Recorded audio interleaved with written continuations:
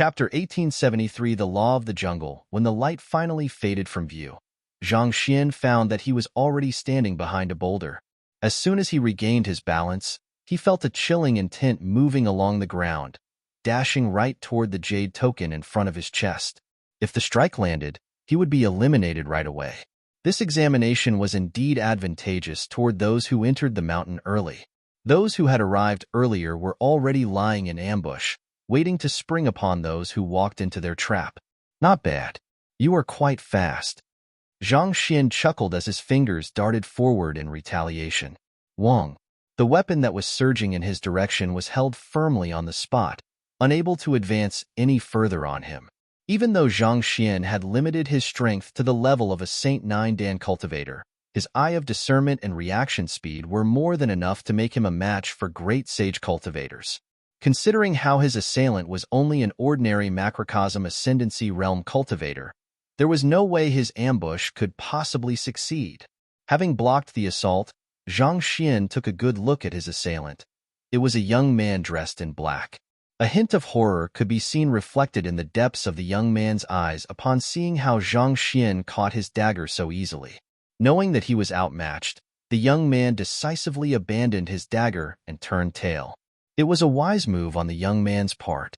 Had it been any other competitor, his decisiveness would have ensured his survival. I have to say that you are very sharp on your feet. It's only unfortunate that you chose me as your opponent. Zhang Xian nodded in approval as he lifted his finger and tapped it lightly in the air. Freeze. Voila. As if the air had frozen over, the young man found himself standing completely still on the spot, unable to move at all. This is a spatial seal.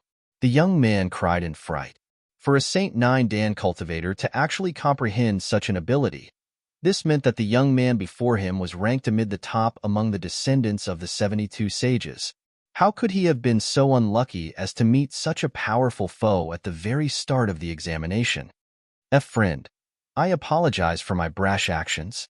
I was truly foolish to have dared make a move on you. Please be so magnanimous as to spare me. The young man begged desperately for mercy. He boasted the greatest fighting prowess among his peers in his clan. He had thought that as long as he prepared himself well, he would be able to hunt down others with ease. However, who could have known that his first target would end up being this ridiculously powerful expert? If only he had known earlier, he would have surely snuggled up tightly in his hiding position. He wouldn't have courted his own death. It's not entirely impossible for me to spare you, Zhang Xian remarked as he looked at the young man before him purposefully.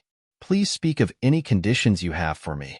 Understanding the intention behind Zhang Xian's gaze, the young man gritted his teeth.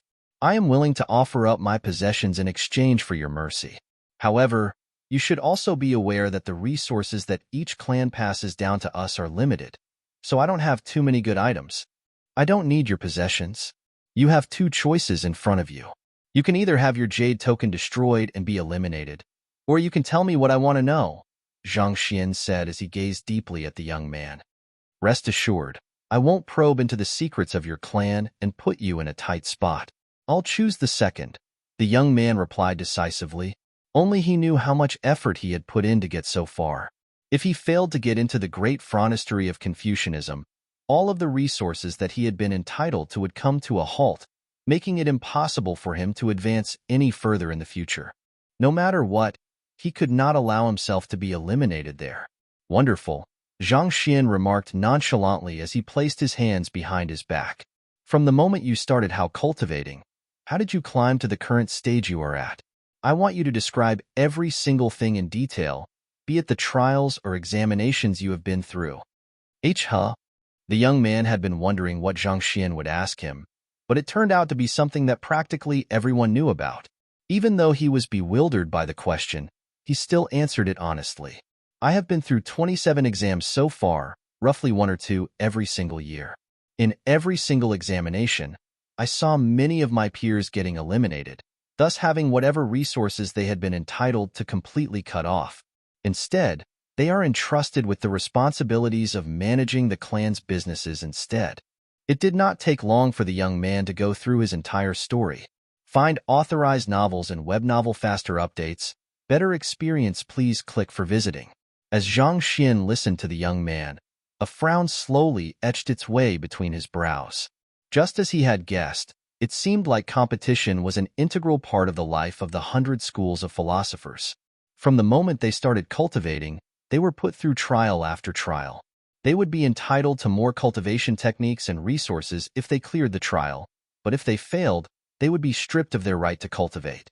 This was no longer nurturing the young. It was practically nurturing goo. It was rumored that those who nurtured goo would toss thousands of poisonous creatures together into a jar and have them kill one another. The one to emerge victorious at the end of it all would be the strongest goo of all. This seemed to be the same method that the 100 schools of philosophers were employing as well. Those who were given the opportunity to participate in the examination of the great phronestory of Confucianism had to go through many trials and rise above all of their peers in order to come this far. It was no wonder all of them emanated such feral auras, reminiscent of the combat masters. Only those who had the most tenacious drive of all could possibly survive under such conditions. Perhaps this was also why Yin Shui and the others had no qualms about collaborating with the otherworldly demons. To them, results were the most important of all. As long as they achieved what they aimed for, the means were not important at all. It seems like the 100 schools of philosophers have created an environment that promotes the survival of the fittest, Zhang Xian thought as he looked at the young man once more. You said earlier that the resources you are given from your clan is limited. What does that mean? As an offspring of a major clan, do you not know that? The young man asked incredulously. However, knowing that his future was in the other party's hand, he could only answer obediently. Depending on one's level of cultivation and the examinations one has passed, the amount of resources that one is entitled to is fixed. Based on what I know, it's the same for all clans. There is no exception at all.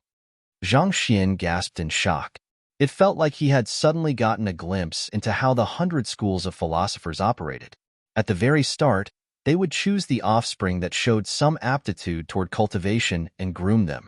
At fixed intervals, those who failed to advance beyond a certain level would be eliminated, thus losing their right to access cultivation resources and cultivation techniques.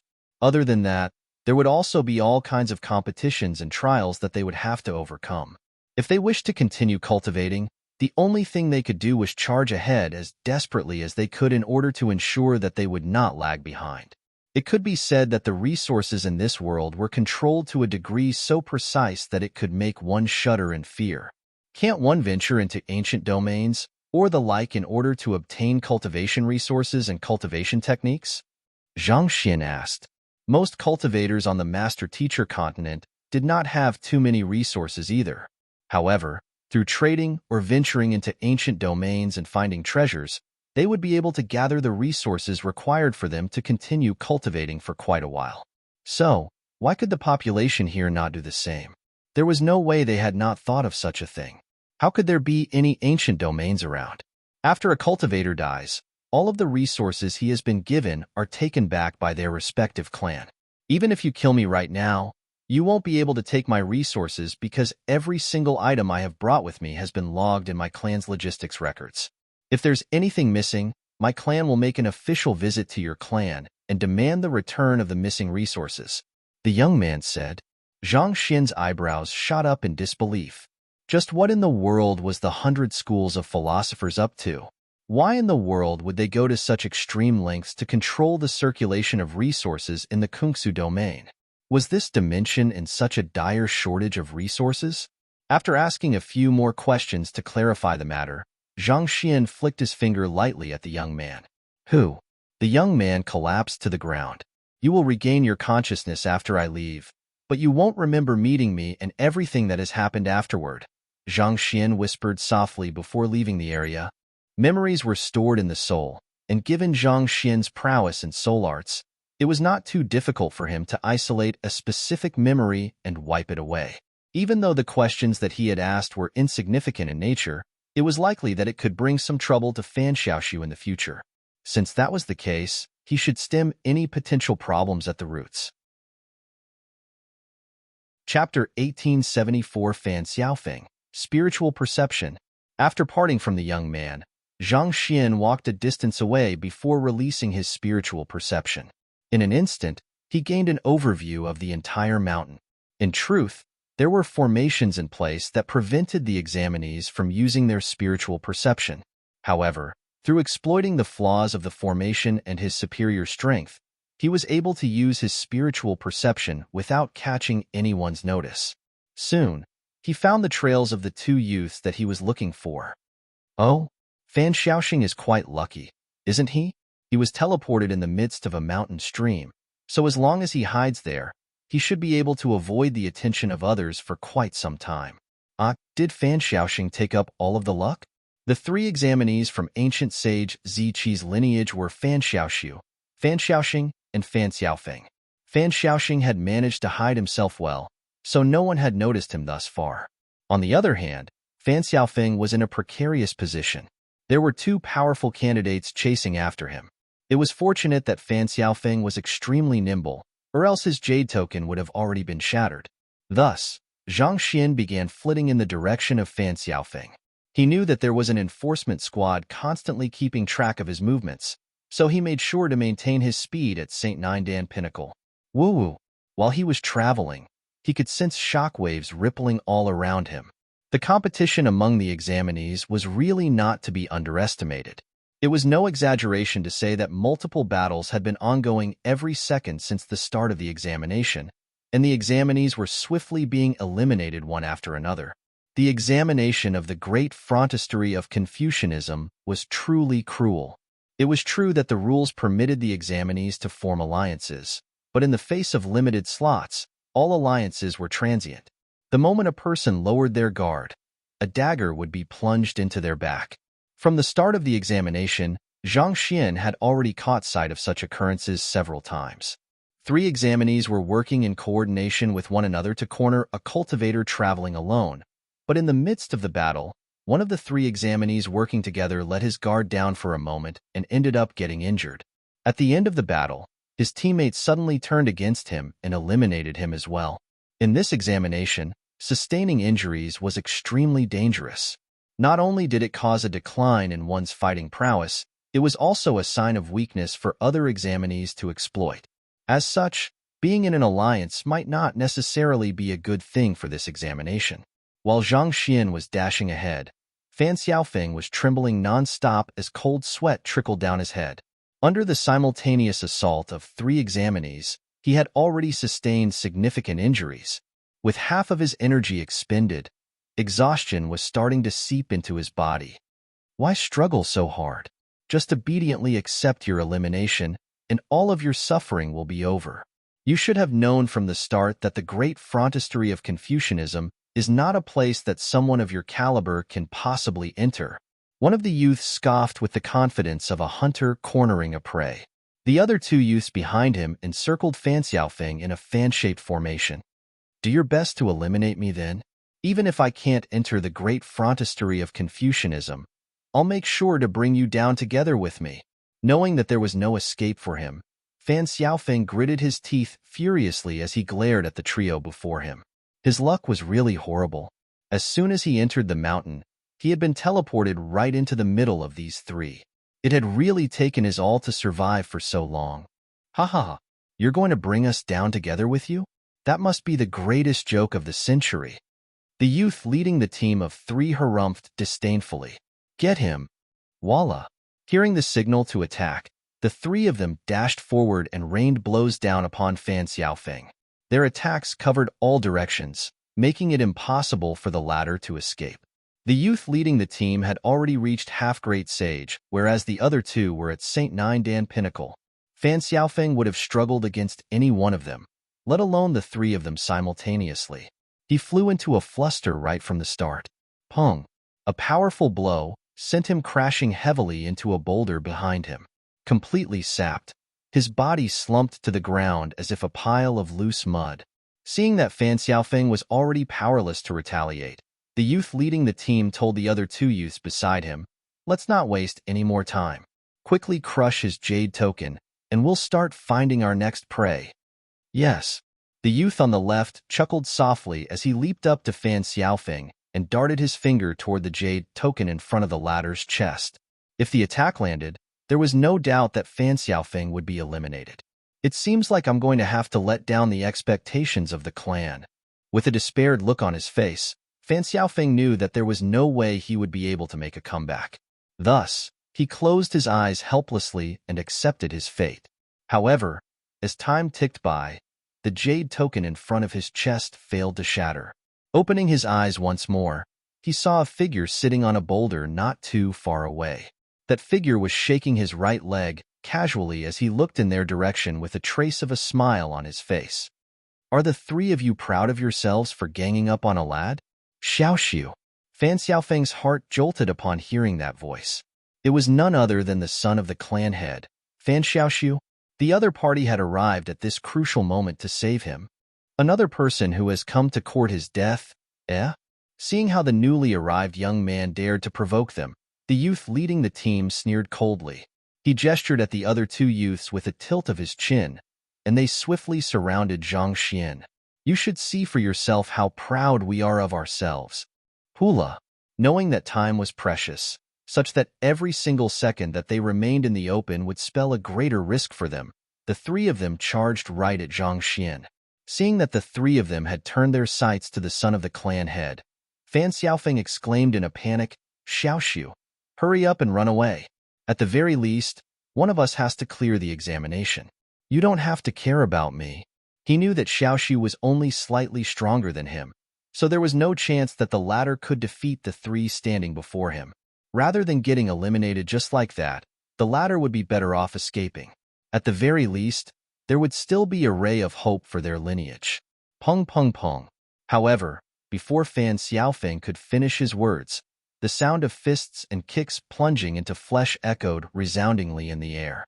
Watching as everything unfolded before his eyes, the words that he had sought to say suddenly caught in his throat, causing his words to come to an abrupt halt. Contrary to expectations, the trio who had still been standing smugly a moment ago were floored with horror reflected in their eyes. Meanwhile, Fan Xiaoxiu was still sitting on the boulder, not seeming to have moved at all.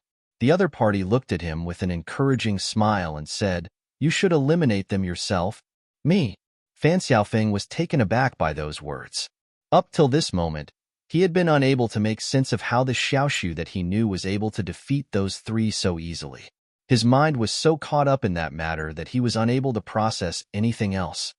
Weren't they trying to eliminate you a moment ago? Since that's the case, it's only right for you to return the favor to them, Zhang Xian replied. It was already an act of bullying for him to make a move on those three. He would feel too ashamed of himself if he really eliminated them on top of that. No matter what, he still wanted to retain as much of his dignity as possible. But I am not a match for them. Fan Xiaofeng cried with a reddened face. While the three of them had sustained injuries in the earlier clash with Fan Xiaoxiu, his injuries were not light either. As much as he wanted to eliminate the three of them, he knew that the current him did not have the ability to do so. Find authorized novels and web novel faster updates. Better experience, please click for visiting. Rest assured, these three lads are nothing at all. Follow my instructions, and you will be able to defeat them with ease. Zhang Xian replied encouragingly. Defeat them with ease? Me? Fan Xiaofeng was a little hesitant, but it seemed like the idea had struck a chord in his heart. He gritted his teeth and replied, All right, I'll give it a try. In any case, Fan Xiaoxiu was already there, and based on the current situation, it seemed like he was already in a safe position. Thus, there was nothing for him to worry about even if he did lose the battle. You aren't going to make a move? The youth leading the team eyed Zhang Xian warily with fear in his eyes. The other party had defeated the three of them in a single move. In terms of strength, there was probably no one who could stand against him among the younger generation. Fighting against such an opponent would surely spell their defeat. However, if their opponent was just the fellow whom they had chased earlier, it should not be too difficult for them to claim victory. I won't make a move, so feel free to use whatever you have at your disposal. If you are able to defeat him, I'll let the three of you go. Otherwise, I guess the three of you will just have to end your cultivation journey here. Zhang Xian replied coolly. Hearing those words, Fan Xiaofeng nearly keeled over. Xiaoxiu, are you out of your mind? Chapter 1875 Yin Xiao. Fan Xiaofeng had thought that Fan Xiaoxiu was trying to train him, and if he reached his limits, the other party would step in and save him. Yet, contrary to his expectations, Fan Xiaoxu was actually saying that he would not interfere in the fight, and he would even let the three of them off if they could defeat him. How in the world could he possibly defeat the three of them together in a real fight? It would already be a blessing if he was not beaten to death. He had thought that Fan Xiaoxu was here to save him, but it felt like the latter had just dug a humongous pit for him to leap into. With a conflicted look on his face, Fan Xiaofeng looked as if he was on the verge of tears. Seeing that this is the end, look on Fan Xiaofeng's face, Zhang Xian could not help but chuckle a little. Cut your hesitation and do as I say. As long as you follow my instructions, you'll surely be able to win the battle. Otherwise, don't blame me for not helping you if you get eliminated. It would take a miracle for Fan Xiaofeng to lose as long as the other party heeded his guidance. All right then. Seeing that Fan Xiaoxu was not joking around, Fan Xiaofeng cursed the other party countless times in his heart before taking in a deep breath and rising to his feet somberly. The worst that could happen was his elimination anyway. He would just have to make sure to recount everything that had happened here to the clan head when he returned. On the other hand, the group of three had realized the disparity between their strength and Zhang Xian's, and they knew that it would be impossible to escape from the other party. Thus, they exchanged glances before turning to glare at Fan Xiaofeng coldly. Who? The three of them made a move simultaneously, raising powerful gales in the area. 6 arms flashed across the air swiftly in the blink of an eye. Every single one of these arms carried the devastating might of lightning, sealing off every possible path that Feng Xiaoxu could possibly escape to. Is this the end? Fan Xiaofeng felt his blood turning cold.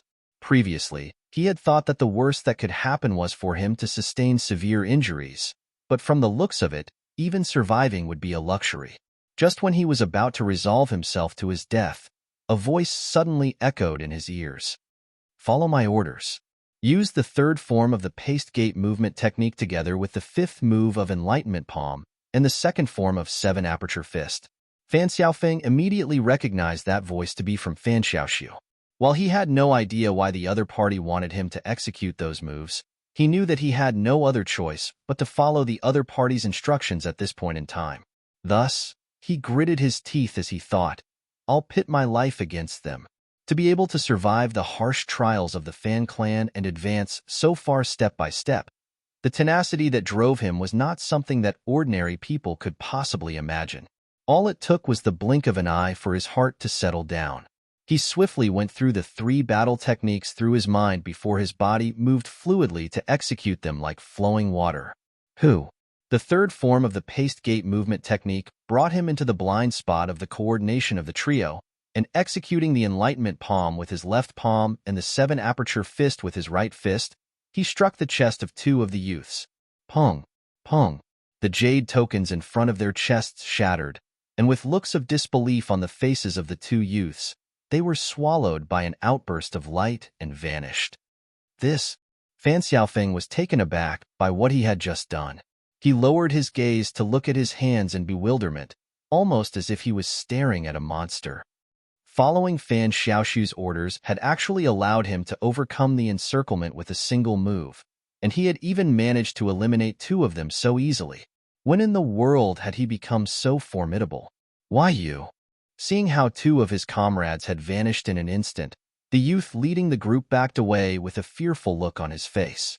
Be it in terms of the sharpness of the movements, the grasp of timing, or his reaction speed, Fan Xiaofeng's earlier maneuver was so ingenious that it almost felt like an art form.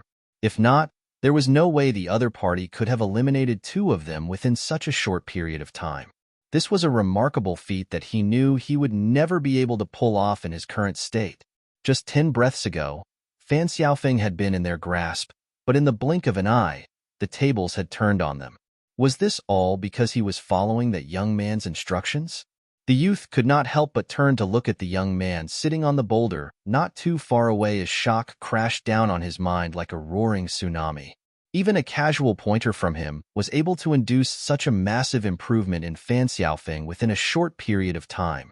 Just how freaking powerful must that young man be? Eliminate him too, Zhang Xian instructed. Yes. If Fan Xiaofeng had still harbored some doubts before, at that very moment, There was nothing but admiration left at the bottom of his heart. He charged forward in agitation and thrust his palm down on the final remaining youth.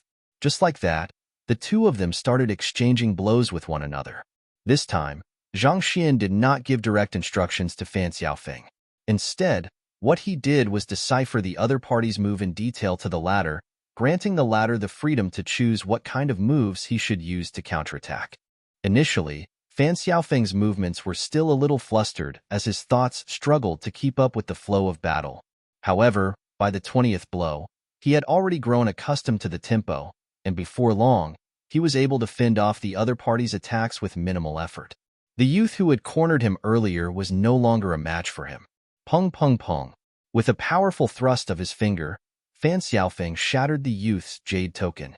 He saw an indignant look on the youth's face before the latter's silhouette was completely enveloped within a brilliant outburst of light and vanished from view.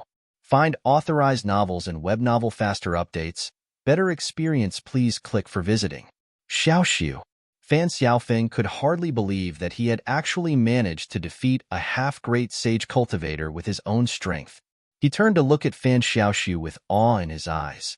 No wonder Fan Xiaoxiu had told them to wait for him to come look for them. Who could have known that he would have grown so powerful over the course of a few days? Just as Fan Xiaofeng was about to express his gratitude to the young man sitting on the boulder, the other party suddenly turned to look at the mountain stream not too far away and waved his hand leisurely. Haven't you watched long enough? Don't you think it's about time for you to come out? Pa pa pa. Resounding applause echoed in the area as 7 silhouettes emerged from the shadows from the mountain stream. Upon seeing this sight, Fan Xiaofeng's heart skipped a beat. He had actually failed to realize that there were so many people hiding in his vicinity.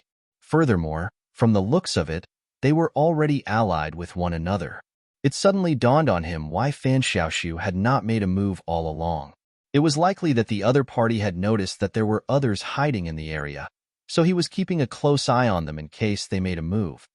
I have to say, Fan Xiaoxiu, you sure have improved quite a lot from back then. You were actually able to allow this ordinary fellow to defeat 3 men simultaneously with just a couple of pointers. With your current strength, you are qualified to join our team. The white-robed young man standing at the forefront of the 7 youths said. He was also the one who had applauded earlier. He is the descendant of ancient sage Ziyuan, Yin Xiao.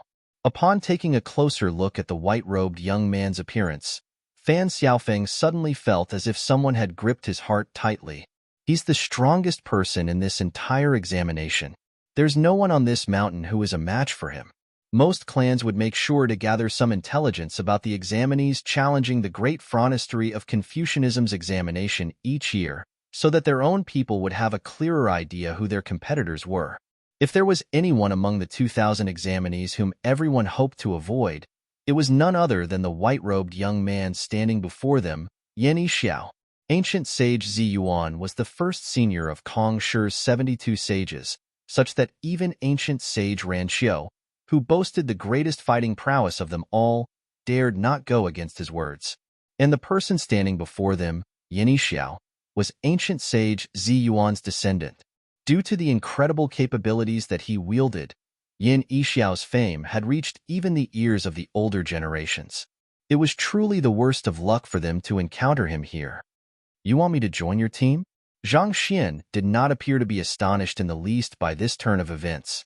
He simply looked at Yin Xiao with casual nonchalance in his eyes, seemingly unfazed by Yin Xiao's appearance and his offer. Indeed, those behind me are those whom I have acknowledged, and you have also caught my eye. Join my team, and let's eliminate the other examinees together. Yin Xiao placed his hands in the back and spoke with a light chuckle. His voice carried a domineering edge that left no room for negotiation at all.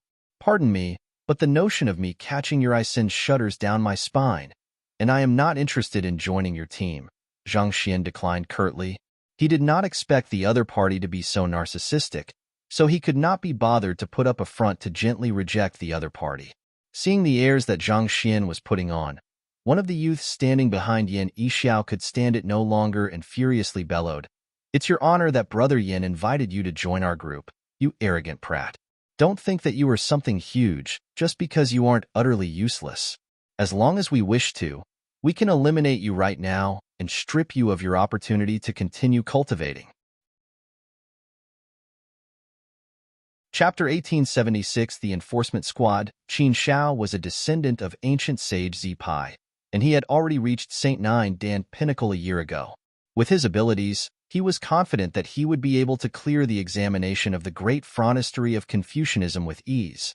But contrary to his expectations, the format chosen for this year turned out to be a free-for-all elimination round. If it had been the usual round-robin tournament, he was certain that he could have gotten into the top 100. However, when it came to a free-for-all elimination round, there were simply too many variables involved for him to guarantee his victory. Nevertheless, he felt that it should not be too difficult to him to get into the final 100 survivors as long as he moved carefully. Unfortunately, it seemed like Lady Luck was not on his side. Shortly after he entered the examination grounds, he had encountered the strongest competitor in the entire examination, Yin Yixiao. Before he knew it, he had already been eliminated. At the perimeter of the mountain, one of the middle-aged men who had been standing together with Nangong Yuanfeng earlier walked up to Qin Shao and said, "Yin Yixiao is the strongest expert in this examination. You need not feel too bad about losing to him." He was from the lineage of ancient sage Ran Yong, Ran Fei. All of those who had been eliminated would be teleported right to this location.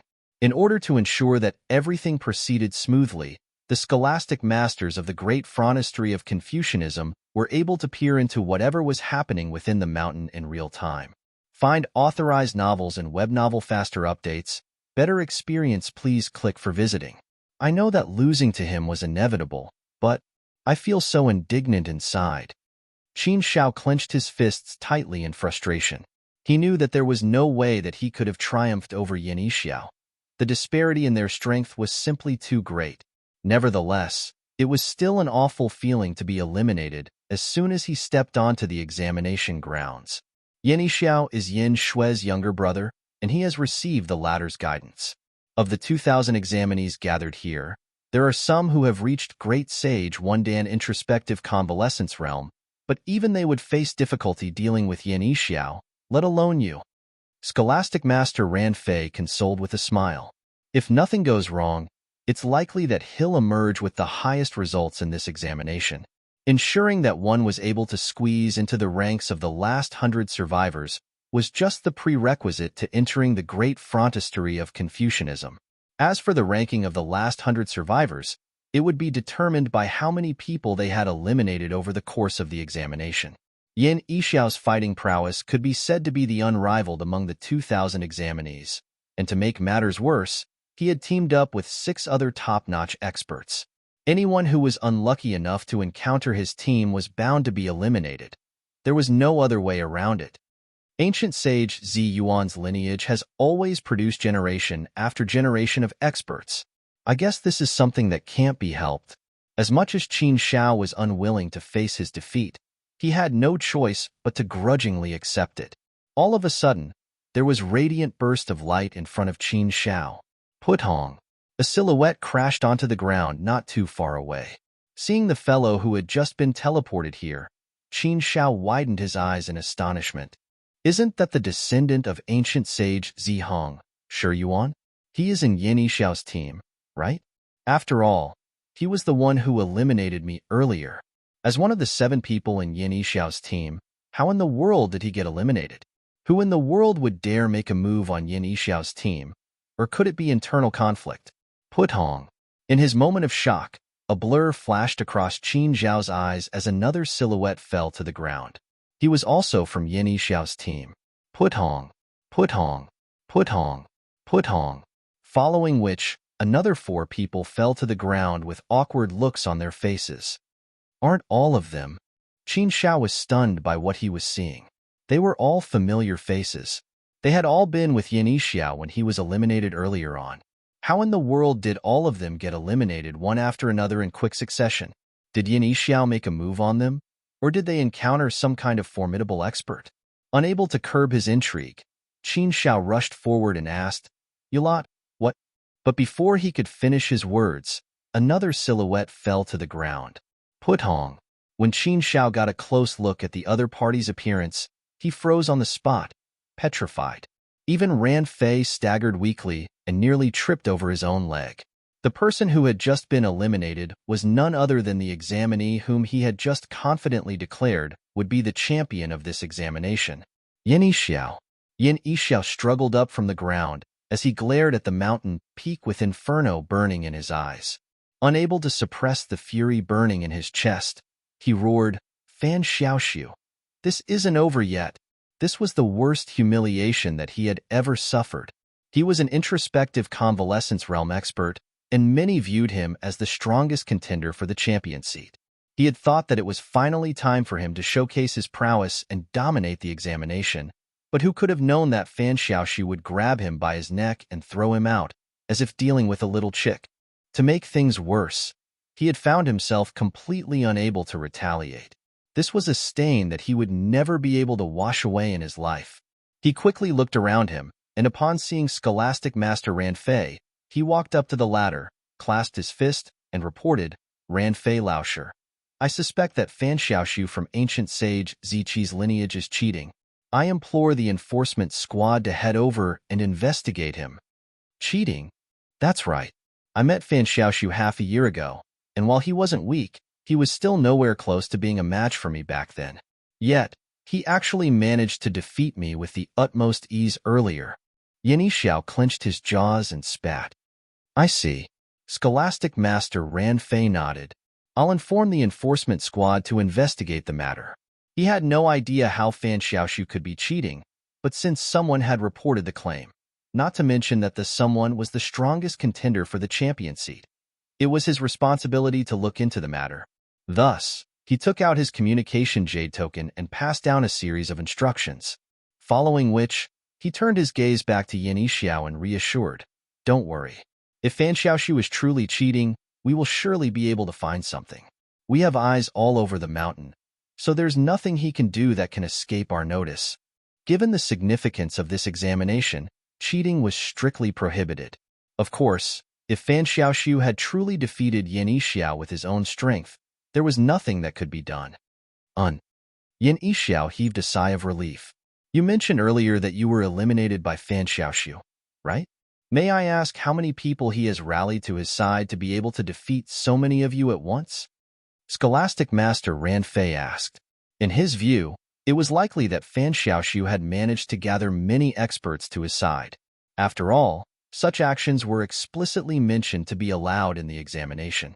If that was not the case, it meant that Fan Xiaoxiu had single-handedly overcome the collaboration of all 7 of them, which was, of course, a ridiculous notion.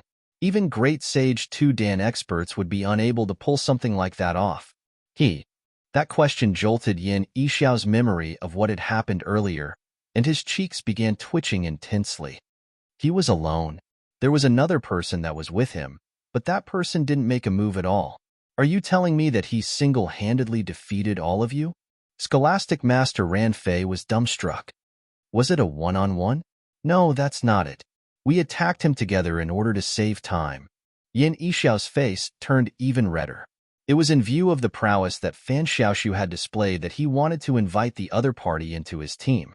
Yet, the other party had simply snubbed his invitation, and that had really infuriated him. Thus, he had ordered the entire team to attack Fan Xiaoxiu together. Who would have thought that despite the experts that he had rallied to his side, none of them were able to withstand even a single blow from Fan Xiaoxiu? So, despite challenging him as a team, you still ended up getting eliminated by him alone? Scholastic Master Ran Fei widened his eyes, unable to believe what he had just heard. Yin Yixiao was reluctant to say it out loud, so he nodded discreetly in response. Scholastic Master Ran Fei was so shocked that he could not even close his mouth anymore. To be able to defeat so many experts single-handedly, could it be that Fan Xiaoxiu's cultivation had already reached Great Sage 2 Dan Great Philosopher realm? But it should not be possible for anyone to reach that cultivation realm prior to entering the great frontistery of Confucianism.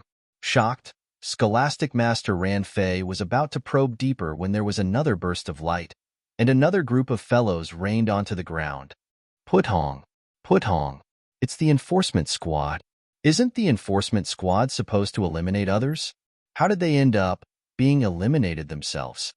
Qin Xiao, Yin Yixiao, and the others felt lightheaded. It was just a moment ago that the enforcement squad had been dispatched to investigate Fan Xiaoxiu. But who could have predicted that all of them would end up being ejected from the mountain? What in the world happened? You don't have any jade tokens, so it shouldn't be possible for you to be eliminated. Scholastic Master Ranfei exclaimed. The head of the enforcement squad struggled to his feet as he explained. Fan Xiaoxiu captured us and set up a teleportation formation to send us out. He set up a teleportation formation to send you all out? Everyone was stunned. Meanwhile, on the mountain, Zhang Xian turned around to look at the dazed Fan Xiaofeng and said, "Let's go and find Fan Xiaoxing." Chapter 1877. Even he has got eye. Fan Xiaofeng felt as if he was dreaming. Fan Xiaoxiu had always been stronger than him, but it was only by a small degree. Yet, within just a few moments, not only did he witness the other party defeating Yin Yixiao and his team with ease, he even saw the other party tossing the enforcement squad members, who had approached them to investigate the matter, out of the mountain one after another. This was way too extreme. Snap out of it, Xiaofeng. Someone is blocking our way. Fan Xiaoxiu's voice suddenly sounded in his ear. Raising his gaze, he saw two young men standing in their way. I won't be making another move. Try doing what I told you earlier, Zhang Xian instructed. Yes. Knowing that this was a good opportunity for him to temper himself, Fan Xiaofeng gritted his teeth and dashed forward.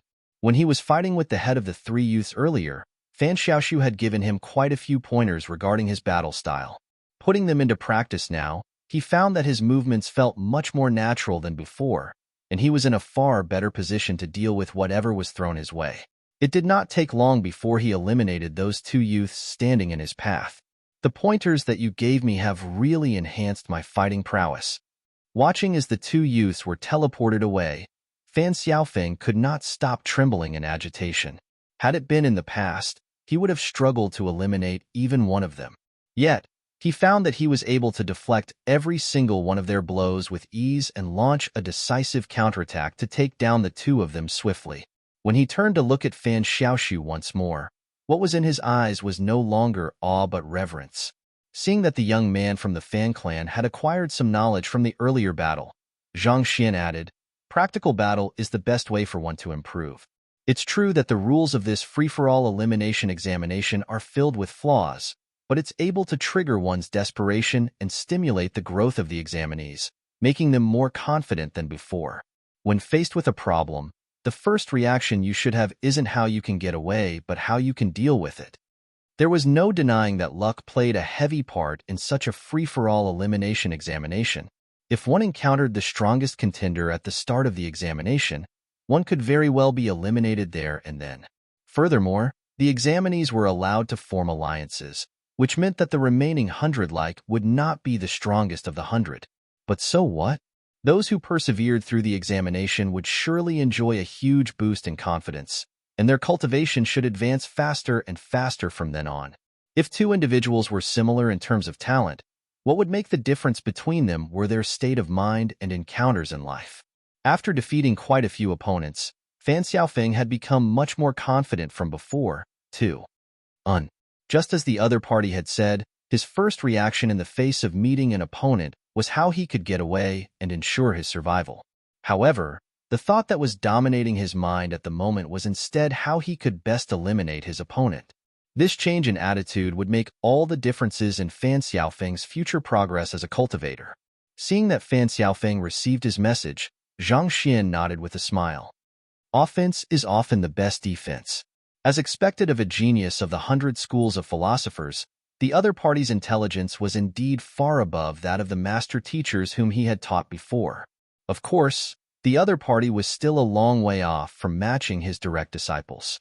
While making their way over to Fan Xiaoxing, Zhang Xian continued offering pointers to Fan Xiaofeng. He knew that Fan Xiaoxing was not in any danger from the scan of his spiritual perception, so he was in no rush at all. Along the way, the examinees whom they met would be eliminated without fail, and those battles further tempered Fan Xiaofeng's fighting skills. He became more and more confident. An hour later, they finally arrived in the forest beside the mountain stream, where Fan Xiaoxing had chosen to hide himself. The current Fan Xiaoxing seemed to have run out of luck. He had been discovered by a group of examinees. Individually, those examinees were weaker than him, but with their strength combined, they formed a force exceeding what Fan Xiaoxing could deal with. Cold sweat dripped down his face as he anxiously assessed the group before him. Just when he was reaching his limits, he caught sight of Fan Xiaoxiu and Fan Xiaofeng in his peripheral vision, and his eyes lit up in relief. "Hey, over here." He had thought that the two of them would rush over to help him deal with the lot surrounding him, but contrary to what he thought, the two of them stopped at the edge of the forest. He saw Fan Xiaoxiu pointing at him and saying, "Did you see that? A single move is all it takes for the tide of battle to turn against one." "You're right. Xiaoxing really should have thought it through before making that move earlier." Fan Xiaofeng nodded in agreement. Just a moment ago, he had been equals with Fan Xiaoxing. Who could have known that in a short hour, the other party would end up becoming so weak? "If you were in his place, what would you have done?" Zhang Xin asked. Find authorized novels and web novel faster updates. Better experience, please click for visiting. As much as this was an examination, this was also a trial to test Fan Xiaofeng. I would use the third move of the shallow water fist accompanied with the spirit leaf movement technique. Fan Xiaofeng replied without much hesitation. Shallow water fist emulates the essence of catching a fish in shallow waters. It requires you to have a deep understanding of your opponent in order to ensure its success. However, just as you are able to see your opponent's move, your opponent is able to see your move as well. Furthermore, the complex movements of the spirit leaf movement technique would just make it harder for you to control your shallow water fist. Zhang Xin shook his head. You're right. I was so focused on dealing with the opponent's attack that I forgot about the flaws of shallow water fist. It would indeed be a poor choice to pair it with the spirit leaf movement technique. Coordinating it with the emerald ripple palm should work out much better. If that's the case, I should be able to deal with 2 of them within 7 blows, and the remaining 2 in 5 more. Fan Xiaofeng analyzed contemplatively. Zhang Xin nodded in response. Through his pointers and a series of practical battles, Fan Xiaofeng had indeed made major improvements in his fighting technique. He was already able to reflect and correct his own mistakes. While the two of them were engaged in an intense discussion, Fan Xiaoxing was on the verge of wailing. What shallow water palm and spirit leaf movement technique? Shallow your head. Can't you two talk later? Don't you see that I'm on the verge of being pummeled to death? Pung pung. While moving in a fluster, Fan Xiaoxing sustained 2 more hits to his eyes, causing them to swell up. He had thought that this should be enough to convince the two of them to rush right in to help him, but their discussion simply droned on. While that strike to the face will induce temporary blindness and vertigo in the opponent, such attacks are rarely able to land squarely, especially given that the head is one of the vitals that a cultivator will protect at all costs. If you were in his place, where would you strike? I think that I would strike the ankles. That fellow harnesses great strength in his body, so if I strike his ankles, I should be able to affect his balance and throw him off guard. Even if my attack failed to land, I would be able to divert his attention away, thus creating an opportunity for me to strike his jade token. Indeed, this isn't a life-and-death battle, but an elimination round. The jade token should always be the main focus of one's attacks. Pung pung. Fan Xiaoxing sustained 2 more punches on his face, causing fresh blood to trickle down his lips. What about this punch? This punch was executed a little awkwardly, but it struck an ideal position. It successfully induced a momentary daze in the opponent. If I were in his place, I would have struck the mouth and sent out a sweeping kick right after. This way, I would be able to overwhelm my enemy, and the jade token would be exposed for an instant.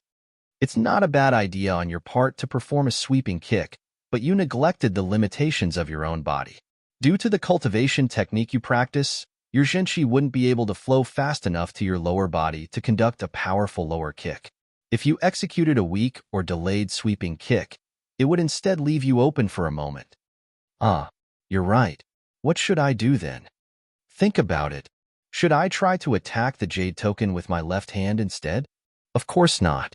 There'd only be a 30% chance of success if you struck the jade token with your left hand, and there's a good chance that you might even be counterattacked.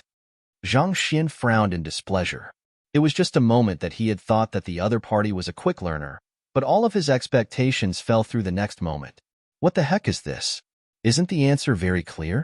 Having two of the countermeasures that he had proposed refuted, Fan Xiaofeng fell into a state of confusion. What should I do then? What else can you do? Zhang Xian spat lividly. Of course, it's to continue hitting his face. Since you have claimed the upper hand, as long as you continue your offense, you'll be able to dominate the flow of the battle, thus putting your enemy in a passive position. Peng peng peng.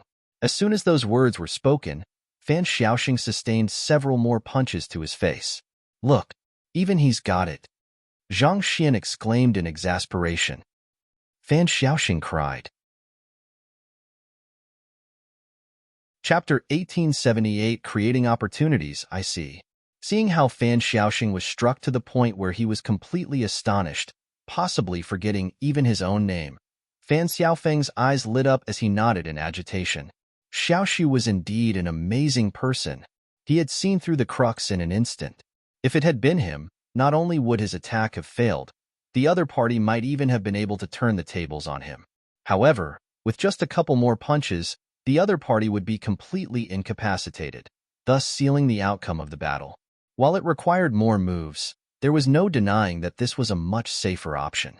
Perhaps, it might even be the most efficient way to end the battle.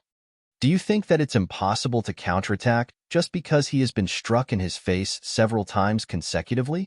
Fan Xiaoxu suddenly asked. Is it still possible to make a comeback after that? I'm afraid that I don't really know how to cope with such a situation, Fan Xiaofeng replied in embarrassment. Had he been in Fan Xiaoxing's place, those few punches would have surely destroyed him. He would have lost his cool and possibly lost the battle too. Find authorized novels and web novel faster updates. Better experience, please click for visiting. Hit a person but not their face. This was a common saying among the populace. It was considered a huge humiliation to have one's face struck. Situations where you don't know how to retaliate often contain the greatest opportunity to turn the tables. Since the enemy has been focusing their attack on his face, they're bound to be open elsewhere, like the chest or the crotch, Zhang Xian said.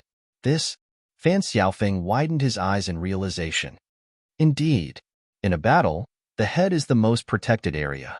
In order to land consecutive hits on the head, it's inevitable that one will have to get into extremely close quarters with the other party. At a moment like this, striking elsewhere can achieve unexpected results. Peng peng. While they were speaking, Fan Xiaoxing was still getting struck in his head. He could almost see stars spinning around him. I can't count on those 2B asterisk stars to save me. Seeing how those two were engrossed in their discussion, showing not a sliver of desire to save him, Fan Xiaoxing wiped the tears from his eyes. He had thought that he would be saved by the arrival of his comrades, but it felt like things had only gotten worse with their arrival. That being said, there was some logic to what they were saying. Those fellows were too engrossed in hitting his face, so they had unintentionally dropped their defenses around other places. I have no choice but to give it a try. Suffering another punch, Fan Xiaoxing gritted his teeth and kicked his foot upward. Peng. He happened to strike one of the assailants in the crotch, and the latter immediately fell to the ground like a shrimp. I succeeded? Seeing how he had managed to defeat one of them so easily, Fan Xiaoxing immediately felt a surge of confidence. His heart could not help but beat in exhilaration. It was true that those two were unreliable as allies, but their analysis of the battle was indeed spot on. While barely defending against the onslaught of the remaining 3 cultivators using his shunqi, he pricked up his ears and listened intently. At this point, the other 2 were still in the midst of their discussion. The 4 of them are coordinating tightly with one another, and the cultivator whom Xiaoxing has just kicked happened to be their leader. His abrupt incapacitation has introduced a moment of fluster among the rest as they struggle to readjust their collaboration formation. If I were in his position, I would use the Qingping fist together with our clan's flowing water conception to suppress the rest of them. Using the Qingping fist together with the flowing water conception is indeed a good idea. However, the key right now should be to take down the gray-robed man, who has taken over the role of maintaining the collaboration formation. As long as he is around, the formation will remain a threat. No matter how agile and flexible your movements are, it'll be hard for you to overwhelm the remaining 3 of them when they are covering one another tightly. You're right. But how should we deal with that gray-robed man? It's pretty simple. You can use the sunflower steps to back away before jabbing your finger forth 3 inches to the left. The gray-robed man will then charge forward in response, and that will present an opportunity to take him down. I should give it a try. Fan Xiaoxing was not too inclined to believe that such a move would really lure the gray-robed man into dashing forward, but he did not have many options. Thus, clenching his teeth tightly, he activated the sunflower steps and retreated 2 meters back. After which, using his finger as a sword, he jabbed forth with imposing momentum. Due to the nature of the collaboration formation, Fan Xiaoxing's retreat caused the trio sustaining the formation to be drawn in his direction. The gray-robed man maintaining the formation ended up being pulled over as well, causing him to come into the line of attack of the jab that Fan Xiaoxing had launched. A burst of sword chi struck the gray-robed man's jade token squarely. Gotcha! With a look of disbelief on his face, the gray-robed man was embraced by a brilliant burst of light as he vanished. It worked? Fan Xiaoxing was stunned. He had thought that those two were just prattling on about nonsensical theories, but who could have known that their suggestions would turn out to work in practice? Having gotten rid of 2 of his opponents so easily, his heart pounded wildly in excitement. Also, it was only around this moment that he realized that the discussions, which had been spoken openly a moment ago, had switched to Zhenqi telepathy, which meant that his opponents were unable to hear those words. It seemed like it was not that the 2 of them did not want to save him, but that they hoped for him to win this battle with his own strength. Just that, there was still one last doubt. The 2 of them should not have been too much stronger than him. So how were they able to come up with such ingenious attacks one after another? Even casual pointers from them actually allowed him to achieve victory so easily. Was it about how spectators had a clearer view of what was happening compared to those directly involved in a situation? Knowing that this was no time for him to be deep in thought, he continued pricking his ears up to pay careful attention to what was being said. The other party's voices continued. Since their collaboration formation has been undone, should we focus the attack on one of them first to take him down quickly before going for the other? Of course not. While the threat of the collaboration formation has been resolved, the fact that they are no longer in a decisive advantage anymore means that the last 2 remaining opponents will be far more wary of you. If you assault one of them, the other will make use of whatever opening you show to take you down. What you should do at this moment is stand your ground and focus on defense. Focus on defense? It was because he thought that the words of those 2 made perfect sense that he had moved according to their instructions earlier. However, at that very moment, Fan Xiaoxing could not help but frown doubtfully. Even without the collaboration formation, he would still be unable to cope with the assault of 2 equally powerful opponents simultaneously. It had not been easy for him to take down the other 2 opponents, so he should make use of this momentum to take down the remaining 2. If he became defensive at such a moment, it would only be a matter of time before his stamina was whittled down. I don't necessarily have to do as they say. Those 2 fellows can't always be right anyway. Recalling how those 2 refused to charge in to help him, choosing to stand by the side to watch the commotion instead, Fan Xiaoxing gritted his teeth in anger. With a cold harumph, he raised his palm and charged toward one of the opponents. Pa, focusing all of his zhenqi into his palm strike, just as Fan Xiaoxing felt like he was going to finally overpower the opponent before him. His heart jolted fearfully as his eyes narrowed in shock. Unknowingly, a foot had appeared right in front of him. He was struck in his vitals, causing him to fly all the way back. The excruciating pain from the kick nearly caused him to blank out. You were right, Xiaoxiu. He focused his offense on one person, and that allowed the other party to grasp hold of his weakness. Fan Xiaofeng exclaimed in excitement upon seeing that the theory was indeed true. Indeed, if he had chosen to go on the defensive, those 2 would have swiftly fallen into a state of fluster. After all, they have just witnessed 2 of their comrades being wiped out in a moment of inattention, and they have lost the safety of the collaboration formation. At such a time, they would surely be more anxious than ever to defeat him. If only he had waited 3 moves, the panic that they are feeling would have been magnified many-fold, causing them to make much riskier movements in hopes of ending the battle quick. That would have created an ideal opportunity to strike. It's truly a huge pity, Fan Xiaoxiu said. A battle is all about grasping timing and seeking opportunities. If there are no opportunities in sight, you just have to create one. Yes, you're right. Fan Xiaofeng nodded vehemently in agreement, grasping timing and seeking opportunities. Suppressing the excruciating pain that he was suffering from, Fan Xiaoxing forced himself to his feet and raised his guard once more. Seeing that Fan Xiaoxing had stood up once more, the two opponents flinched slightly in astonishment. Anxiety and fear could be seen reflected on their faces. With a ferocious roar, one of the opponents charged forward. His charge might have seemed reckless, but in truth, he was trying to create an opportunity for his comrade. Understanding this logic, Fan Xiaoxing knew better than to move recklessly this time around. He immediately scrunched his body together and charged toward the second opponent. Meanwhile, the second opponent noticed the openings that the first opponent had exposed to Fan Xiaoxing, and he was intending to move in coordination to cover the first opponent.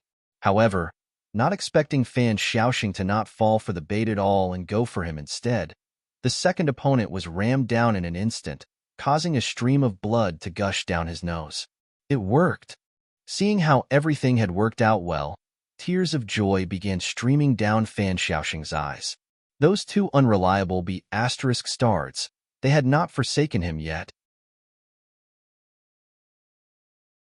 Chapter 1879 Small Fries Should Scram to the Side, Seeing that Fan Xiaoxing had understood the intentions behind their conversation, Zhang Xian nodded his head in approval. Since he had borrowed Fan Xiaoxu's identity, he had to give something back to those in ancient sage Ziqi's lineage in compensation. Through the general pointers he offered them and inculcating in them a habit of reflection, they would be able to continue improving themselves even after he left. Pung pung pung. After taking down two of the opponents and eliminating one of them, there was only one last person remaining. It didn't take long for Fan Xiaoxing to subdue him too. After crushing their jade tokens, he stomped up to Fan Xiaoxiu and Fan Xiaofeng, wanting to berate them for simply watching the commotion by the side. But after a moment of hesitation, he chose instead to clasp his fist and bow slightly. Thank you for your pointers earlier. Zhang Xian waved his hand calmly in response. It didn't matter to him whether the other party is grateful to his help or not. He was just doing what he thought was right to him. This was the man he was all along, principled, humble, and low profile. Everything happened so quickly earlier. How did you all see through their flaws and come up with a countermeasure with just a look? Fan Xiaoxing asked doubtfully. His cultivation was around the same level as the other two of them, but why was he unable to see through anything at all, whereas the pointers given out by those words ended up becoming words of gold? It was as if they could peer right into the hearts of others. Xiaoxu was the one who taught me this. Fan Xiaofeng replied excitedly. In a battle, one has to observe one's opponent carefully and determine his intentions in order to predict his movements. After which, he moved on to throw out several other ways. Hearing those words, Fan Xiaoxing was rendered completely mystified. He had never heard of those at all, and it was definitely not part of the lineage within their clan either. How did Fan Xiaoxiu know about all this? Cultivation is not about blind diligence. It requires one to ruminate and evaluate. Seeing the doubt in Fan Xiaoxing's eyes, Zhang Xian explained calmly. However, before he could finish his words, he suddenly turned his head to the side. Voila! There was a gust of wind, and following which, 3 groups of people arrived from all around the forest. Each of the groups consisted of 4 people, and altogether, there were 12 people in total. Coming from 3 different directions, they sealed off all routes of escape for Zhang Xian and the other 2. They are the ones. They have eliminated quite a few people along the way. If we don't partner together to get rid of them, it's only a matter of time before they destroy us too. One of the team leaders harumphed coldly. This team leader was a tall and bulky individual. His voice was loud and deep, a little reminiscent of metal clanging against one another. Heh, I guess we have to thank them for eliminating so many people for us then. Another team leader spoke up with a smile. He turned to Zhang Xian and said, "You should have curbed yourselves a little. I don't deny that you are strong, but in battles like this, knowing when to lie low is also of utmost importance. Are you challenging us?" Before Fan Xiaoxing could make sense of the situation, Fan Xiaofeng had already stepped forward with a confident smile on his face. "Let's not waste any time then. All of you should come at us together." Along the way, They had already eliminated at least 70 examinees by now. Most likely, their results had already sprinted all the way to the top. It was inevitable that they would catch the attention of other teams. After all, it was a common strategy for weaklings to band up together to get rid of the greatest threat in a competition. Given their spectacular accomplishments, it was just a matter of time before teams began to partner with one another in an attempt to eliminate them. If they were to succeed, their results would be moved over to them, allowing them to leap to the first place in a single shot. Xiaofeng, not expecting the other party to be so reckless as to provoke the other three teams, Fan Xiaoxing's face turned green from fright. That was 12 people before them. Against such a huge force, they would surely be crushed without the slightest sliver of doubt. To provoke them further at a timing like this was no different from courting death. Come at us together? Come your head. I have just finished my battle a while ago, and I can hardly open my eyes at all. I'll really die if I were to fight those 12 of them right now. You want to fight us together? Lad, you sure are arrogant, aren't you? The bulky young man sneered coldly. Since you are asking for it, don't blame us for not showing mercy then. Attack. It was apparent that they had already negotiated with one another before coming over to confront them. As the bulky young man spoke, the 12 of them slowly advanced forward, making sure to leave no gap for them to escape at all. Xiaoxiu. Despite facing a numerical disadvantage, Fan Xiaofeng didn't seem nervous in the least. Instead, his eyes were gleaming brighter and brighter in excitement. He turned to look at Fan Xiaoxiu, only to see the latter nodding his head in affirmation. Thus, with a joyful war cry, Fan Xiaofeng dashed right into the crowd of enemies. Xiaofeng, don't be reckless. Fan Xiaoxing felt as if his body had turned completely cold. That was 12 people in total, and none of their cultivation was any lower than theirs. To dash right in at this moment was as good as seeking death. Find authorized novels and web novel faster updates. Better experience, please click for visiting. Xiaoxiu, we need to devise a plan to save Xiaofeng and escape. Panicked, Fan Xiaoxing turned to Zhang Xian and urged anxiously. Escape? There's no need for that. Calm down and see what Xiaofeng is capable of, Zhang Xian replied with a shake of his head. It was just a moment ago that he had corrected Fan Xiaofeng's state of mind. If he were to encourage the latter to flee at this moment, wouldn't all of the confidence he had built up be shattered in an instant? As a teacher, there was no way he would allow such a thing to occur. But we'll die at this rate. Fan Xiaoxing didn't think that Fan Xiaoxiu would be as extreme as Fan Xiaofeng. Just as he was conflicted as to what he should do, he suddenly saw the bulky young man charging right across Fan Xiaofeng. Hula! With his fingers spread wide like a fan, he thrust his palm right toward Fan Xiaoxiu's head, seemingly wanting to end his life. Just based on his aura, the bulky young man felt no different from an ordinary Saint Nine Dan. However, when he drove his strength to its limits, it turned out that he was actually a half-introspective convalescence realm expert. It's over. Fan Xiaoxing's face paled in fright. The reason why he was able to defeat the 4 of them earlier was because their cultivation was beneath his. Even so, he was still badly pummeled in the end. However, with the frightening might of this bulky young man and many other experts watching menacingly from the surroundings, it seemed like they were really doomed this time around. With a wail of desolation, he began thinking about where he should have a drink to drown his sorrows after he was eliminated. On the other hand, a slight frown crept onto Fan Xiaoxiu's forehead, and instead of dodging, he raised his hand. Pa! Before the palm thrust of the bulky young man could land, Fan Xiaoxiu's slap had already struck the other party's face squarely. The slap seemed to be packed with plenty of power as the bulky young man spun 2 rounds before crashing into the ground. You! The bulky young man stunned for a moment before his days warped in rage, and he charged at Zhang Xian once more. Pa! Another slap struck the other side of his face, and he spun 2 rounds before crashing into the ground once more. Small fries like you should scram to the side. Don't come here and cause trouble. Zhang Xian harumphed coldly. The bulky young man wanted to say something to at least salvage some of his reputation, but when he thought about the 2 slaps he had just suffered, his face immediately reddened, and his words choked up in his throat. Was he really a small fry unworthy of the other party making a move? He turned to look at Fan Xiaofeng and saw that there were already 4 men collapsed on the ground. Even though Fan Xiaofeng's cultivation was beneath his, for some reason, his movements were exceptionally difficult to deal with. It was as if he was a wolf who had leaped into a pack of sheep. There was no one here who could withstand more than 3 blows from him. All right, I'll go fight with him. Without much hesitation, the bulky young man turned around and charged at Fan Xiaofeng instead.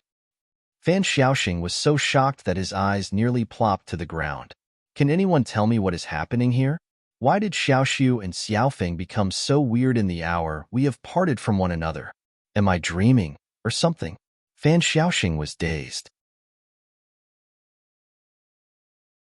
Chapter 1880. What a coincidence.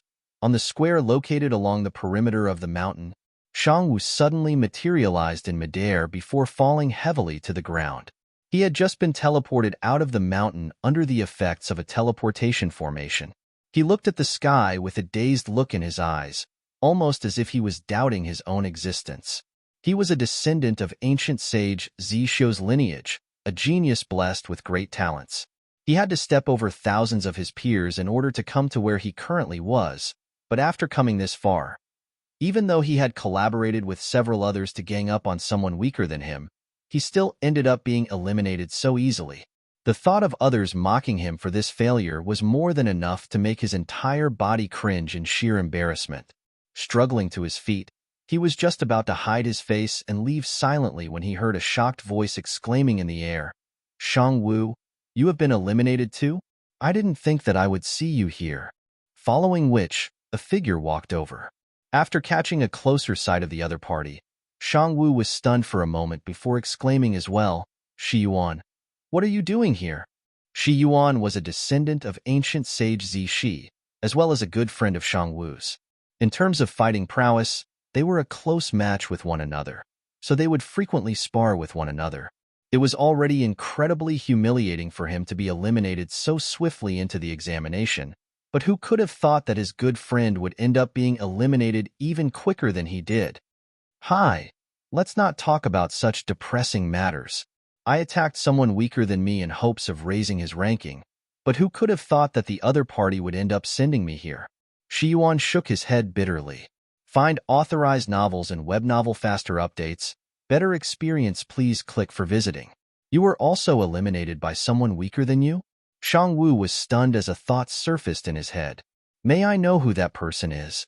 It's embarrassing even just to talk about it. The other party is only at St. Nine Dan Pinnacle, a huge gap away from matching you and me. Shi Yuan's face reddened in shame. He's also a St. Nine Dan Pinnacle cultivator too? Who is it? Shangwu asked anxiously. He's a descendant of ancient sage Ziqi, Fan Xiaofeng. Shi Yuan replied awkwardly. It really is him. I was eliminated by that fellow as well. Shangwu widened his eyes in disbelief. Wait a moment. You were eliminated by Fan Xiaofeng too? Shi Yuan was stunned. Indeed. He fought against all 12 of us alone and ended up eliminating all of us. Shangwu explained agitatedly. However, before he could finish his piece, another shocked exclamation sounded in the air. You were eliminated by Fan Xiaofeng too? What a coincidence. We were eliminated by him as well. He single-handedly sent the 3 of us out of the examination, following which, 4 young ladies walked over. It really is a huge coincidence. It was the exact same for us too. 2 young men and a young lady walked over. Oh, all of you were eliminated by Fan Xiaofeng? The same happened to us too. We were eliminated so tragically. Yet another 5 more youths walked over. Hey, you aren't the most tragic ones, alright? Do you see Yin Yixiao and his group over there?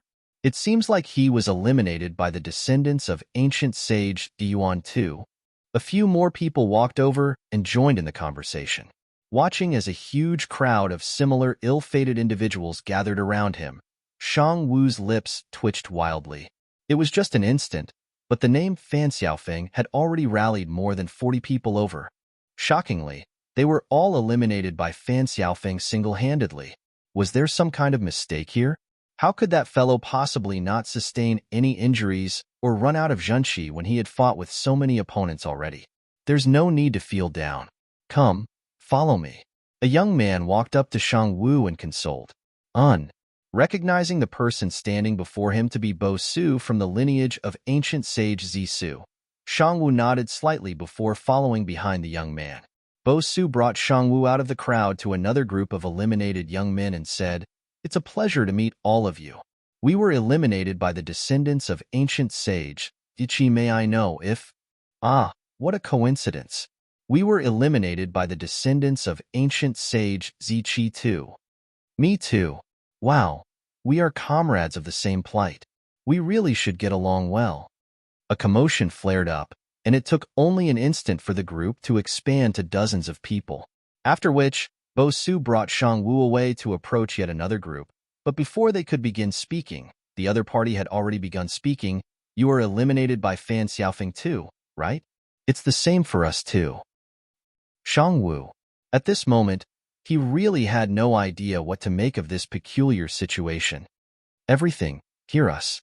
We wish to establish a fellowship of examinees eliminated by the descendants of ancient sage Ziqi. Is there anyone who wishes to join us?" A voice echoed across the crowd. "I wish to register." "Me too, me too." The invitation was met with popular response and voices of approval rippled across the crowd. It was in this instant that Shang Wu suddenly felt that it wasn't a humiliation that he was eliminated by the weaker Fan Xiaofeng. Instead, it felt like a symbol of honor, a mark that solidarity amongst him and the others. "That's all." Fan Xiaoxing stared at the impassive Fan Xiaofeng as he felt as if his notion of what being powerful meant had just been refreshed. If he had been the one who had fought against these 12 opponents, it was likely that he wouldn't have even gotten a chance to flee. Yet, Fan Xiaofeng, who was at the same cultivation realm as him, actually defeated all of them with ease. Just what in the world had the other party been through over the past hour for such a massive change to happen to him? On the other hand, paying no heed to Fan Xiaoxing's incredulity, Fan Xiaofeng walked up to Zhang Xian and asked, "So, how did I do this time around?" His eyes reflected deep nervousness reminiscent of a student facing his teacher after forgetting to complete his holiday assignment. "How did you do?" Zhang Xian's eyes were filled with boredom as he waved his hands perfunctorily. He couldn't even bother to comment on Fan Xiaofeng's performance anymore. After all of the pointers he had given and the battles that the other party had been through, this was all the other party could do? It was fortunate that he was adopting a persona at the moment, or else he would have really died from embarrassment. All of the disciples whom he, Zhang Xian, had taught eventually became powerhouses who possessed extraordinary battle sense. However, the one standing before him was truly— It was just a moment ago that he thought that the descendants of the 100 schools of philosophers possessed superior intelligence, capable of comprehending and assimilating new knowledge swiftly. Yet, it was as if Fan Xiaofeng's intelligence had turned against him. He was focusing too much of the trivialities that he was losing sight of what was important, causing his movements to lack spirit. I was wrong. I know that I didn't do well for the earlier battle." Sensing Zhang Xian's disappointment, Fan Xiaofeng hurriedly lowered his head and apologized with a trembling voice. His accomplishments were all built upon the other party's pointers. If the other party was no longer willing to teach him anymore, how was he going to climb to greater heights? At the same time, Fan Xiaoxing clutched his hair as this seemingly ridiculous scene unfolded before his eyes. He found himself unable to catch up with the thought process of the other two at all. Can this even be called "didn't do well"? Zhang Xian snapped. "Fine, I guess I'll give you some leeway for your self-awareness. Earlier, for the third move that you executed after charging into the crowd, you could have used the coupled arm fist to eliminate that red-robed young man with the least amount of effort. Why did you switch to the startling front hand to attack that blue-robed young lady at the right instead? Do you know that you have wasted 3 whole moves due to the choice you have made? Think of the time you have wasted with that. If they had recovered during that period of time, you would have been dead before you even knew it. Also, for the kick earlier, you could have dodged it in advance too. Why did you catch it instead? Are you trying to show off that you are capable of defending yourself? Or are you trying to flaunt the resilience of your scrawny body?" As Zhang Xian spoke, his fury seemed to build up even more and more, such that he ended up pointing out 8 flaws in a single breath. Furthermore, Every single one of these flaws pointed out were spot on in the analysis. Fan Xiaofeng was rendered speechless by the questions. Everything had happened so quickly earlier, such that Fan Xiaofeng didn't think that Fan Xiaoxu would have been able to remember every move and every flaw so clearly. He was initially proud that he had managed to eliminate 12 people at once, but those words jolted him back to reality. He knew that he still had a long way to go before reaching the top. There was no pride in just being able to defeat weaklings. Humility and low profile, that was the way to go. Xiaofeng was already so formidable in the battle, but Xiaoxu was still able to point out so many flaws in his movements.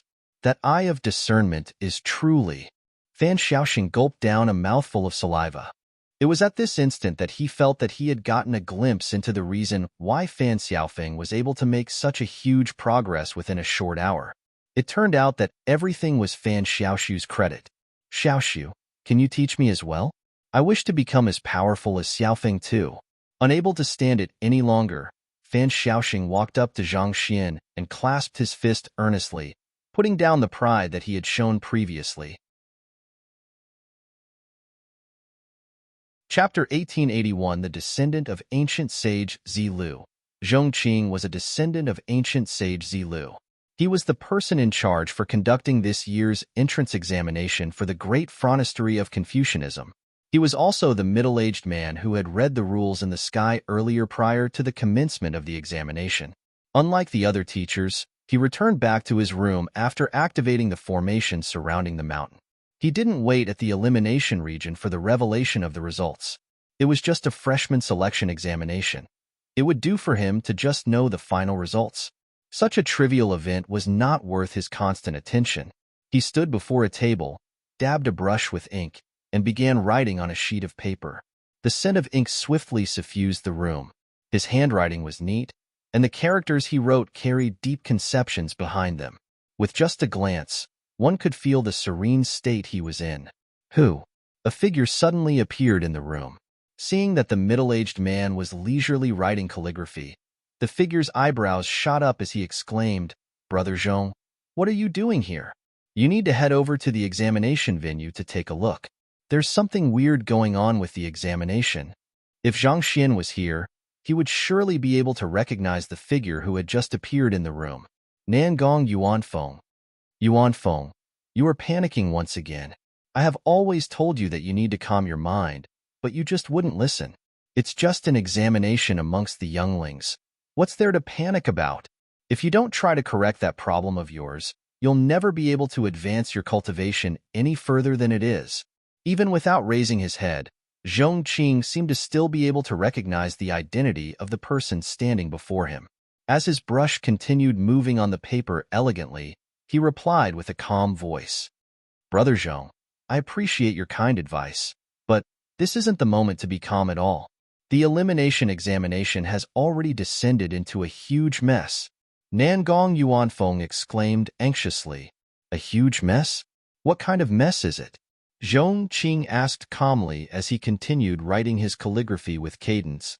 "The examinees are being eliminated too quickly in large numbers. I fear that the examination might end before the 6 hours are up. Furthermore, a lot of the examinees whom we have thought well of have all been eliminated.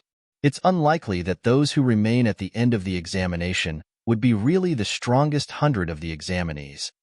Nangong Yuanfeng explained worriedly. He was on the scene earlier, so he saw everything clearly. Even a top-notch genius like Yin Yixiao ended up being eliminated too. The other experts whom they had been keeping a special eye of also ended up failing terribly too. And the reason was solely because they had encountered the descendants of ancient sage Ziqi. By this point, it had almost become an unspoken rule of the examination that anyone who encountered ancient sage Ziqi's descendants would be eliminated. At this rate, the examination would no longer be a test of strength but a complete test of luck. It would bank solely on whether one was lucky enough to avoid ancient sage Ziqi's descendants throughout the entire examination. For a solemn examination to be reduced to such a farce, how could he possibly not panic? Oh, isn't this for the better? Zhong Qing didn't appear to be surprised to hear the news at all. He dabbed his brush in ink once more and began writing another character before continuing on with a light chuckle, The talents of the descendants of the 100 schools of philosophers don't vary too much from one another. All we want is to narrow down the numbers to 100 of them. As for who they are, that's of secondary concern. No matter how powerful they are at the moment, they are bound to achieve great things after undergoing the tutelage of the great frontistery of Confucianism. Well, I guess that your words make sense too. Seeing how calm Zhongqing was, Nangong Yuanfeng's worries seemed to slowly dispel as well. It was true that they were interested in just narrowing down the numbers to 100 examinees. As for who the examinees were, that was not of too much importance. The elimination examination was not completely fair, but ultimately, everything could be traced back to the limitations of their strength. If one had neither the strength nor the means to survive until the end, they only had themselves to blame for. While what you say do make sense, the issue is that most of the examinees have been eliminated by the same person, and their numbers are still growing. Furthermore, it seems like they have formed some kind of weird fellowship, Nangong Yuanfeng said. They were eliminated by the same person? Who is it? Yan Xiao? Or is it Duan Muxiao? Zhongqing asked. That's not it. They are all eliminated by a descendant of ancient sage Ziqi, Nangong Yuanfeng replied. A descendant of ancient sage Ziqi? Not expecting to hear such an answer, Zhongqing was visibly stunned for a moment. You are referring to Fan Xiaoxiu, Fan Xiaofeng, and Fan Xiaoxing, right? He had browsed through the name list submitted by the various clans, and he remembered the names of every single participating examinee. That's right. Nangong Yuanfeng replied affirmatively. The descendants of ancient sage Ziqi have never performed spectacularly well in examinations before. The fact that they are able to rise to the top in the examination shows that they must have put in a lot of hard work. It's fine. Leave them to do whatever they want. Everyone has their own limits, and just because they are leading at the moment doesn't mean that they will be able to remain at the top until the end. As invigilators, our role is to observe and assess. There's no need for us to get involved. Zhongqing replied calmly as he continued writing on the paper. At this rate, it seemed like he would finish his calligraphy piece soon enough. Since you have said so, I guess there's nothing else I can say. Seeing how calm Zhongqing was, Nangong Yuanfeng shrugged nonchalantly. He was just about to turn around and leave when he suddenly recalled a matter. Oh, I forgot to tell you. The chief of the Fellowship of Examinees, eliminated by the descendants of ancient sage Ziqi, seems to your grandson, Zhong Zixuan. Hula. The brush gorged out a pitch-black stroke on the white paper as Zhongqing raised his head in astonishment. He knew that his grandson had participated in the examination too, and he thought that his grandson would survive till the very end. Yet, he became the chief of some kind of eliminated examinees fellowship? What the heck did that mean? Hold on for a moment. You are telling me that Zixuan has been eliminated? Even though Zhongqing dared not to believe what he was hearing, he still forcefully maintained his patient and calm attitude. Indeed, he was extremely proud that he has been eliminated early, and the fact that he serves as one of the chiefs of the organization means that everyone heeds his words. Nangong Yuanfeng said. That bastard! Zhongqing clenched his fists tightly. How in the world did that wastrel even appear in their lineage? Not only was he not embarrassed of being eliminated, he even viewed it as an honor. He really had to teach that fellow a good lesson. Forget it. Just leave him be. Taking a deep breath, Zhongqing calmed down from his rage before shaking his head. In any case, I have 8 of my descendants participating in the examination. It's only because I have spoiled Zhong Zixuan ever since he was young that he acted so inappropriately. Such a thing wouldn't happen with the others. The others? Nangong Yuanfeng fell silent. There was a brief moment of silence before he asked, Are you referring to Zhong Zifeng, Zhong Ziyu, Zhong Zixuan, and the others? Zhongqing nodded. They should be far more reliable than Zhong Zixuan, that wastrel. Ah, they have also been eliminated as well. They are the first group to join the fellowship. If not for their vote, how could Zhong Zixuan possibly have become the chief? Speaking up to this point, Nangong Yuanfeng couldn't help but remark, I must say that those from your lineage are truly united as one. While others are still grieving over their defeat, those from your lineage are already trying to form a fellowship. I must say that I'm truly awed by how calmly they are taking their defeat. Gotcha. There was a crisp echo as the brush in Zhong Qing's hand was snapped into two. With a face as green as a lush grass field, Zhong Qing spat. Those bunch of bastards. I'll massacre them right now. Who? Zhong Qing's silhouette vanished from the room in an instant. Ah. Seeing how the cool and collected man from a moment ago had erupted in rage, Nangong Yuanfeng scratched his head speechlessly. In the end, everything that Zhong Qing said about remaining calm was just because the issue didn't concern him. As soon as clan members were involved, he still ended up erupting as if there was no tomorrow. But that being said, he had to admit that Fan Xiaoxiu, Fan Xiaofeng, and Fan Xiaoxing were three really incredible people. Find authorized novels and web novel faster updates. Better experience, please click for visiting. To actually eliminate the 8 examinees from ancient sage Zilu's lineage all at once, they sure were merciless. And that wasn't just all. It seemed like they didn't care whoever was backing the examinees is all. Anyone who encountered them would be eliminated in an instant. It was as if the word mercy had never crossed their minds at all. Given how many people they had offended within this short period of time, weren't they afraid that others would make things difficult for them once they enter the great phronestery of Confucianism? One must know that while the great phronestery of Confucianism was built with the combined efforts of the 72 sages, and the descendants of the 72 sages all had a hand in running the organization, it didn't mean that there was an equal distribution of power amongst all of the clans. Putting everything aside, the lineage of ancient sage Zilu, which Zhong Qing was a part of, had a lot of say in the great phronestery of Confucianism due to the huge number of experts under their command.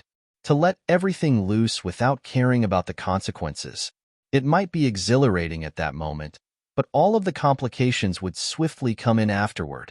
But again, those three didn't seem like they would simply allow themselves to be wronged. Well, it seemed like the great phronestery of Confucianism would become very lively in the near future. Chapter 1882, Clearing the Examination, Pong Pong Pong Pong. After knocking down and eliminating more than a dozen examinees at once, Fan Xiaoxing's eyes reddened in excitement. It had been less than 2 hours since he started learning from Xiaoxiu, but he had already single-handedly eliminated at least 300 examinees. Such a rate of improvement was something that he would never have dared imagine possible. For the longest time, he had thought of cultivation to be an extremely slow process where one gradually accrued power, but such a conception had been completely shattered in his mind. Yet, despite his massive improvement, he was still a long way from matching Fan Xiaofeng. The latter had eliminated at least 700 people thus far. As for Xiaoxiu, he had been walking along with them, but he did not make a move at all. However, as soon as the two of them made the slightest mistake, they would be treated to a combo of dagger-like glares from behind and frighteningly cold criticisms. It was due to this that they were able to improve so swiftly within such a short period of time. That's more like it. Temper yourselves a little more and stabilize your cultivation. You should be able to achieve a breakthrough soon enough. After those two defeated the final wave of enemies, Zhang Xian finally nodded with a slight hint of approval. While those two were a little dim-witted, through his unyielding perseverance, he still managed to induce a significant rise in their abilities. Even after this examination, the two of them would still benefit from the elevation in their state of mind and advancement in their fighting prowess. Of course, as for how far they would go in the future, that would not be any of his business. There are only 100 people left on the mountain. I hereby announce that the examination has prematurely ended. Along with that resounding voice, the crowd felt a surge of energy wrapping around them, and the next moment, they were teleported to a square in front of the mountain. Zhang Xian looked around him and noticed that there was exactly 100 people in the square. However, other than the three of them, everyone seemed to have been inflicted with some kind of energy and looked rather unkempt. Even though most of those people looked ordinary, the fact that they could survive to the end among 2,000 other competitors meant that they likely possessed extraordinary means. Of course, more importantly, they had also had the fortune of not encountering the three of them. First and foremost, I would like to extend my congratulations to all of you for officially being recruited into the great phronestery of Confucianism as this year's batch of students. Zhong Qing announced grandly. As he spoke, His eyes inconspicuously fell on Zhang Xian and the others, and his cheeks twitched a little. He felt an urge to rush forward to pummel them, but he eventually held himself back. The fact that his descendants had been eliminated by them only meant that they were still lacking. He would not abandon his honor just to make things difficult for them. Taking a deep breath, Zhongqing continued on. After this, you will each exchange your jade token for a storage ring. Within the storage is the route and method to get to the great frontistery of Confucianism, an introspective convalescence realm cultivation technique, and cultivation resources. You have 3 days to enter the great frontistery of Confucianism with your own abilities. Only if you succeed will you become full-fledged students of the great frontistery of Confucianism. I know that this test won't be too difficult for you, but allow me to give you some words of advice in advance. The earlier you get to the great frontistery of Confucianism, the higher your chances of picking out a good teacher. Naturally, it goes without saying that it will pave the way for your future cultivation. Similar to other academies, mentorship in the great frontistery of Confucianism was a mutual relationship. While the students were allowed to choose their teachers, the teachers were allowed to choose their students. The number of students that each teacher could take on was limited, so those who entered earlier would have a better chance of catching the eye of the teachers they wanted. At the same time, the resources that they were entitled to would be different as well. All right, submit your jade tokens now. Shortly after those words were spoken, the jade token pinned on everyone's chest rose into the air, and 100 storage rings flew into everyone's hands simultaneously. Zhang Xian placed his finger lightly on the ring, and the items that were inside swiftly appeared in his mind. Just as he had been told, there was an introspective convalescence realm cultivation technique manual inside. Similar to how there was no common cultivation technique that all cultivators could practice for this realm, the cultivation technique manual that was in the storage ring only pointed out a general direction. Nevertheless, with such a manual in hand, pushing for a breakthrough would be much easier. Other than the cultivation technique manual, there was a grade 9 strength shaping pill. It had the effects of refining one's body and zhenqi once more, and the process simulated the effects of a breakthrough to the introspective convalescence realm. As such, it could boost one's chances of achieving a breakthrough by around 10%. Last but not least, there was a jade token inside. Zhang Xian took out the jade token and touched it lightly, but he did not feel anything at all. Seeing Zhang Xian's actions, Fan Xiaofeng quickly explained, "There's a formation on the jade token. If we wish to see what is inside, we'll have to first decipher the formation. This is one of the examinations of the great frontistery of Confucianism." It's also an examination? What about those who don't specialize in formations? Zhang Xian asked. There could be those who were not too familiar with formations among the crowd, and imposing such an examination on them seemed rather unfair. Find authorized novels and web novel faster updates. Better experience, please click for visiting. The formation on the jade token isn't too complicated, so familiarity with formations won't help too much. The difficulty lies mainly in how intricate it is. It requires one to have precise control of one's zhenqi to decipher it carefully. While it's an examination, it's also a warning to us as well that we mustn't just focus on building up our zhenqi, and that the precision of control is extremely important as well. Fan Xiaofeng said. Hearing those words, Zhang Xian nodded slightly. Fan Xiaofeng and Fan Xiaoxing's cultivation had yet to advance ever since they entered the mountain, but their fighting prowess had increased significantly, allowing them to easily defeat opponents after opponents. The main reason for that was that they had learned how to control and maneuver their strength efficiently and effectively. By not making the slightest useless movement and striking accurately at any openings, it was inevitable that their fighting prowess would advance so much. Swiftly scanning through the jade token, Zhang Xian saw numerous inscriptions carved densely on it. It seemed like he would have to control his zhenqi to an extremely fine degree in order to decipher the inscription. While such a feat might pose a challenge to other examinees, it was a walk in the park for him. He lightly waved his hand over the jade token. Hula! The seal immediately opened, and the content within flowed into his mind. It was the exact location of the great frontistery of Confucianism and the method to entering it. Just as he had expected, the great frontistery of Confucianism was not located in the vicinity, but amid a desert roughly 10,000 li away. In order to reach the destination, he would have to follow a specific path marked out on the jade token.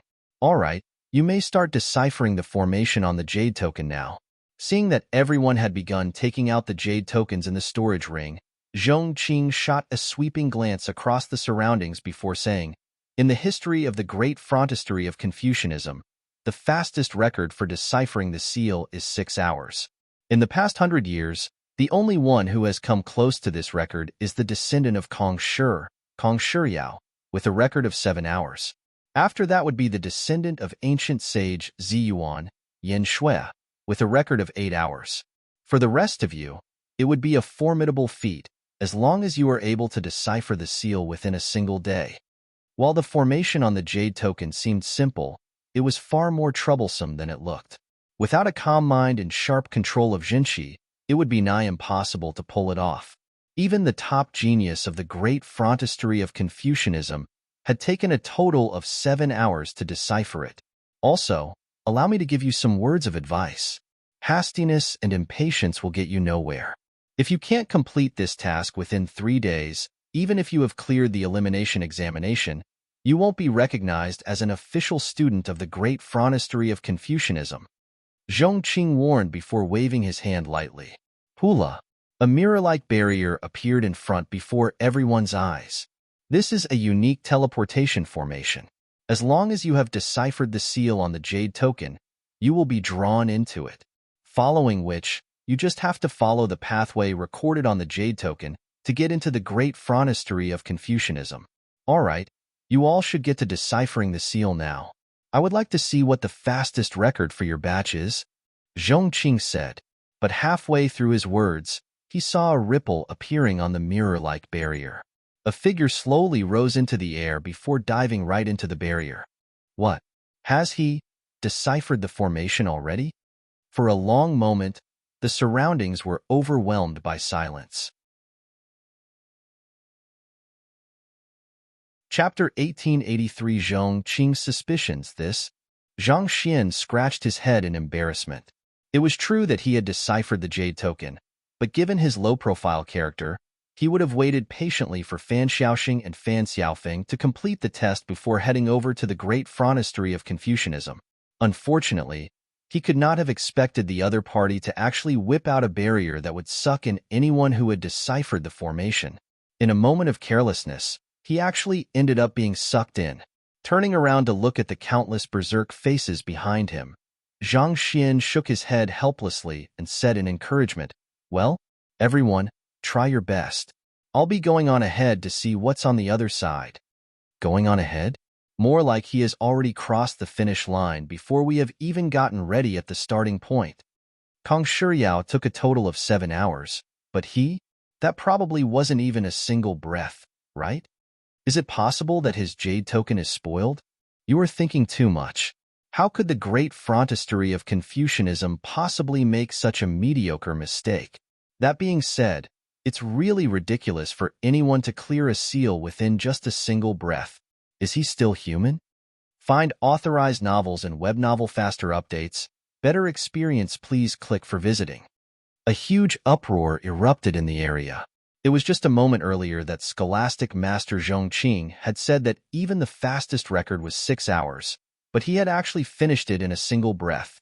If so, did that not mean that even the most talented genius in the entire history of the great frontistery of Confucianism could not even match up to a 20,000th of that young man? It was not just the examinees who were causing a huge ruckus. Zhong Qing, Nangong Yuanfeng, and the other invigilators were in a completely flustered state as well. They had thought that it would already be a huge blessing if any one of the examinees was able to make it to the great frontistery of Confucianism within a single day. But who could have known that they would encounter this monster? Were Zhong Zixuan and the others eliminated by that young man? Zhong Qing asked. That isn't entirely it, Nangong Yuanfeng said with a frown. The ones who eliminated Zhong Zixuan and the others were Fan Xiaofeng and Fan Xiaoxing, but he was guiding them by the side too. His guidance actually allowed those two to eliminate all 8 examinees from my lineage. Zhong Qing felt a tightness in his throat as he struggled to come to terms with what he had just seen. While others might have been oblivious to the prowess of those 8 juniors of his, He knew that they were a force that could not be underestimated in the examination. If they had not been eliminated by Fan Xiaoxing and Fan Xiaofeng, there was a good chance that they would have become the dark horse of the examination. Those 8 had specially undergone a rigorous training regimen in order to clear the examination, and even if they had encountered Yan Yixiao, there was a good chance that they would have been able to get away safely. Yet, all of them had ended up being eliminated just like that. Furthermore, it was one thing if that young man had made a move himself. There was no shortage of monstrously overpowered individuals in the history of the 100 schools of philosophers, but he had actually empowered others to do so through his guidance. Not even Zhong Qing himself would be capable of pulling off something like that. A middle-aged man walked over and asked, "Shall we apprehend him temporarily to check his jade token?" "There's no need for that. The fact that he's been absorbed by the barrier means that he truly wields the ability to decipher the formation. Besides, the other teachers are waiting beyond the barrier, and they should have already noticed the pulsations in the barrier. It's too late to stop him now." Zhong Qing shook his head before turning his gaze to Fan Xiaoxing and Fan Xiaofeng. It was a gaze filled with intrigue. Ancient sage Ziqi's lineage had always been lagging behind the others. How did they suddenly become so formidable? Harboring such doubts, Zhong Qing leaped forth and appeared right before Fan Xiaoxing and Fan Xiaofeng. With a wave of his hand, he said, "In total, the 2 of you have eliminated more than half of the examinees. I would like to see if you really wield the extraordinary capabilities that you have displayed through your results in the examination." Fan Xiaofeng and Fan Xiaoxing clasped their fists and replied, "How do you wish to test our strength?" If they had not gone through Zhang Xian's rigorous training, they would have already been in utter panic. It was apparent that Zhong Qing was suspicious of them cheating, and the implications could be severe if they were found guilty of it. However, the elimination examination had caused a huge change in their state of mind. They were much more confident than before, such that they did not feel apprehensive even when standing before scholastic masters. "I have a really simple suggestion. I'll suppress my cultivation down to your level, and the 2 of you can come at me together. If you are able to defeat me, it'll prove that you do possess capabilities far beyond those of your peers," Zhong Qing explained calmly. As a sempiternal realm consummation expert, even if he did suppress his cultivation, his eye of discernment and battle experience far surpassed those of the 2 youths standing before him. No matter how powerful those 2 youths were, they would stand no chance against him if they did not possess any extraordinary capabilities. Hearing those words, Fan Xiaoxing and Fan Xiaofeng looked at one another and nodded resolutely before replying in unison, "Very well, we accept your challenge." They swiftly cleared the surroundings before Zhong Qing began suppressing his aura down to Saint Nine Dan. Despite his lowered cultivation, he still emanated an unfathomable aura that made others dare not challenge his authority. "I'll allow the 2 of you to make the first move." Zhong Qing beckoned with a single hand, and he stood calmly on the spot. No matter what, he was still a great sage expert who had lived for several centuries. Even though he had challenged Fan Xiaoxing and Fan Xiaofeng to a battle in hopes of clearing up his doubts, he had no intention of taking advantage of them. "Since you have said so, we won't stand on ceremony." Fan Xiaofeng and Fan Xiaoxing drove their zhenqi to the peak and roared. Of the 1,000 examinees that they had eliminated, there were some who had been an entire realm stronger than them. Challenging such powerful enemies had refined their sense of danger and grasp over the flow of battle. They could tell that even with his suppressed cultivation, the middle-aged man standing before them would not be an easy opponent. Thus, they chose to go all out right from the start. Hula. So, the 2 of them bolted forward one after another, and one of them aimed for the chest whereas the other aimed for the back. Noting the exceptional speed of the 2 and the decisiveness of their moves, Zhong Qing nodded in approval. Not too shabby. It was no wonder they had been able to eliminate so many people in the examination, such that even his juniors had ended up falling victim to them. Their fighting prowess was indeed not to be underestimated. Putting everything aside, just the fact that they were able to empty their movements of hesitation was already an incredibly remarkable feat. It was a subconscious reflex to falter before powerful enemies and doubt one's decisions. And this was a problem that even top cultivators faced. Such hesitation might not appear to be much at first glance, but in an intense battle, granting the opponent an additional split second to react could easily spell the difference between life and death. However, if that was all they had, they would never be able to defeat him. This was because their intentions and maneuvers were utterly lacking in complexity. It was as if they were standing naked before him. He could even foresee what they would do several steps ahead. To defeat such opponents, all it would take him was one good move. With a deep sigh, he raised his two palms and thrust them downward, intending to knock the two of them back simultaneously so as to let them know the gap between them. However, before his palms could even strike, the duo bolting in his direction suddenly swerved and flanked his sides. Using the incredible momentum of their movements, they sent out a left punch and a right punch simultaneously to the both sides of his face. What? Zhong Qing narrowed his eyes in astonishment. In a usual battle, should they not have started with minor movements to test out their opponent before leaping in for a decisive attack to overwhelm him in an instant?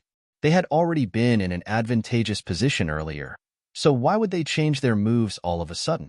Furthermore, was it really fine to aim the attacks at the face of an elder like that? Humph! With a cold snort, Zhong Qing swiftly redirected his palms to block the trajectory of the punches from the duo, after which he was just about to move in to teach those two a good lesson on respecting their elders when he suddenly felt a sharp pain assaulting his chest and crotch. Lowering his head, he found that Fan Xiaoxing's leg had struck his chest whereas Fan Xiaofeng's foot had shot up his crotch. With a piercing cry of agony, Zhong Qing flew over and collapsed onto the ground. His body scrunched up like a cooked prawn.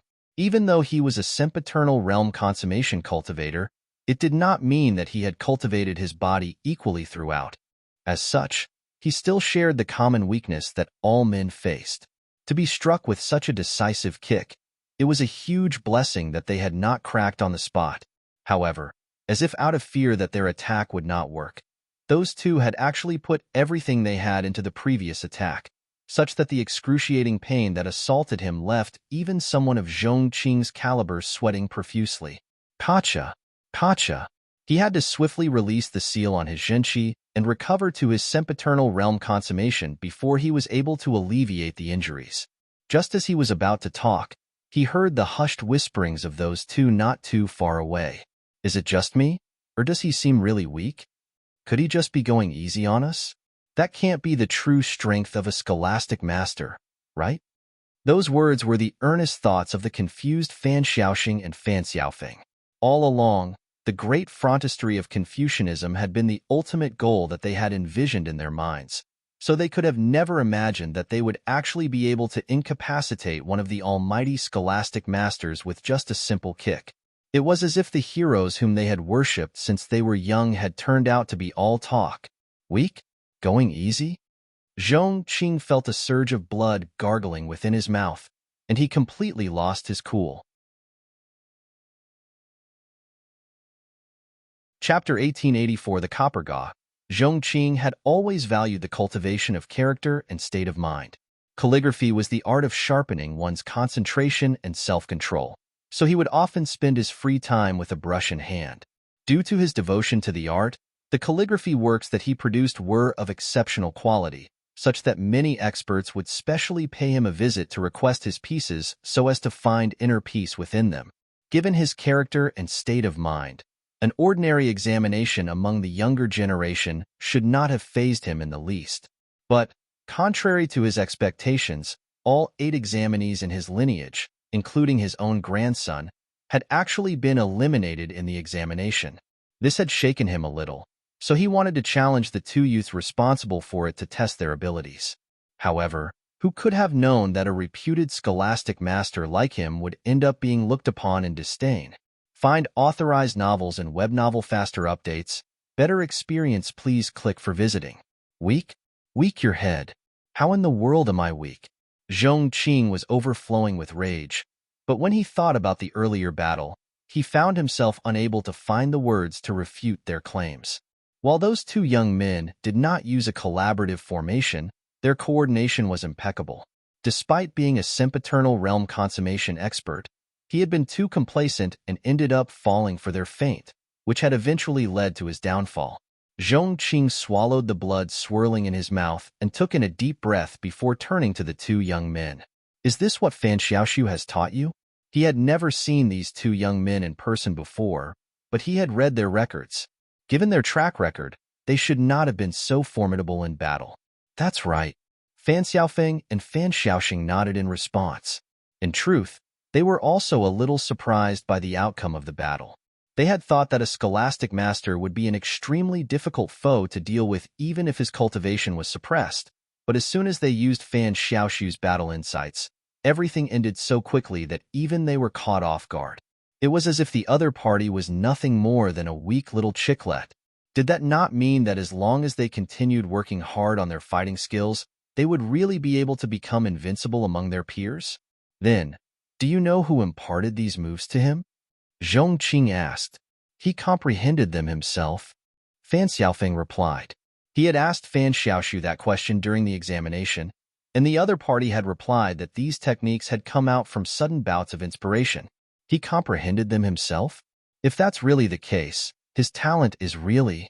Zhong Qing remarked as his breathing hastened slightly. Yuan Feng, I need you to help deal with the issues here for the time being. I'll be making a trip back to the great frontistry of Confucianism to see who Fan Xiaoxiu chooses to be his teacher. Unable to endure his curiosity, Zhong Qing quickly turned around and left. No matter who Fan Xiaoxiu chose to be his teacher, he would have to make sure to keep on good terms with that person. As long as Fan Xiaoxiu did not die a premature death, it was only a matter of time before he rose to the top echelon of the 100 schools of philosophers. Oblivious to the fact that Zhong Qing had been pummeled by Fan Xiaofeng and Fan Xiaoxing, Zhang Xian was currently navigating his way through a desert according to the directions given on the Jade Token. To be honest, he wanted to maintain a low profile. However, it was as if the entire world was denying him of his efforts. As the first one to reach the great frontistry of Confucianism in record time, there was no way he would be able to blend in with the crowd anymore. However, this should not pose too much of a problem. As long as his identity as an outsider was not revealed, he would be able to leave as soon as he obtained what he wanted without stirring up too huge a commotion. After flying for some time, a glimmering ray of light suddenly appeared in the distance. Advancing toward the light, Zhang Xian soon noticed the presence of a humongous folded space. Shockingly, this folded space was even more stable than the Kungsu domain itself, such that it almost felt as if he was returning to the master-teacher continent. The concentration of spiritual energy was also extremely high, comparable to that of a typical grade 9 spirit-gathering formation. As soon as he stepped into the folded space, his acupoints swiftly opened and began greedily absorbing the spiritual energy. There were innumerable majestic buildings towering all around. They were designed in a traditional architectural style, as if they had been built tens of thousands of years ago. So, this is my destination. Knowing that he had arrived at the great frontistry of Confucianism, Zhang Xian lowered himself to the ground. However, before he could land, he suddenly saw a streak of light hurtling in his direction. However, this streak of light did not harness any aggressive intent. It stopped right before Zhang Xian, revealing its true form to be a gigantic copper gong. It took its position beneath Zhang Xian's feet before exerting a powerful force against him, seemingly trying to prevent him from landing on the ground. Is this a trial as well? Zhang Xian frowned. The great frontistry of Confucianism was right beneath him, but a copper gong was trying to push him away. It was apparent that this was something like a trial he had to undergo in order to officially be inaugurated as a student of the academy. However, after all that he had been through thus far, what would a mere copper gong count as? Shaking the excessive thoughts out of his mind, Zhang Xian stomped his feet on the ground and exerted his might through the soles of his feet. Overpowered by Zhang Xian's stomp, the copper gong was sent flying back to the ground. With a satisfied smile, Zhang Xian swiftly descended to the ground. A group of middle-aged folks were standing in a row next to the entrance of the great frontistry of Confucianism. They were mixed in gender, but their clothes resembled those worn by Nangong Yuanfeng. It was clear with a glance that they were the scholastic masters of the academy. It'll take at least one day for the examinees to reach here after the examination. Don't you think you are being a little too anxious by coming over right now? A middle-aged lady asked with an unreadable smile. Another middle-aged man glanced at her and replied, I do admit that we are a little anxious, but aren't you the same? If you aren't anxious, why have you come so early on? Well, I'm just here to see if there are any exceptional geniuses in this batch. The middle-aged lady harumphed slightly before turning her head away. Xian, why did you bring the copper gong here? The crowd turned around and saw a middle-aged man walking over with a massive copper gong above his head. It was twirling continuously, sheltering the middle-aged man from the sun rays. The copper gong was likely the artifact that Xian had just forged. However, instead of staying at home to carefully study its purposes, why in the world was he bringing trouble to them instead? Haha, you should also know that my talent lies in strength. I brought this copper gong here to test the new students. Xian laughed heartily. Test the new students? The middle-aged woman frowned. That gong of yours is ridiculously heavy. You aren't thinking of using it to smash our freshmen to death, are you? Of course not. Xian refuted as a mysterious smile crept onto his face. However, I can use the copper gong to push the examinees back. As long as an examinee is able to persevere for 10 seconds against my copper gong, they'll be qualified to become my student and inherit my skills. 10 seconds? Have you not awoken from your dreams yet? Hearing those words, the crowd took in a sharp intake of breath.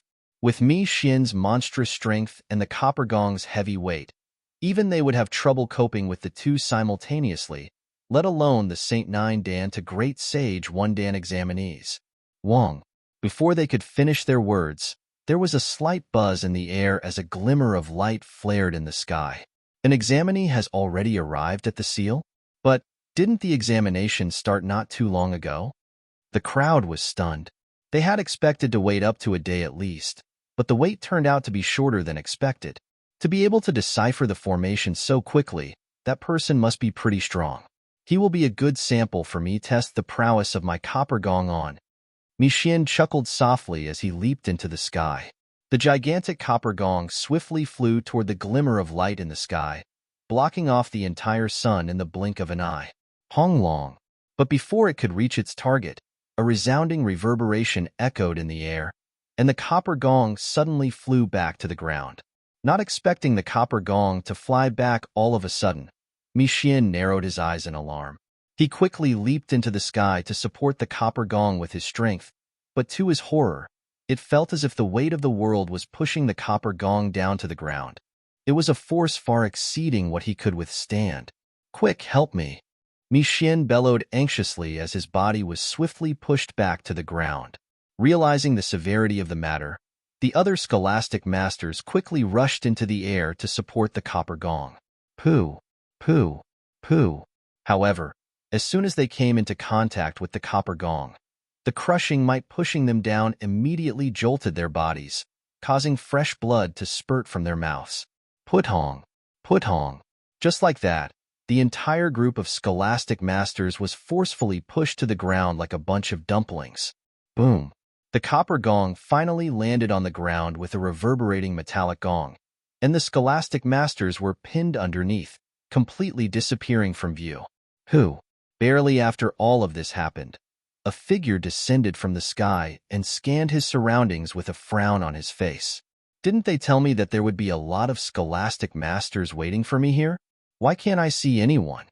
Shaking his head helplessly, Zhang Xin proceeded deeper into the great frontistery of Confucianism. Chapter 1885 The Ferocious Fan Xiaoxi 1. It seemed like the rules written on the Jade Token were not to be taken exactly. It was detailed on the Jade Token that one would be welcomed by the teachers upon arriving at the great frontistery of Confucianism, at which point, one would have a chance to choose among them. However, all that was there to welcome him upon his arrival was a mere copper gong and nothing else. Did I come so quickly that no one was able to react in time? Zhang Xin muttered under his breath. In any case, he had no intention of waiting there for them, so he proceeded ahead without any hesitation. This was his first time entering the great frontistery of Confucianism, and he was so overwhelmed by the changes in the spatial laws and the concentration in the spiritual energy that he failed to notice the crowd crushed beneath the copper gong. Besides, he had not exerted too much strength in the earlier stomp, so he did not expect that anyone would end up injured as a result of that. Thus, he had completely failed to notice the bunch of scholastic masters. It was just like how an elephant would not feel an ant struggling beneath it when stepping on it. So, shortly after Zhang Xian disappeared, Zhong Qing appeared before the copper gong. He scanned the surroundings with a confused look in his eyes for a moment before his eyebrows shot up in horror. He quickly grabbed the copper gong and tugged, and it took him a while before he was finally able to lug it away. A bunch of scholastic masters were imprinted messily in the ground. Their faces were ghastly pale, and fresh blood was oozing out from the corners of their mouths. Seeing that everyone was almost on their last breath, Zhong Qing exclaimed, "Mi Xian, what in the world happened here?" Those scholastic masters were the strongest experts of the great phronestery of Confucianism.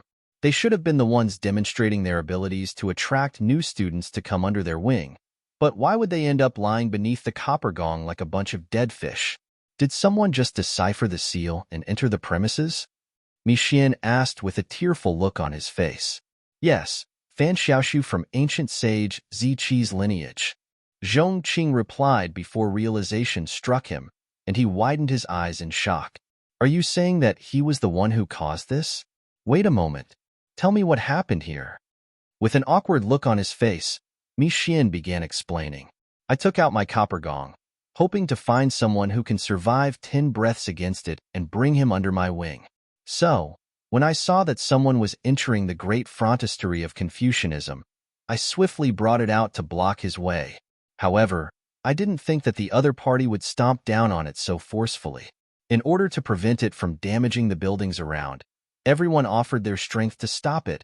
But, well, you can see the results for yourself. He sent the copper gong flying. Even with so many of you around, none of you were able to stop him? Zhong Qing shook his head in incredulity. But how could that be? Fan Xiaoshu is a Saint Nine Dan pinnacle cultivator. Putting aside the fact that the copper gong was a great sage artifact, it appeared that a stomp from Fan Xiaoshu was already more powerful than a dozen scholastic masters. A Saint Nine Dan pinnacle cultivator being stronger than so many great sage experts? How could that be possible? There's no way Saint Nine Dan cultivators could wield such strength, Mi Xian remarked deeply. In fact, not even great sages would be able to pull something like this off. Such strength can only be wielded by an ancient sage. Ancient sages were extremely dense in weight, such that their bodies seemed to harness a world in itself.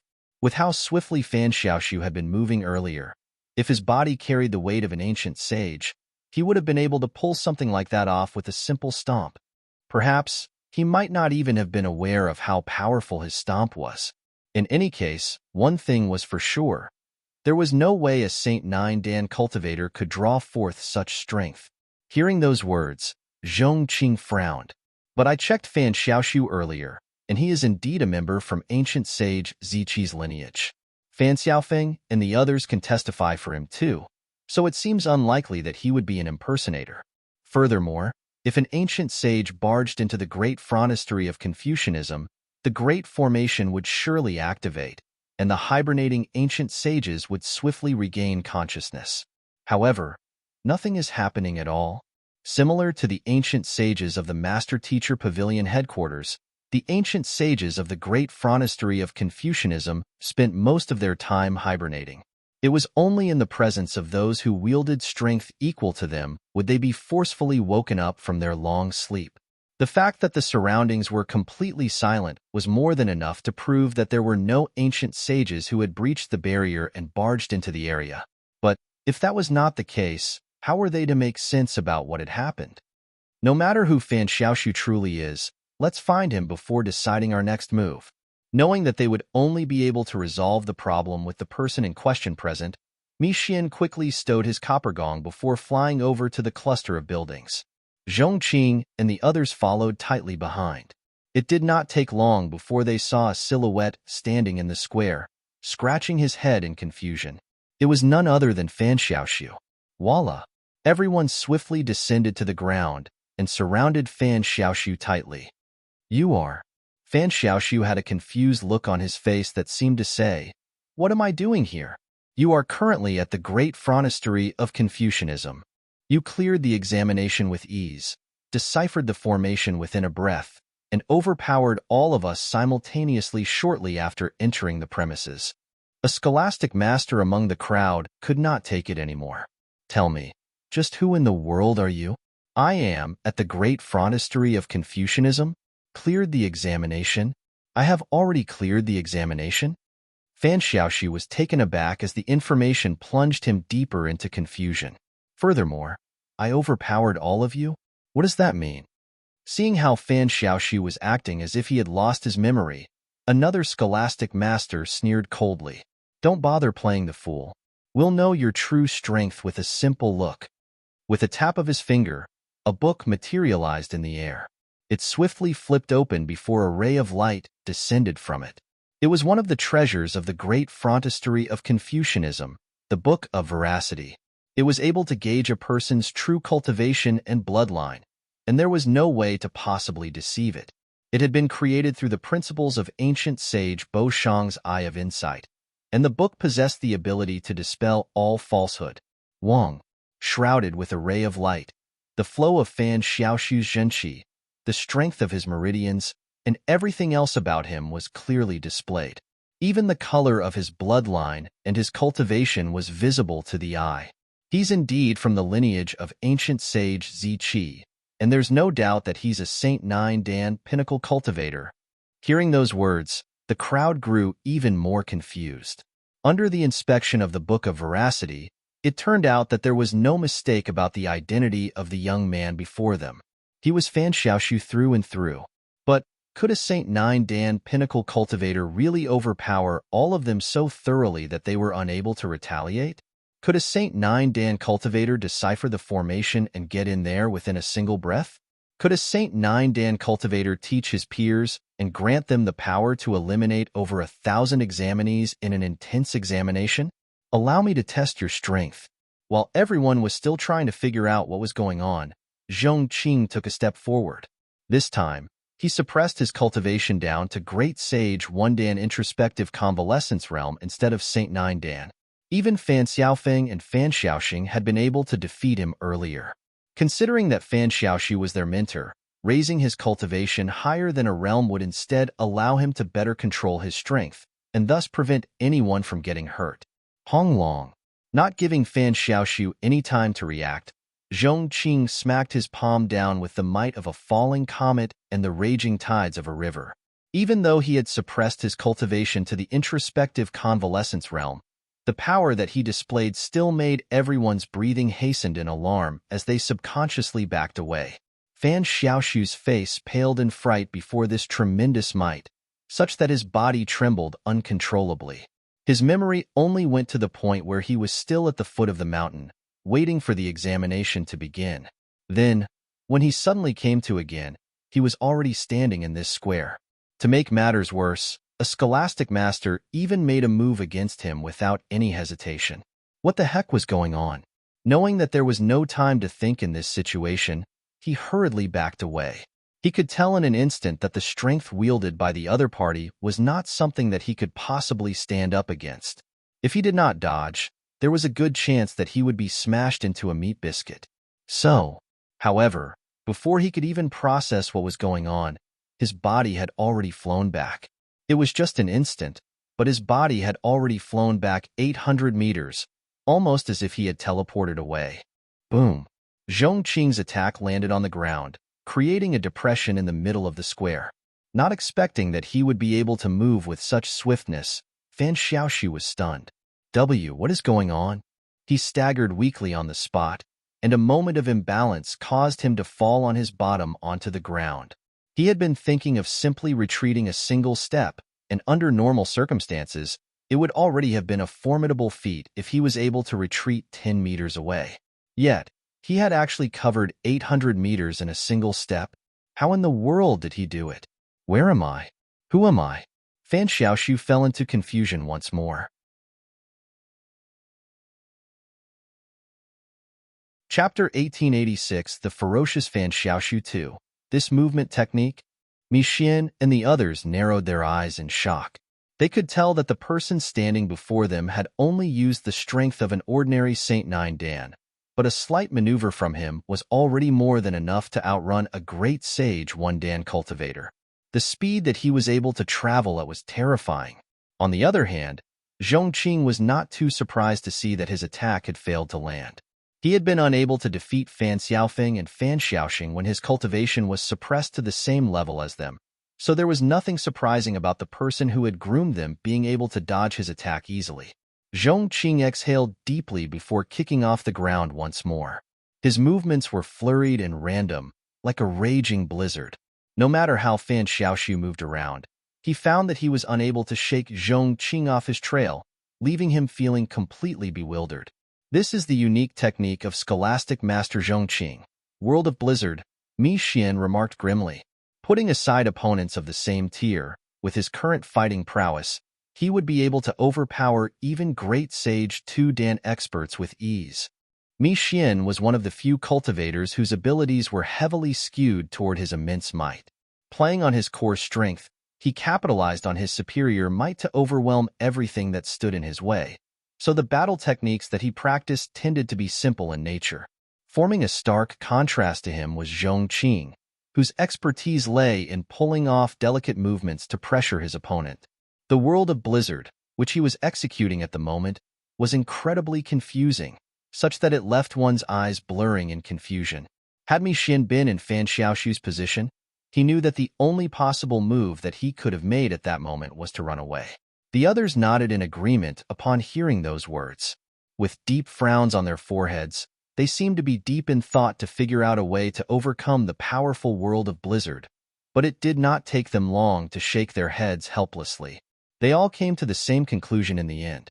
Unless their cultivation was decisively above Zhongqing's, there was nothing they could do. With such a thought in mind, they quickly turned their gazes toward the Saint Nine Dan young man and saw the bewildered look on his face. It seemed as if the young man was at a complete loss as to what he could do as well. However, his body suddenly jolted as a thought surfaced in his mind, and with a nimble forward step, he entered into the midst of the other party's area of attack. Surprisingly, even though he had walked into Zhongqing's field, none of the attacks seemed to land on him. With a simple wave of his hand, the snow seemed to be pulled along with him, swiftly congregating to form a massive snowball. Pong! Zhongqing was knocked into the distance as crimson blood spurted furiously from his lips. He actually lost in a single move. The scholastic masters in the area widened their eyes in shock.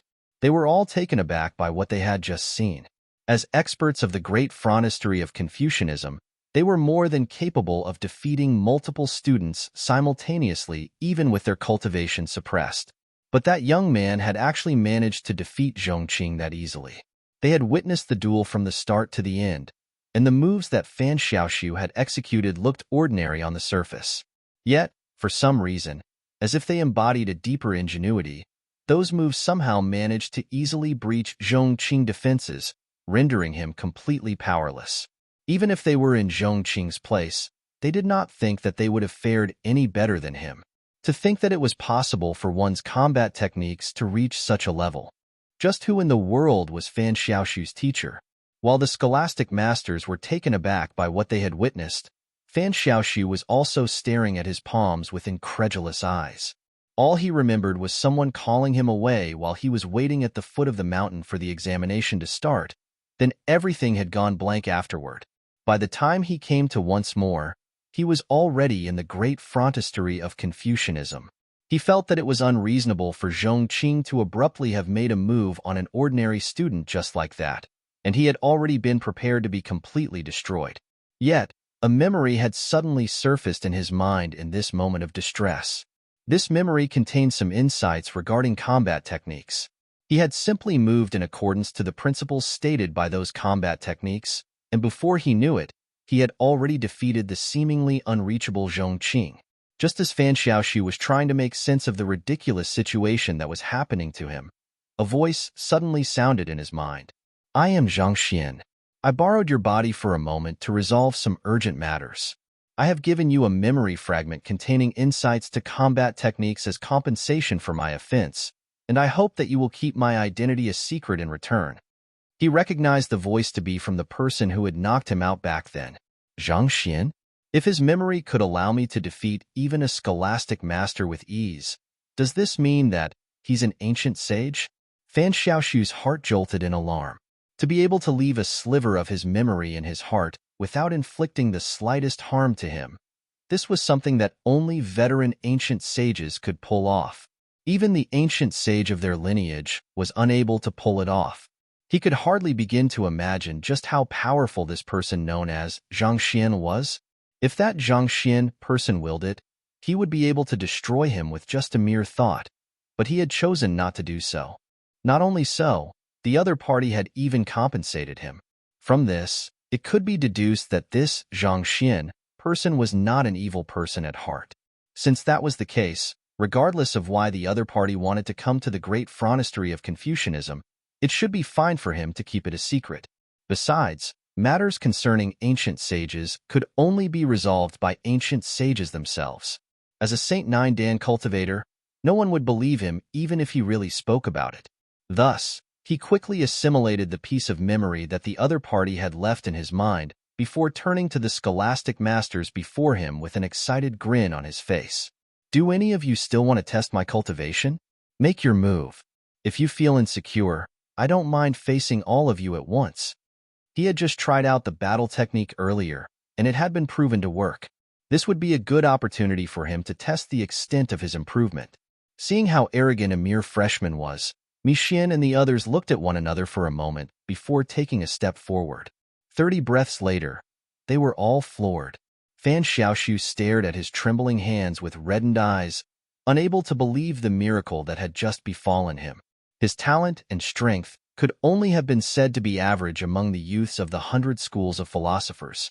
Under normal circumstances, it would have been difficult for him to clear the examination. Who could have known that he would catch the eye of an ancient sage and be imparted top-notch combat techniques that allowed him to overpower even the scholastic masters? This was an accomplishment that he would not have dared dream of in the past.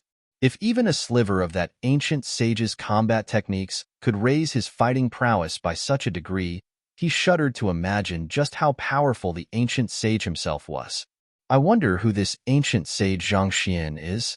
Fan Xiaoshu looked into the distant sky as a towering, heroic figure took form in his mind. There was no Zhang among the 100 schools of philosophers, so the other party was likely an outsider. Then again, there was no way that he could verify his identity, so there was no use thinking too deeply into it. All in all, the only thing that was important to him was that he had learned the combat techniques from ancient sage Zhang Xian and was now indebted to him. "You shall be the one and only teacher I truly acknowledge from this day onward, and nothing will change that determination of mine." Fan Xiaoshu swore deep in his heart. Who? A figure was slowly walking leisurely through the great frontispiece of Confucianism. There was a huge crowd around him, but not a single person seemed to notice his presence. The surrounding space had been distorted in a manner that prevented the slightest hint of light from falling upon him. This figure was none other than Zhang Xian. His goal was to enter the great frontispiece of Confucianism without causing too huge a ruckus, and since he had achieved his goal, there was no longer any need for him to disguise himself. Thus, he had released Fan Xiaoshu not too long after arriving at the great frontispiece of Confucianism. Of course, he did not forget to compensate Fan Xiaoshu fairly for the matter. Having inherited the full heritage of the Soul Oracles, he was able to pull off a task as difficult as transplanting a sliver of his memories without harming the other party with ease.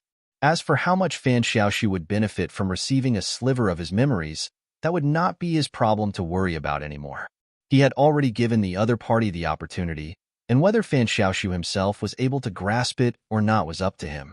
That being said, while transplanting a sliver of his memories seemed to be the more efficient way to gain power, his foundation would not be as stable as Fan Xiaofeng and Fan Xiaoxing's, who had gained their insights through practical experience and self-discovery.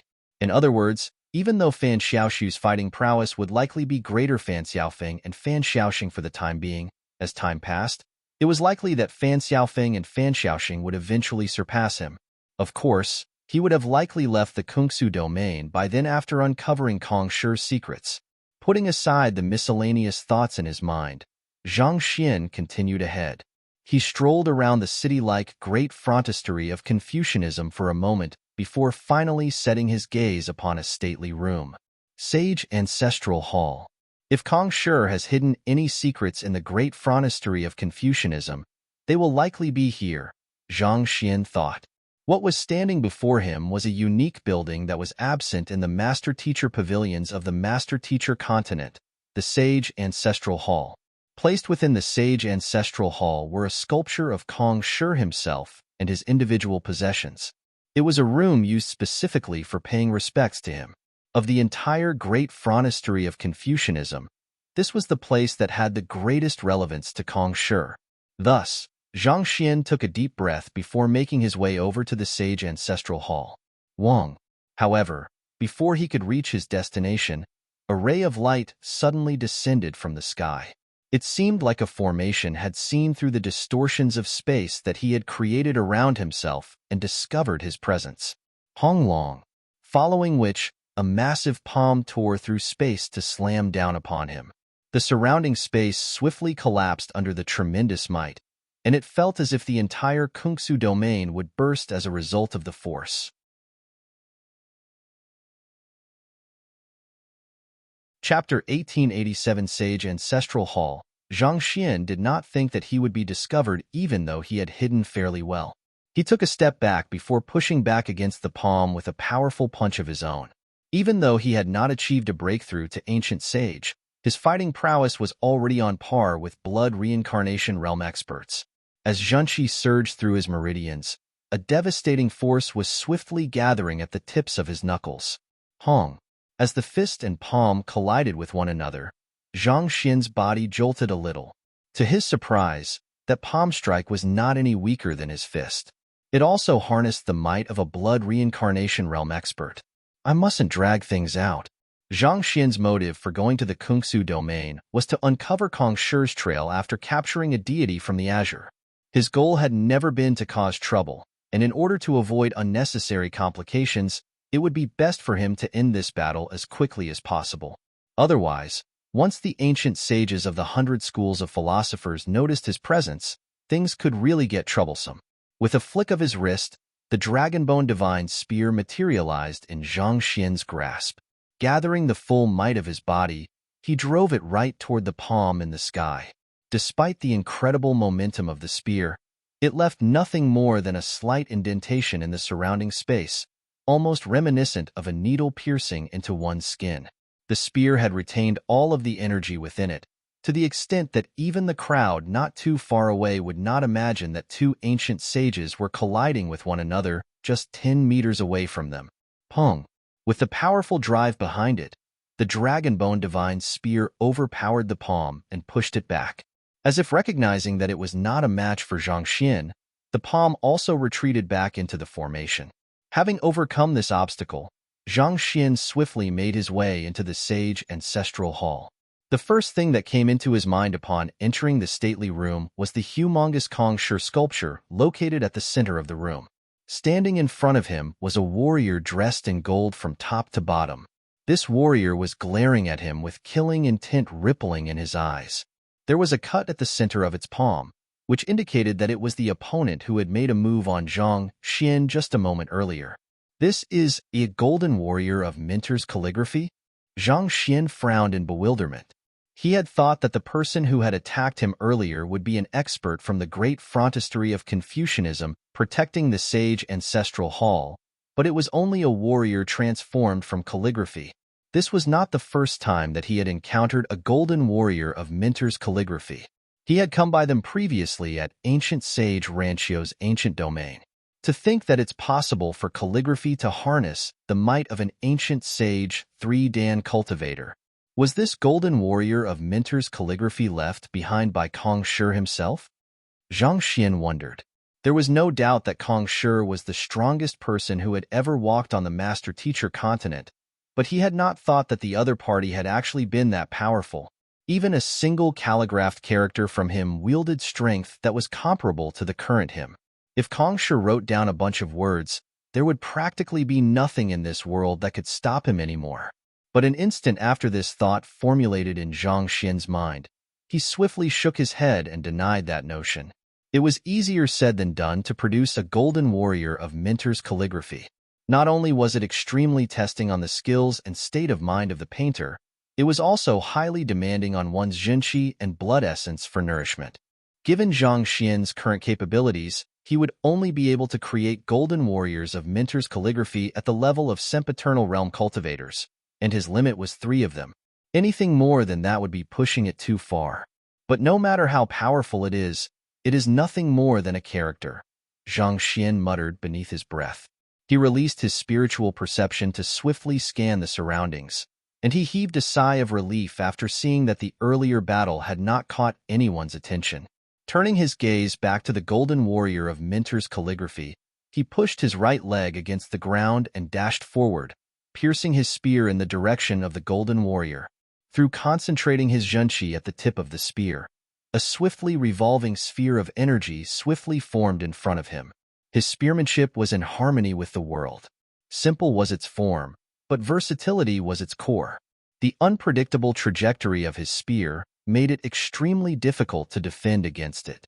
In order to end this battle as quickly as possible, Zhang Xian chose not to hold back at all. Gathering all of the strength at his disposal, he exerted a might that was almost comparable to a Dimension Shatterer realm cultivator. In less than 2 breaths, the golden warrior of Minter's calligraphy was shattered, reduced to an ink character on the wall behind the sculpture. Confucianism. Seeing that the character had not made any move after the earlier offense, Zhang Xian walked up to the sculpture of Kong Shi and bowed deeply as a show of respect before looking around the area. It was likely that the golden warrior of Minter's calligraphy from earlier was a trial that those who wanted to enter the Sage Ancestral Hall would have to go through, similar to what had happened in ancient Sage Ranchio's ancient domain. Only those who had defeated it would be qualified to explore the premises. The room was mainly empty except for the sculpture at the center. Thus, Zhang Xian walked up to the side door and saw a corridor beyond it. The corridor was wide and spacious, and there were numerous tablets floating alongside it. This is Kong Shi's entire life story? Zhang Xian's eyes lit up in excitement. The floating tablets were inscribed with the records of Kong Shi's life, detailing everything that had happened since his birth. Laying his eyes on one of the floating tablets, Zhang Xian felt as if his soul had traveled through space-time to witness the grand life that Kong Shi had lived. Unlike the usual depictions of his life, Kong Shi was not a connate saint. No matter how one looked at it, he was an ordinary individual. The only thing that was noteworthy was his deep interest in books and sharp wits. But a day suddenly came when he deviated from his ordinary life. It was as if an epiphany had suddenly struck him, causing his cultivation to surge. Within the short span of a year, he achieved a breakthrough beyond Fighter 9 Dan, Transcendent Mortal 9 Dan, and even Saint 9 Dan. In terms of progress, Kong Shi was no slower than him. It was still the era where the otherworldly demonic tribe ruled over the master-teacher continent back then, and the humans lived under oppression. Along his growth, Kong Shi's footsteps never halted. He fought country after country, salvaging mankind from the claws of the otherworldly demonic tribe. At the same time, he spread his teachings and ideals while taking in students. Before long, the master-teacher pavilion that they knew today was established. Feeling threatened by Kong Shi's presence, the otherworldly demonic tribe launched an ambush on Kong Shi and his disciples, trapping them in Qinkai for many months. Many thought that Kong Shi was done for, but in that crucial period, he created the Great Codex of Spring and Autumn and successfully achieved a breakthrough to Ancient Sage.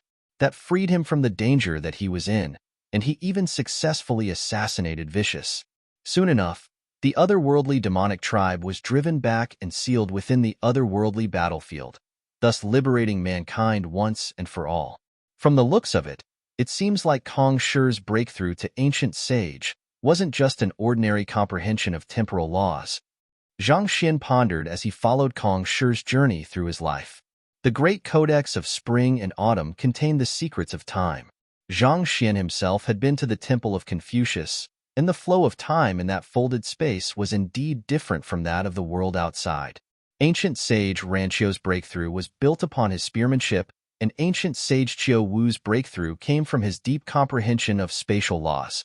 All along, he had thought that what Kong Shi had grasped in his breakthrough to ancient sage were the temporal laws, but it seemed like there was more to it. The founder of the Zhang clan was a person who had comprehended the time quintessence and successfully achieved a breakthrough to ancient sage based on it.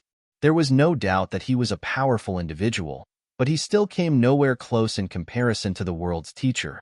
Harboring doubts in his heart, Zhang Xian moved on to the other stone tablets. After being driven away to the otherworldly battlefield, the otherworldly demonic tribe was indignant and craved vengeance. Thus, they summoned a deity in hopes of turning the tables, but the deity was instead captured by Kong Shi. Watching up to this point, Zhang Xian's breathing hastened a little. His goal here was to uncover the encounter that Kong Shi had with the captured deity, and the answer was right before him. Kong Shi took the deity away from the Master Teacher Pavilion headquarters, the safest place on the Master Teacher continent, and brought him to a rather remote location. This remote location was a barren land, and the spiritual energy was thin. There were no decent buildings or cities to be seen. There was a sudden jump in the story. It was hard to tell whether the deity had been killed or something, but he vanished without a trace. At the same time, Kong Shi seemed to have sustained some injuries, so he chose to stop by the area temporarily to recuperate. On the very last tablet, it was detailed that Kong Shi entered a mini-world. If his deduction was correct, this mini-world referred to the Kungsu domain where the 100 schools of philosophers resided. Kungsu domain. Could it be that? Zhang Xian took a closer look at the remote location where Kong Shi had taken the deity to, and his eyebrows suddenly started twitching. He actually recognized this remote location. It was none other than the current Tianqian kingdom.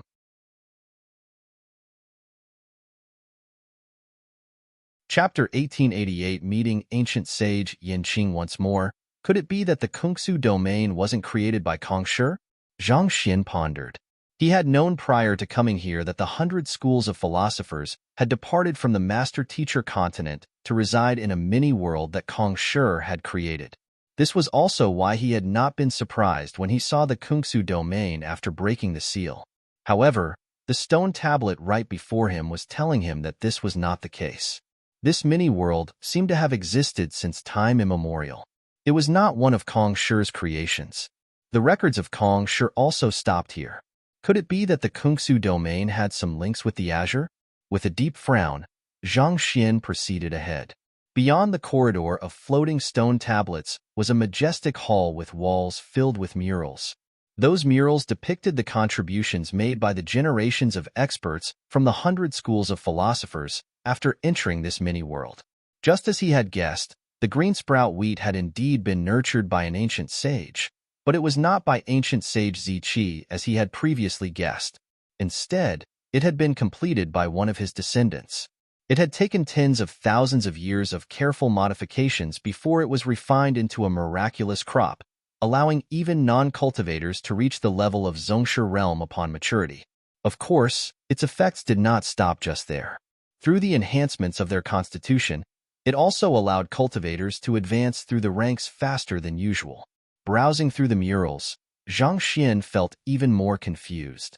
There were no more records regarding Kong Shi from that point onward. It was as if Kong Shi had completely disappeared from the world, such that there was no more news regarding him. He walked to the very end and circled the area once more, but there was nothing to be seen. He could not help but sigh helplessly. It seemed like he had reached a bottleneck in his investigations. Shaking his head, he was just about to leave the sage ancestral hall to investigate the other locations of the great phronestery of Confucianism when he suddenly noticed something and flitted to a corner of the room. At the same time, he swiftly set up over a dozen seals on him, causing all traces of his presence to fade into obscurity. Voila! Barely a second after he had hidden himself, the sound of footsteps echoed in the air. Several people were making their way into the sage ancestral hall. Zhang Xian secretly peered over from his hiding spot. The person standing at the forefront of the group was surprisingly a familiar face. Ancient sage Yanqing. The group that was following behind him also struck a chord in his memories. They had participated in the encirclement of sovereign Chen Yongbak at the Temple of Confucius. With his current strength and grasp of spatial laws, as long as he did not intentionally release his aura or communicate with anyone, he was able to completely conceal his presence even from ancient sages. They don't seem to be doing too well. When Zhang Xian first met them back at the Temple of Confucius, they had emanated the inviolable airs of an ancient sage, commanding an aura that forced others to bow to their authority. However, at this very moment, they felt like a great tree that was swiftly withering away. Be it their appearance or the aura that they were emanating, it felt as if strength and vitality were swiftly seeping away from them. This was something that he had felt from Zhang Hongtian back then when his lifespan reached its limits. I wonder what's wrong. Zhang Xian looked on contemplatively. It was true that the battle against Sovereign Chen Yong was intense, and many of them had sustained significant injuries throughout the course of the battle. However, their conditions were nowhere as severe as Zhang Hongtian's, and they should have been able to recover to their peak with sufficient time. Given so, how did they land themselves in their current state within a short few months? This was especially so for ancient sage Yin Qing. His face reflected infirmity, the vigorous spirit in his eyes had dimmed out, and his movements were slightly stiff. It was almost as if he was about to meet his end. Cough, cough. Just as Zhang Xian was trying to figure out what was going on, coughs echoed in the air, and fresh blood seeped from the corners of ancient sage Yin Qing's lips. Yin Qing, an ancient sage behind him, looked over worriedly. I can still hold on. Ancient sage Yin Qing raised his hand and replied feebly. Gathering the last bit of his strength left, he turned around and said, Let's begin after paying our respects. Are you certain that you want to do this? There's no other choice. This is the mission entrusted to the 100 schools of philosophers. We can't shirk from our responsibility, ancient sage Yin Qing replied with an unreadable look on his face. Shaking his head, he walked up to Kong Shi's sculpture and kneeled down. The other ancient sages quickly followed suit. To the venerated world's teacher, I am the 73rd generation of offspring of ancient sage Ziyuan, Yin Qing. I have heeded your teachings and held steadfast in my duties over the years. There has not been a day since when I have slacked. With the appearance of the Temple of Confucius, I know that we are reaching the breaking point that our predecessors warned us about, and it's time for us to do our part for the world. We are willing to offer our lives to the world, so if you are able to hear our prayers from above, I implore you to look after our clans after we are gone. The words spoken by ancient sage Yin Qing was solemn, as if he was prepared to meet his end. Kong Shi's sculpture simply stood silently on the spot, leaving a deafening silence in the air. After praying, the group got to their feet. Somehow, ancient sage Yin Qing looked a little feebler than before as he said, Let's go. Helplessness was reflected in the eyes of those high and mighty ancient sages, but they chose not to say a word at all as they followed quietly behind ancient sage Yin Qing. Breaking point? Offer their lives? Shortly after the ancient sages of the 100 schools of philosophers took their leave, Zhang Xian removed the seals around him as he lowered his head contemplatively. Under normal circumstances, those ancient sages should have returned to hibernation. So why did they suddenly pay a visit to this sage ancestral hall and speak such words? Furthermore, what was with the injuries inflicted on their bodies? The last thing he heard about them was that they were busy repairing the Temple of Confucius. Were there some dangers involved in the repairs of the Temple of Confucius? Harboring deep bewilderment in his heart, Zhang Xian quickly followed them out. Dragonbone Divine Spear. I need you to conceal my aura for me. The Dragonbone Divine Spear swiftly warped into a belt, which wrapped itself around Zhang Xian's body. In the blink of an eye, it looked as if Zhang Xian had contracted a fair bit. Not even the slightest hint of aura could be felt from him, such that even blood reincarnation realm experts would be unable to sense his presence. Even though Zhang Xian's current fighting prowess was comparable to blood reincarnation realm experts, he still had not taken the last step to achieving a breakthrough to ancient sage. As such, his control over his powers was a little lacking. Without layers and layers of barriers, he was not confident in keeping his aura sufficiently under wraps to track the most powerful experts on the master-teacher continent without alarming them. On the other hand, the Dragonbone Divine Spear had devoured the dragon blood and was only a step away from achieving a full breakthrough to the Dimension Shatterer realm. In terms of prowess, it was even stronger than ancient sage Yin Qing. With its help, it was unlikely that those ancient sages would be able to notice him. After leaving the sage ancestral hall, Zhang Xian saw ancient sage Yin Qing leaping into the sky and tearing open space to travel somewhere else. Zhang Xian quickly followed behind them. Sometime later, they arrived at an elevated platform amid a remote mountain range. The sky above was completely empty. There were no clouds, nor even any hint of blueness to be seen. It was an empty void. The flow of space in here is extremely fast, Zhang Xian noted. To the untrained eye, this place seemed to be extremely peaceful. However, as someone who had grasped the spatial quintessence, he could sense that this space was flowing extremely quickly, resulting in massive changes every passing second. It felt as if the entire area would collapse soon under the strain. That was not all. Beyond the void, there was a blood-curdling sensation that seemed to phase one's soul directly. Let's begin, ancient sage Yin Qing urged after getting into position. Nodding in agreement, the group of ancient sages began to drive their zhenqi. However, they were disrupted by a sudden gale. Two silhouettes were swiftly making their way over. Noting the presence of the two uninvited guests, the ancient sages quickly halted their actions and turned to look. Naturally, Zhang Xian did the same. Who? The two guests landed on the ground. The first person was a young lady that appeared to be in her early 20s.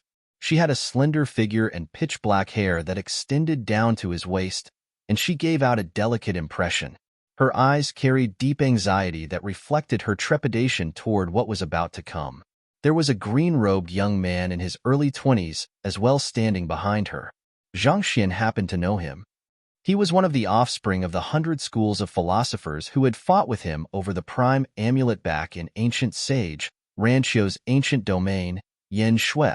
What are you two doing here? Ancient sage Yang Qing asked with a livid look on his face upon seeing the two of them. The young lady took a step forward and said with conviction, as a descendant of Kong Shi, how can I possibly remain uninvolved when such a matter has happened? A descendant of Kong Shi? Zhang Xian widened his eyes. Is she Kong Shi Yao?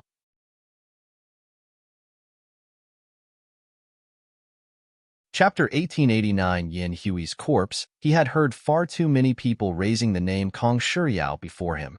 She was rumored to be the strongest expert of the 100 schools of philosophers, possessing superior talents in cultivation.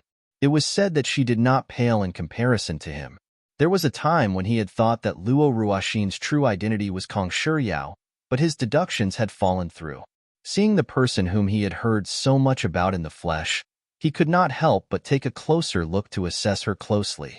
It had to be said that the rumors were not completely unfounded. Not only was she blessed with impeccable looks, she also emanated an ethereal aura reminiscent of a deity. It was hard to pull one's gaze away from her. Luo Ruoxin carried a lofty aura that pushed others away from her, making her hard to approach.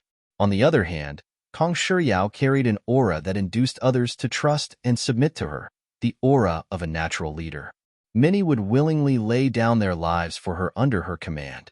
Formidable master teachers are able to draw the gazes of others with just their presence. This is the first time I have seen someone who is able to bring this quality out to such an extent. It seems like Kong Shi Yao has truly inherited Kong Shi's bloodline, Zhang Xian thought. Kong Shi's lineage was truly extraordinary. In terms of cultivation, Kong Shi Yao was at sempiternal realm consummation as well, the same as him. She had not achieved a breakthrough to ancient sage yet, but the aura in her body felt condensed and heavy. Most likely, her fighting prowess exceeded that of ordinary ancient sages. This was really the first time that Zhang Xian had seen someone whose talents were at a level similar to his. Since you are aware that you are a descendant of Kong Shi, you should also know of the responsibilities that you have to shoulder. We can afford to lose our lives, but you have to remain alive regardless of what it takes. The descendants of Kong Shi don't fear death, Kong Shi Yao replied in determination. I carry the purest bloodline of Kong Shi within me, so I'm the best candidate to stabilize the space here. There's no point arguing about this matter. Seeing that Kong Shi Yao's mind was set, ancient sage Yin Qing was silent for a moment before sighing deeply. Shi Yao, you are still young. and there's a long way ahead of you. I am just a pile of old bones who is going to reach the limits of his lifespan soon. There's no need for you to give up your life for this. This matter isn't open for negotiation." As he spoke, he suddenly waved his hand. A sudden outburst of energy shrouded Kong Shiyao and sealed her on the spot, rendering her unable to move. Ancient Sage Yanqing. Not expecting Ancient Sage Yanqing to make such a move, Kong Shiyao exclaimed in a fluster. A mixture of panic and anxiety welling up in her caused tears to brim in her eyes. But unmoved by Kong Shiyao's expression, Ancient Sage Yanqing turned to Yin Shui and sternly commanded, "Take care of her well. Even at the expense of your life, you can't allow any harm to fall upon her." "Yes," Yin Shui replied resolutely. Ancient Sage Yanqing closed his eyes for a short moment before looking at the other ancient sages and nodding. "Let's begin." As he spoke, a decisive and powerful aura gushed forth from his body. With the other ancient sages around cooperating with him, they swiftly formed a massive pillar of light that surged right into the void. The rumbling of thunder echoed from the void in space, and innumerable powerful surges of energy clawed at the rift, seemingly intending to climb their way out to unleash their horrors upon this world. Is this the Zhenqi of slaughter of the otherworldly demonic tribe? Feeling this aura, Zhang Xian was taken aback for a little. He pondered deeply for a moment before shaking his head. "No, that's not it. It feels even heavier than the Zhenqi of slaughter, almost like mercury. My meridians wouldn't be able to take the burden if I absorbed it." Zhang Xian's face turned even more grim at the realization. The energy beyond the rift was similar to the Zhenqi of slaughter, but it took on an even more bizarre form. Even with his current strength, he dared not to absorb it into his body recklessly. Normal spiritual energy was lighter than water, so the meridians were still able to withstand its flow without falling apart. However, the same could not be said about the mercury-like energy above him. While it was also fluid, the chances were that its weight would crush his meridians and destroy his body from within if he dared absorb it. This very energy was raging behind the rift, threatening to pour forth upon the world at any moment. If it poured out of the rift, all of the cultivators of the 100 schools of philosophers could very well explode on the spot once they came into contact with the energy. What's going on here? Zhang Xian was horrified. It was as if he was being exposed to a completely different side of the world that he had never seen before. If the seal failed to ward off the energy, it could possibly spell the end of the Kungsu domain. Stand your ground and fend it off. While Zhang Xian was still trying to make sense of what was going on, Ancient Sage Yanqing slowly rose into the air. His hair flew around messily under the furious tug of the air currents. He was serving as the very center of the formation created by the group of ancient sages, and he was responsible for channeling their energy toward the void. Thunder growled forbiddingly in the air as the pressure from the void grew heavier and heavier. It was almost as if the sky was going to fall upon them. At the same time, the faces of the ancient sages turned more and more severe as their black hair swiftly turned white. They are putting their life force on the line to seal the rift. It was no wonder they had aged so much within less than 3 months. It turned out that they had been expending their life force in order to maintain the seal before them. The lightning in the air grew more and more concentrated, as if signifying the rage of the heavens. Ancient Sage Yanqing bit his finger and flicked his fresh blood toward the depths of the void, following which a humongous coffin vaguely emerged from the void. The appearance of the coffin caused the rift to shrink a little, and the mercury-like power that was going to descend upon the world also cowered fearfully in its face. At the same time, the pressure crushing down on the crowd lessened significantly. That coffin, Zhang Xian thought with a frown. It was already bewildering for there to be a coffin hidden in the midst of the void, but what was even more shocking to Zhang Xian was the design of the coffin. To his astonishment, it was identical to the one that he had encountered prior to entering the Kungsu domain, the one that ancient sage Ranqiu's corpse was stored in. That coffin seems to be serving as the crux of the seal, Zhang Xian swiftly analyzed. This coffin was not made for the sole purpose of containing a corpse. Rather, it seemed to be a powerful artifact that was used to sustain the formation, sealing away the rifts in the air. It was due to the power of the coffin that the mercury-like power was unable to descend from the heavens and wreak havoc. Most likely, there's an ancient sage whose strength is on par with ancient sage Rancio within the coffin, Zhang Xian deduced. The fact that the formation was able to prevent the mercury-like energy from descending evidenced its incredible prowess. Serving as the crux of the formation, there was no way the person within the coffin could be ordinary. The seal at the entrance of Kungsu domain used ancient sage Rancio's body as its crux, and even the Dimension Shatterer realm Vicious had been unable to break it open. Considering how this formation was even more powerful, it was hard to imagine how powerful the person had been back in his prime. Jia, the coffin in the sky jolted intensely, and several slight cracks appeared by its sides. Open. Along with the appearance of the cracks, veins popped out on ancient sage Yanqing's temples. He swiftly sent a fresh stream of his blood toward the cracks of the coffin in order to further drive its opening. However, due to the severe loss of blood, his face was turning as pale as a sheet of paper. His body trembled uncontrollably from his overexertion, and his skin quickly lost its suppleness, turning loose and wrinkly. It was only an instant, but he looked as if he had aged another 10 years. Boom! The cracks on the coffin grew larger and larger under the influx of ancient sage Yanqing's blood, and soon enough, there was a massive explosion. Amid floating dust, a towering silhouette emerged from the coffin. Just as Zhang Xian had guessed, there was indeed an ancient sage corpse placed inside the coffin. This silhouette was dressed in a flowing long robe, and he had smooth facial features that created a calming appearance. Even though he had been stored in the coffin for tens of thousands of years, his body looked no different from the time of his death. There was no hint of decomposition at all. Could this person possibly be? Looking at the corpse and ancient sage Yanqing, a person's name surfaced in Zhang Xian's mind, and his body stiffened. Ancient sage Ziyuan. Yan Hui?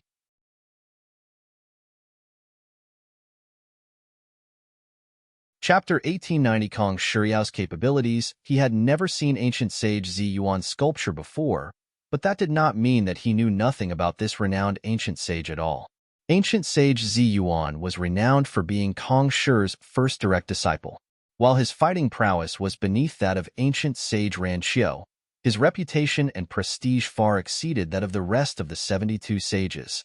Putting aside his honorable character and exceptional proficiency in many different fields, he was also the person who had helped Kong Shi compile the heritages of numerous occupations and standardize the ranking system. In contrast to the sharp aura that ancient sage Rancio commanded, the corpse before him seemed to emanate an aura more like the all-encompassing ocean that accepted the currents from hundreds of tributaries and assimilated them. It was through tapping into this superior strength that the mercury-like energy had not been able to breach the formation to seep into the master-teacher continent thus far. Most likely, ancient sage Ziyuan was the only one among the 72 sages who was capable of this feat. Besides, the fact that ancient sage Yanqing's blood was required to activate the coffin and nourish the corpse made it very apparent who was within it.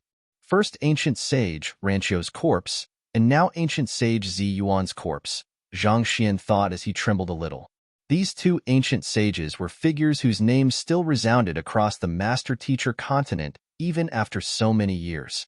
He had thought that they would have left the master-teacher continent together with Kong Shi, but who could have known that he would find their corpses there? Tribute.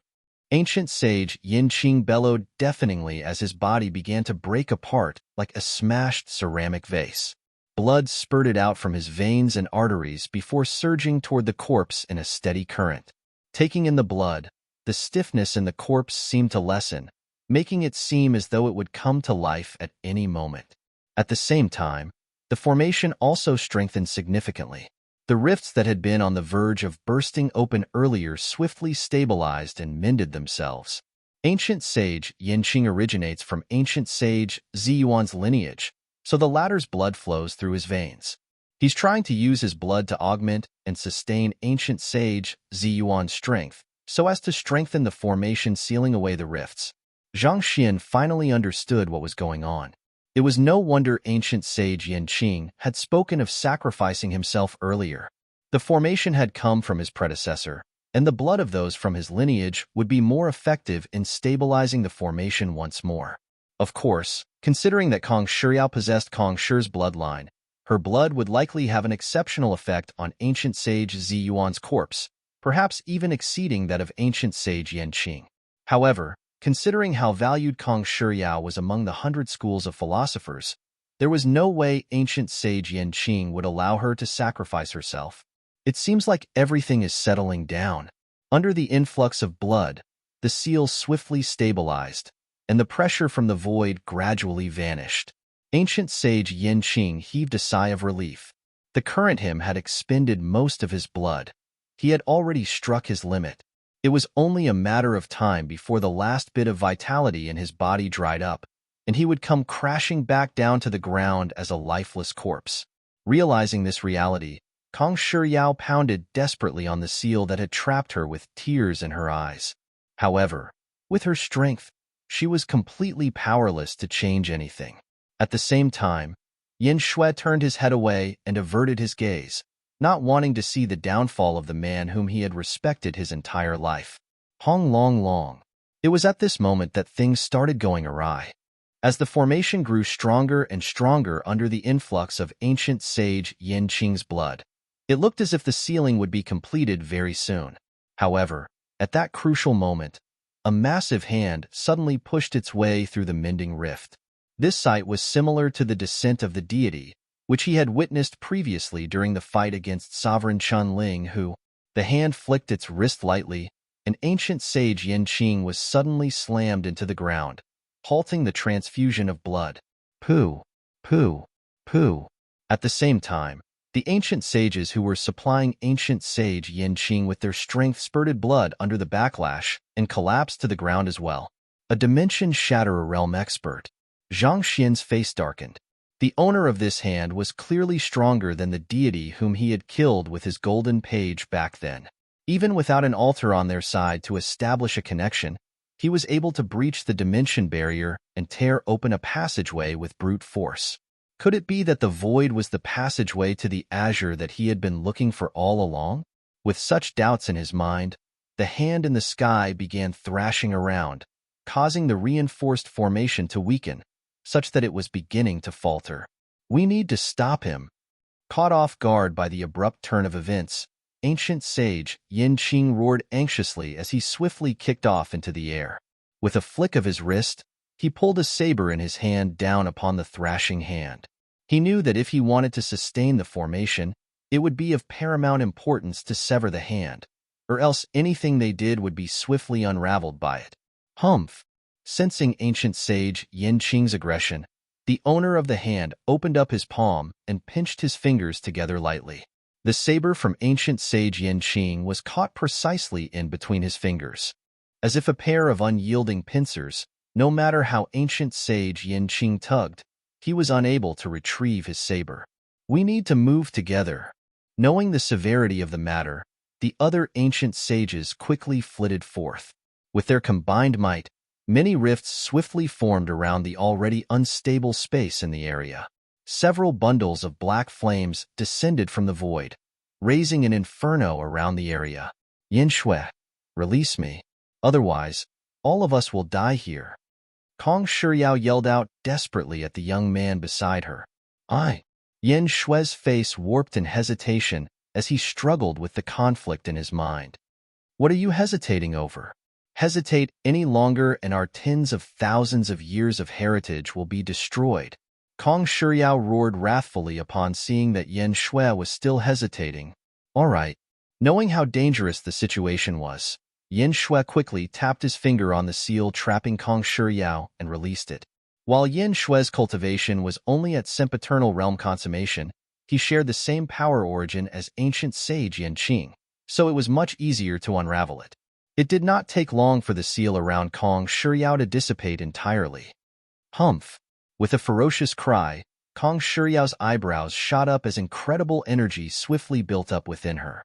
With a leap, she rose into the sky and whipped out a sword. Pointing the sword toward the hand, she brandished it with lightning speed. Remarkable. Zhang Xian nodded as he took this scene into sight.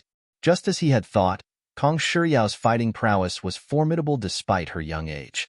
Just like him, her strength had also reached the blood reincarnation realm. The sword that she wielded in her hand was extremely powerful too. It was stronger than the Dragonbone Divine Spear, and in Kong Shiyao's grasp, it brought forth a might comparable to blood reincarnation realm consummation cultivators. Ding ding ding. Despite that, her sword chi only caused numerous sparks to rub off the hand. Nevertheless, she still continued to slash her sword relentlessly at the hand. Persistent cockroach. Seeing that a small fry from a lower dimension actually dared make a move against him, the owner of the hand bellowed angrily as he flicked his finger. Pong! Kong Shiyao was knocked back by an incredible force, causing her back to crash heavily against the ground. Blood seeped down from the corners of her lips. There was simply too huge a gap between the blood reincarnation realm and the dimension shatterer realm. Back then, even when Zhang Xian coordinated with multiple blood reincarnation realm ancient sages, he had been no match for the deity summoned by sovereign Chunling Sila. After flicking Kong Shiyao back, the hand proceeded to flick its finger, creating a shockwave that kept ancient sage Yin Qing and the others at bay. With a piercing cry, the rift in the unstable space widened as yet another hand passed through it, following which, a head came through as well. Just like the deity from before, this person was planning to make a forceful descent onto the master-teacher continent.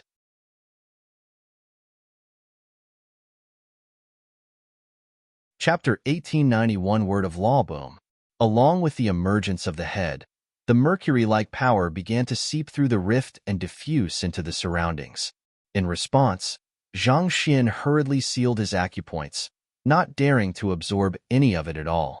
Similar to the Zhenqi of slaughter, this mercury-like energy was a special type of energy that could potentially crush one's meridians, causing one's cultivation to fall sharply or even put one in severe danger.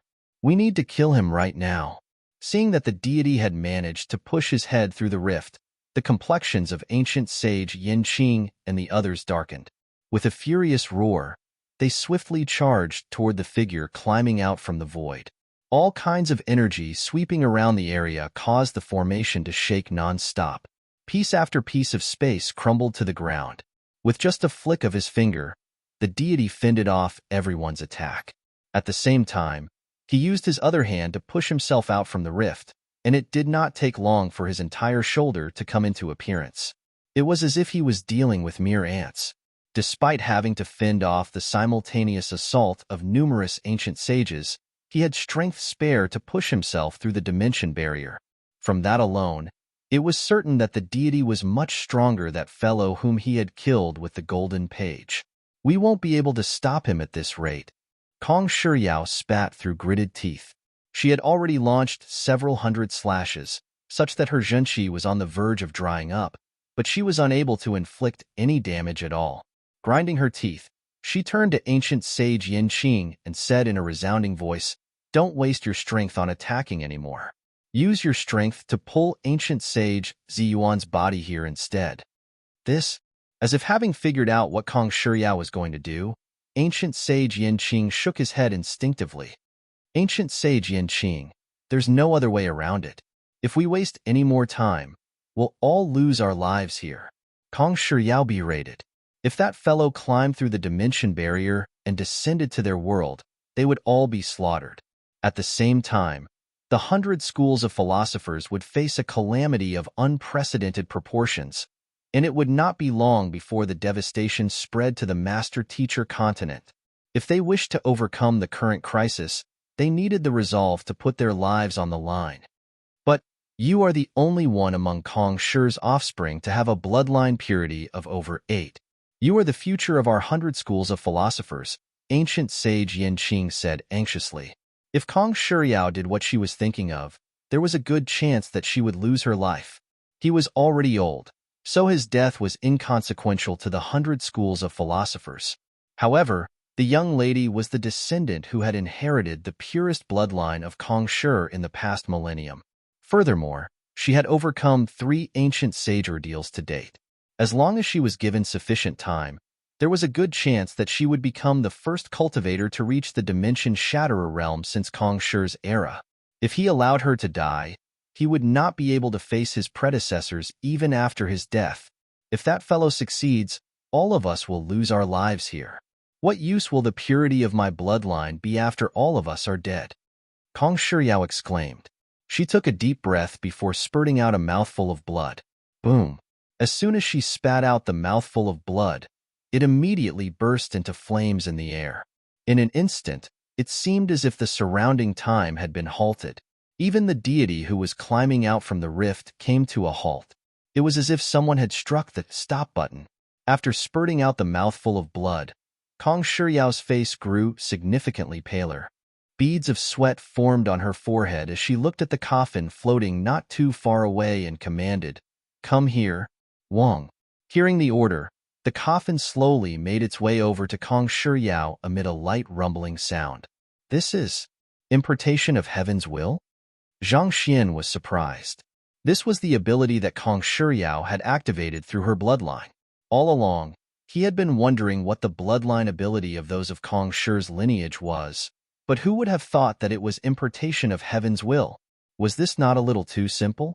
Compared to the Zhang clan's time acceleration and the Luo clan's spatial seal, was impartation of heaven's will not a little too lackluster in comparison? This did not seem to match up to Kong Shi's incredible strength. This isn't right. Zhang Xian frowned as he activated his Eye of Insight to take a closer look. What he saw made his heart jolt in astonishment. This isn't impartation of heaven's will, but impartation of heaven's will required one to impart knowledge that was acknowledged by the heavens in order to induce cultivators to heed their commands. While the heart of teacher comprehended by Zhang Xian allowed him to command plants and artifacts too, these beings needed to possess spirit or be enchanted with one. To put it in other words, impartation of heaven's will only worked on those who possessed spirit and were able to cultivate, and it required one to lecture on a cultivation technique that was suited for that individual's cultivation. It was easier said than done. For example, if Zhang Xian wanted to influence someone through impartation of heaven's will, his soul depth would have to exceed the other party's, and the content of his lecture needed to spark inspiration in the other party. As formidable as Kong Shiyao seemed, her true cultivation was only at sempiternal realm consummation.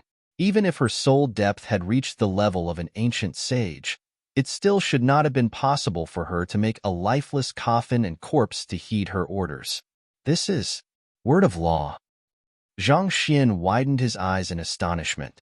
Word of law was an ability that turned one's diction into laws of the world, compelling the elements of the world to obey one's command. On the surface, it might seem similar to impartation of heaven's will, but it was much more terrifying than that. Before the word of law, all temporal laws and spatial laws meant nothing at all. Even if he activated the Zhang clan's bloodline, all the young lady had to do was to utter the word stop, and his movements would come to a complete halt. This was not a manipulation of time or space, but the very elements of the world. The act of stopping would become a new law of the world, forcing one to abide by it. This was how terrifying the ability was. To think that this was the ability that Kong Shi had comprehended during his breakthrough to ancient sage. It was no wonder he had boasted such incredible strength. Hong Long. Meanwhile, Kong Shiyao flew over to the coffin and opened it. Ancient sage Zi Yuan's corpse swiftly flew out and floated in the air. Even though his eyes were tightly shut, the pulsations of energy that were coming from him made it seem as though he was alive. Pooh! After doing all of this, Kong Shiyao spurted another mouthful of blood as her face turned even paler. Her body shuddered a little, as it seemed to reach its limits. As powerful as the word of law was, her cultivation was still too low. Forcefully activating ancient sage Zi Yuan's body had caused too heavy a toll on her, damaging her foundations. Sighing deeply, ancient sage Yin Qing commanded, "Allow me." Boom! An incredible amount of blood gushed out from his body to surge into ancient sage Zi Yuan's corpse. This caused the aura that ancient sage Zi Yuan's corpse was emanating to swiftly grow stronger. Do you think that you can defeat me with a mere corpse? I really should snap you out of your daydreams. The deity sneered coldly as he thrust his palm downward. At that moment, his chest had also been pushed out through the dimension barrier as well. It seemed like it would not be long before he completely descended upon this world. The palm strike caused the surrounding space to swiftly compress together, forming something reminiscent of a black hole. Get him! With a ferocious cry, the remaining ancient sages rushed forward to meet the deity's palm. Hula! The incredible pressure sent shockwaves rippling into the surroundings. Before the ancient sages could react, their flesh had already been vaporized clean, leaving behind mere skeletons. Even so, they did not back down. They stood firmly in the air to stop the palm from landing on ancient sage Yanqing and the others.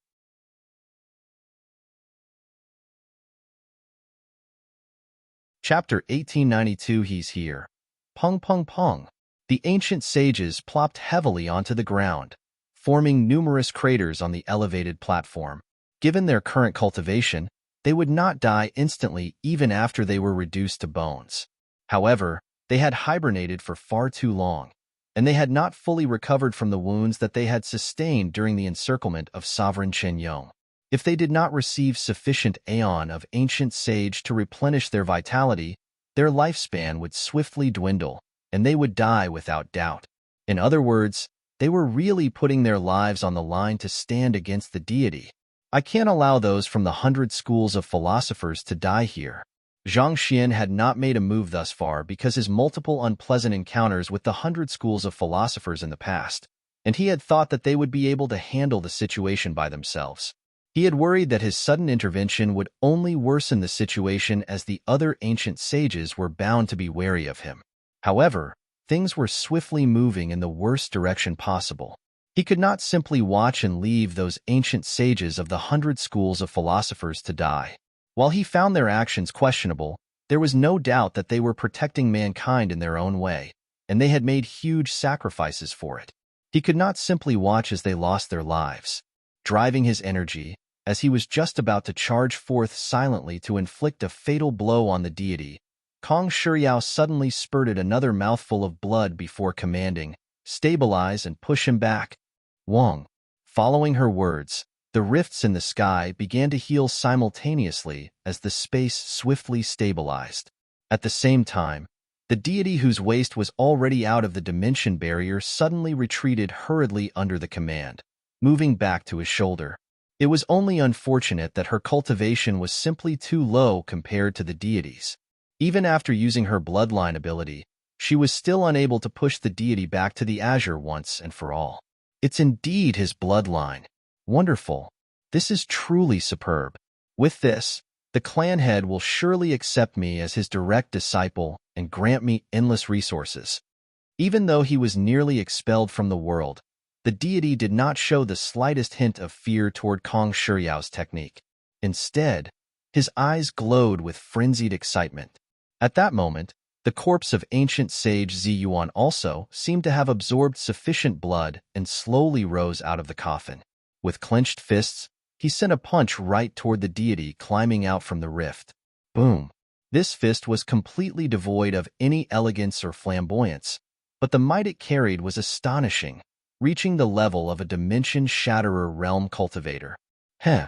In face of this devastating might, the deity did not show any trepidation. Instead, with a cold sneer, he placed his hands together. Selah! The formation sustained by ancient sage Ziyuan's corpse was forcefully ripped apart, causing the mercury-like energy to surge into the world. Under the sheer weight of the energy, ancient sage Yanqing was crushed into the ground. As if there was a mountain weighing down on him, he was unable to move at all. The others were not faring too well either. As Kong Shiyao had activated her bloodline ability, she was still able to somewhat hold her ground. On the other hand, Yin Shui's face paled as his skin swiftly ripped apart under the pressure, revealing his crimson flesh underneath. Zhang Xian was also affected by the mercury-like energy too, but it was not too severe for him. He was the strongest among the ancient sages present, and he had sealed his acupoints beforehand to prevent any of that energy from getting into his body, so the damage that he sustained ended up being the least of all. Kacha! Kacha! Kacha! The deity fought with ancient sage Ziyuan's corpse, but with each blow executed, the strength that the corpse commanded dwindled. On the other hand, with the mercury-like energy suffusing the area, the deity seemed to be growing stronger by the moment. By the 8th blow, there was a resounding explosion as the corpse was sent flying back into the coffin. Bloodline ignition. With crimson eyes, Kong Shiyao roared wrathfully as she began igniting her bloodline once more. But this time around, before she could finish her move, the deity sneered coldly, "Save your effort on this futile struggle. Just because I need you alive doesn't mean that I'll overlook your insolence." Following which, another palm strike descended from the rift. Pooh!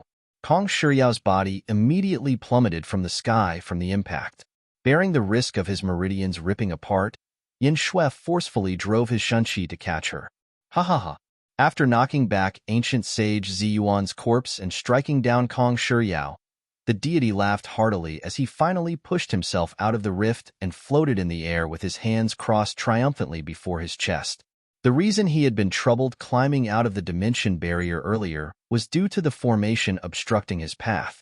However, with the formation swiftly crumbling under the influx of the mercury-like energy, there was no longer anything that could stop him.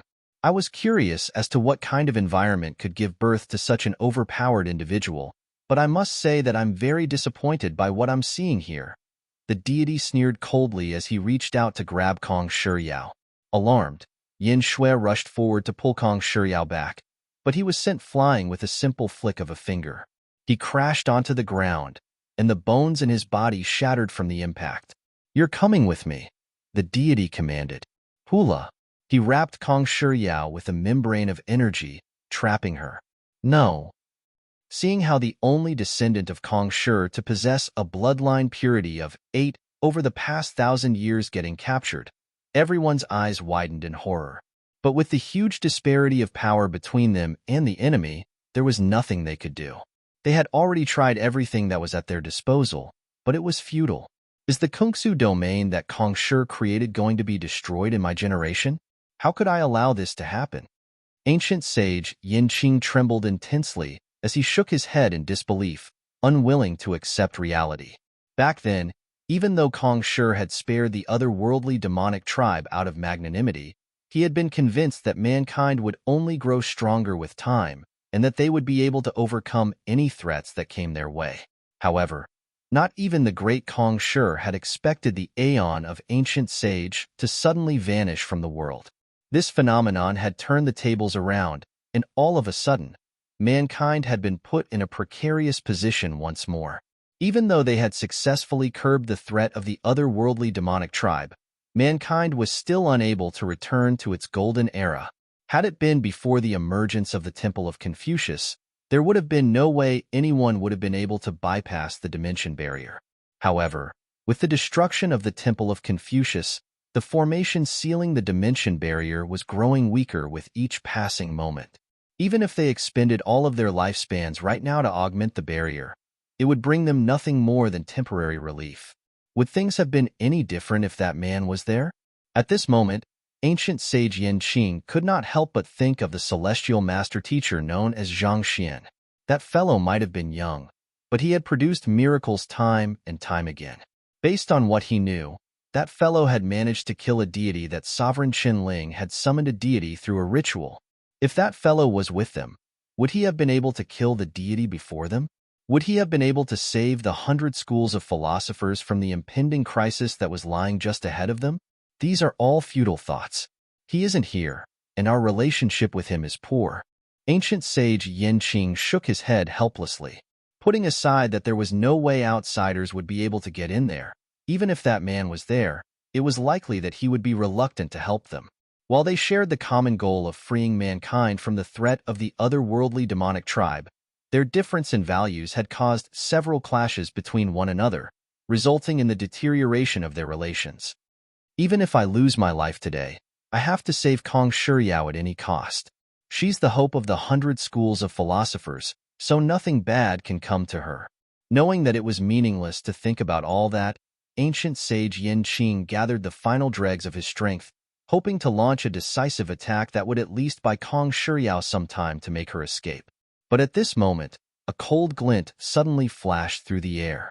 As swift as lightning, it darted right toward the deity's throat. Taken aback by the sudden emergence of such an expert, ancient sage Yin Qing was taken aback. He hurriedly took a closer look, and a lofty figure appeared in his sight. It was a sight that he would never be able to erase from his mind. It's Zhang Xian. He's here.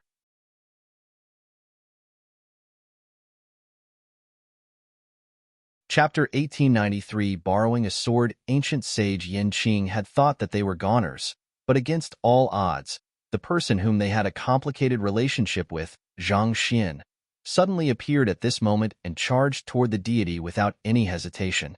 Looking at the splendid spearmanship that he might never be able to reach in his lifetime, ancient sage Yin Qing sighed deeply in embarrassment. I guess he's a greater master teacher than I'll ever be. For mankind, personal grudges are nothing to him at all. I wronged him. For mankind, the other party was willing to bear the criticism of the world and fake his own death so as to sneak into the midst of the otherworldly demonic tribe and quell the threat. This spoke volumes of his character. How could such a noble person possibly leave them in the lurch when crisis truly hit? While ancient sage Yin Qing was lamenting over his own misjudgment, Kong Shiyao and the others were awestruck by Zhang Xian's attack. They were unable to find the words to describe how powerful that spear thrust was. It was perfectly aligned with nature, making the movements feel extremely smooth. In that instant, their pain and frailty seemed to have disappeared from their minds. The only thing that their attention was on was the beauty of the spear. The deity floating in the air was stunned as well. He did not think that there would be such a powerful adversary in this lower dimension. In his moment of hesitation, the spear had already arrived before his throat. Puha! Fresh blood splattered as the spear pierced through his skin. However, barely after entering an inch, it was as if he had struck a metal plate. No matter how hard Zhang Xian pushed, he was unable to thrust his spear any deeper. I never would have thought that this scarce environment could give birth to an expert of your caliber. Not bad. Not bad at all. I'll take you along with me too. With a cold sneer, the deity grabbed the spear that was in his throat. In response, Zhang Xian swiftly flicked the spear, and it warped into a massive black dragon that wrapped itself tightly around the deity's body. Taken aback by this move, the deity was stunned for an instant before fury filled his mind. How could he, an expert from the Azure, possibly be trapped by a mere being from a lower dimension? This was an insult to him. You're asking for it. His muscles bulged out as he exerted his might in both of his arms. He was intending to crush the black dragon when a massive brick suddenly fell down from the sky and smacked him right in the face. Pong. Previously, Zhang Xian had forged the Golden Origin Cauldron into a sempiternal realm consummation artifact. Over the past month in the otherworldly demonic tribe, he had allowed it to absorb the aeon of ancient sage inside the painting, and it did not take long before it managed to achieve a breakthrough to ancient sage realm. While it was still miles away from reaching the Dimension Shatterer realm, with its astounding weight and remarkably resilient material, it was still able to inflict some damage to the deity through a direct hit on his head. The direct hit rendered the deity momentarily dazed as a ringing sound persisted in his ear. Just as the deity was going to blow his top, the brick suddenly spoke up. Let me just clarify this in advance. I am not a brick but a cauldron. What struck your face was my bottom. Following which, the Golden Origin Cauldron did not forget to wiggle its bottom on the other party's face to emphasize its point. Kong Shiyao and the others were stunned by what they had just seen. Why would such a powerful expert have such an underhanded and seemingly lewd artifact? Furthermore, that fellow actually said that it was a cauldron. The heck, do you even know what a cauldron is? You are obviously a brick. There's not a single part to you that looks like a cauldron at all. Or are we getting behind times? Feeling the cauldron rubbing its bottom on his face, the deity went berserk. Scram! Boom! A powerful shockwave burst forth from the deity, causing the Golden Origin Cauldron and the Dragonbone Divine Spear to be sent flying. The latter swiftly warped back into a spear before returning to Zhang Xian's grasp. Dong! The furious deity landed a fist on the Golden Origin Cauldron's body. My bottom! The Golden Origin Cauldron yelped as it spun anxiously on the ground, as if trying to reshape its dented bottom. You be **starred. I've changed my mind. I'm going to slaughter you. The face of the deity twitched a little as he glared at Zhang Xian. Without any hesitation, he lifted his palm and thrust it down upon the latter. On the other hand, Zhang Xian quickly activated the Zhang clan's bloodline and flitted several hundred meters away in an instant. Then, he brandished his spear and charged toward the deity once more. Time quintessence? Seeing how the young man seemingly teleported away to dodge his attack, the deity harumphed disdainfully. He raised his hand with the intention to wrap the young man in his energy so as to seal his movements, but clanging sounds suddenly echoed in the air above at that moment. Raising his head, he could not help but narrow his eyes in alarm. At some point, countless weapons had filled the sky, be it swords, sabers, hammers, spears. All in all, there were several hundred of them. Voila! Those weapons immediately descended to launch a flurry of attacks on the deity. Do you think that these trash weapons can hurt me? The deity scoffed in disdain. With a mere glance, he was able to tell that those weapons were all great sage artifacts. Not a single one of them had reached ancient sage. Putting aside defeating him, none of these weapons would even be able to pierce his skin. Well, I'm not banking on them hurting you either, Zhang Xian replied nonchalantly. He had gathered those weapons from the otherworldly demons that he had killed back at the Temple of Confucius. Placed on the market, they were artifacts that were highly sought after by other cultivators, but they were insufficient to harm ordinary ancient sages, let alone those who were at the Dimension Shatterer realm. You aren't banking on them? The deity was slightly taken aback. He was unable to figure out what Zhang Xian's intentions were. At this moment, the deity suddenly felt a coldness beneath him once more. Lowering his head, he saw the spear from earlier warping into a black dragon once more to trap him tightly, sealing his movements for a moment. You! The deity bellowed with gritted teeth. In the end, the attack from all of those weapons was just a distraction for the spear to trap him once more. But so what? Even if they had him trapped temporarily, there was nothing that they could do to him. As long as he exerted his full strength, he would be able to swiftly break free from his restraints. It would be interesting to see how many times this black dragon could do this before it was broken into pieces. While the spear had been tempered many times, its cultivation was still far beneath his. Each time it was jolted away, it would sustain significant damage.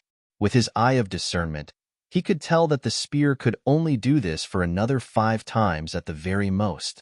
Just as he was about to knock the spear away once more, the young man suddenly lowered his head and said, "You are Kong Shiyao, right?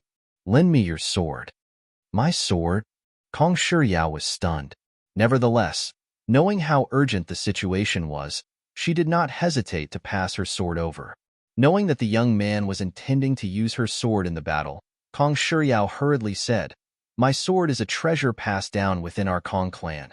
Those who don't possess our bloodline won't be able to assimilate it. If you wish to use it, I can lend you a droplet of my blood." This sword had been forged by one of the best blacksmiths in the 100 schools of philosophers. The sword had already reached blood reincarnation realm consummation, a mere step away from reaching the Dimension Shatterer realm. Those who did not possess a sufficiently pure bloodline would not even be able to move the sword. It had taken her nearly 3 years before she was able to assimilate the sword and use a portion of its prowess. If the young man before her wished to use it, he would need to use her blood as a medium to temporarily tame the sword. "We don't have time for that now," Zhang Xian replied as he flicked his wrist powerfully. Wong! A crisp sound echoed by the sword, and the next moment, it bowed down before Zhang Xian, almost like a loyal, domesticated dog.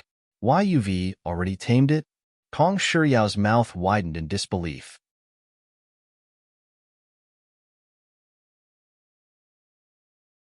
Chapter 1894. He's Zhang Xian. With Zhang Xian's capabilities, taming a blood reincarnation realm consummation sword was a piece of cake. After assimilating the sword, he raised it high in the air and hacked it down upon the trapped deity. Dang! There was a resounding clang as sparks rubbed off the top of the deity's head. A layer of skin fell to the ground. The eyes of the deity turned scarlet with rage. On the other hand, Kong Shiyao widened her eyes as she muttered incredulously, "That's not how you are supposed to use a sword. The greatest strength of a sword lay in its swiftness, but that fellow actually used it as a hacking tool instead. Even the best of weapon would eventually spoil under such misuse. Dang dang dang. In a single breath, Zhang Xian executed over 100 hacks all on the same spot, causing a laceration to appear on the deity's skull. It was so deep that one could almost see his brain. Boom. Overflowing with the rage from being humiliated, the deity released a massive outburst of power once more and sent the Dragonbone Divine spear flying.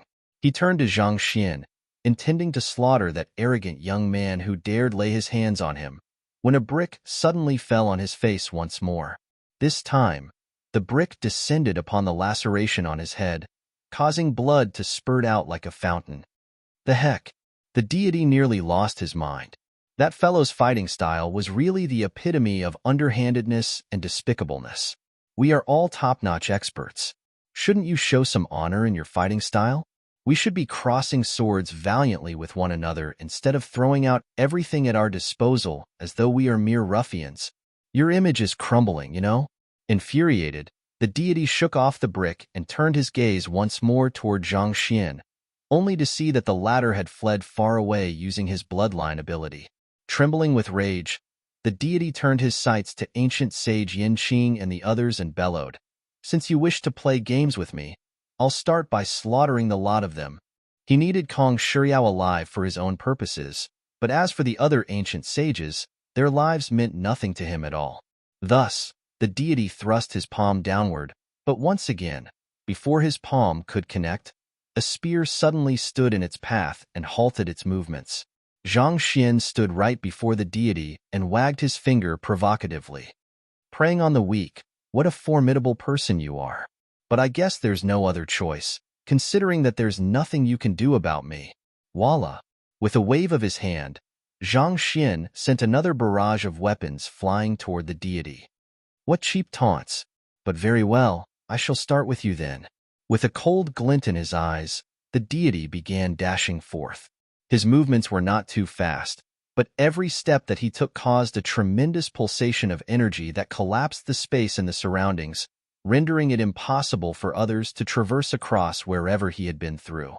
He had to admit that his speed was lacking in comparison to Zhang Xian, but as long as he shattered the space in the surroundings, the latter would have nowhere to escape to. What a distasteful move. Zhang Xian's lips twitched.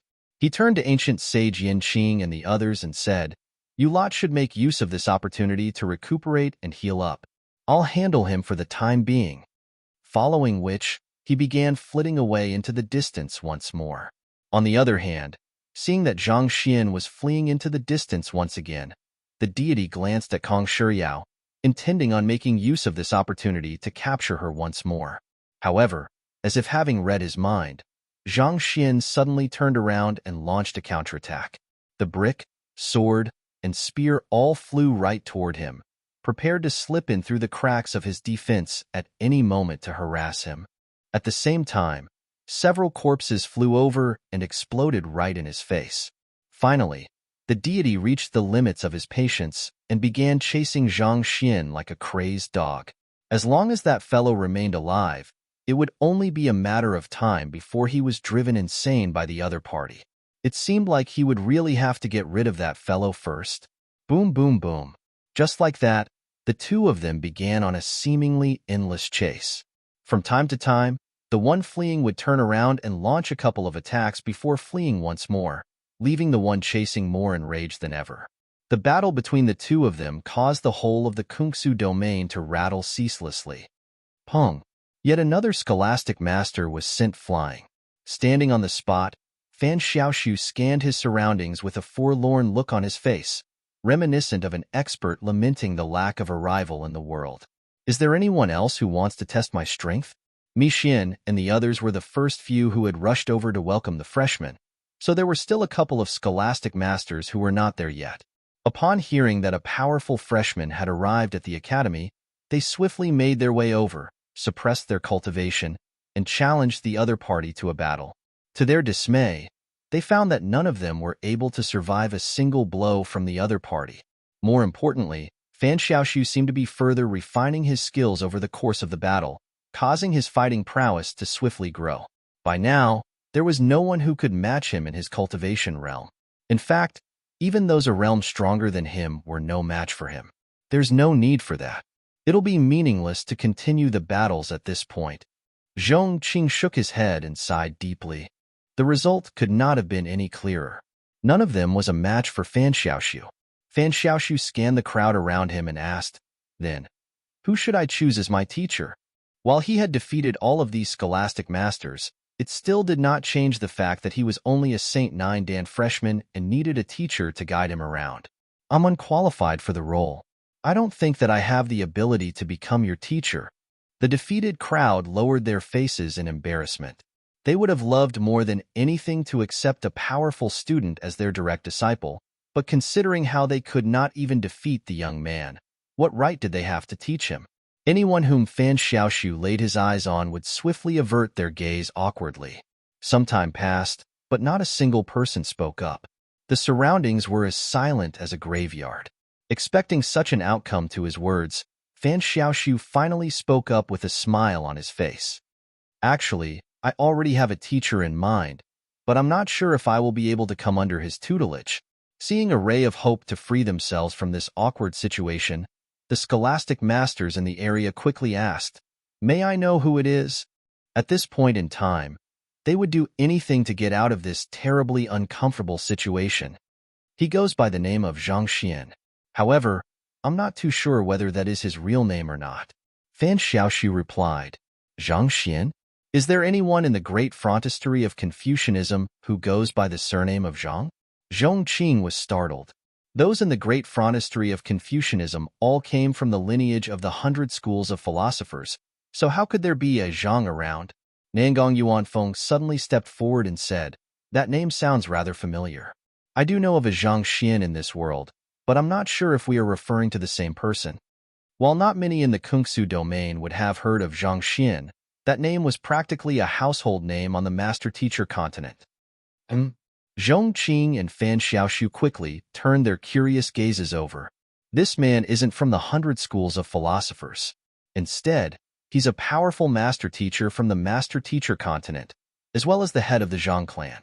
The reason we failed to acquire the celestial amulets of legacy back, then as per the requirements of our mission, was due to his interference. Nangong Yuanfeng said, Ah, that Zhang Xian? Zhong Qing widened his eyes in realization. The top echelons of the 100 schools of philosophers had already heard about the happenings in the Temple of Confucius. Based on the information that they had received, almost everything that they had sought to obtain, be it the canvas of 4 seasons or the Bodhi fruit, had ended up getting stolen by him. How did you hear of his name? Zhong Qing stared at the young man before him intently. It was deeply suspicious how Fan Xiaoxiu knew of Zhang Xian's name, even though he had spent his entire life in the Kungsu domain. There was likely something deeper to this. Fan Xiaoxiu's body suddenly stiffened as he realized that he had just let something important slip. All along, he had thought that Zhang Xian was an ancient sage of the great frontistery of Confucianism, or at least someone who was close to the academy. But contrary to his expectations, it turned out that the other party was not even from the 100 schools of philosophers. That would explain why the other party had borrowed his identity in order to get in. He had really messed up. You've never left the Kungsu domain before, so you shouldn't have known of that name. Does this mean that Zhang Xian is currently in the Kungsu domain? Zhong Qing's eyebrows shot up as a bad premonition struck his mind. Considering how Fan Xiaoxiu and the others had suddenly grown so much stronger, as well as the fact that they actually knew of Zhang Xian's name, the most logical deduction that he could think of was that the renowned master-teacher of the master-teacher continent had somehow managed to find his way into the Kungsu domain. Fan Xiaoxiu was in a quandary.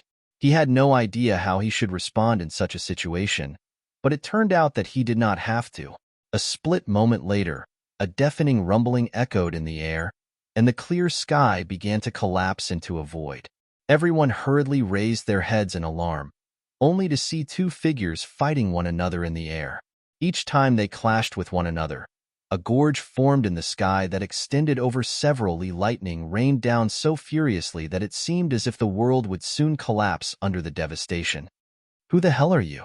A person with blood dripping down his head bellowed with gritted teeth. Your grandfather, Zhang Xian. The other person replied gleefully, He's Zhang Xian? Everyone was stunned.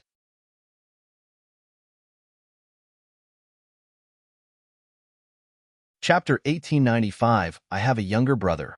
Words could not begin to describe how agitated Fan Xiaoshu felt at that very moment.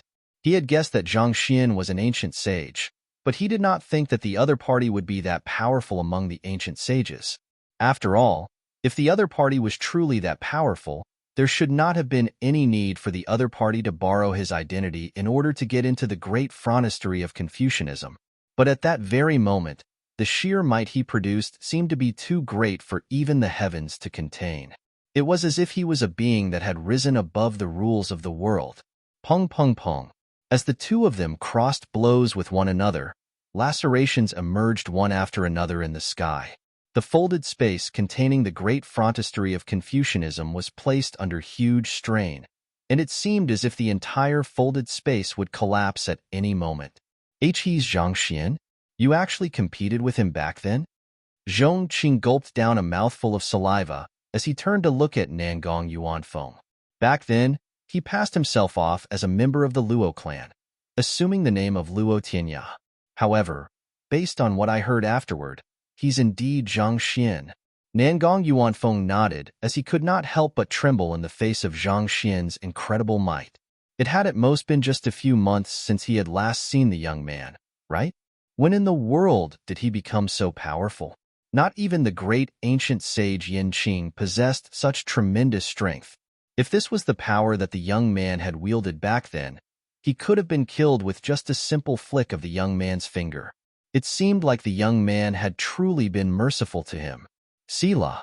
In his moment of shock, the fighting duo had already torn through the space of the great frontistery of Confucianism and vanished from sight.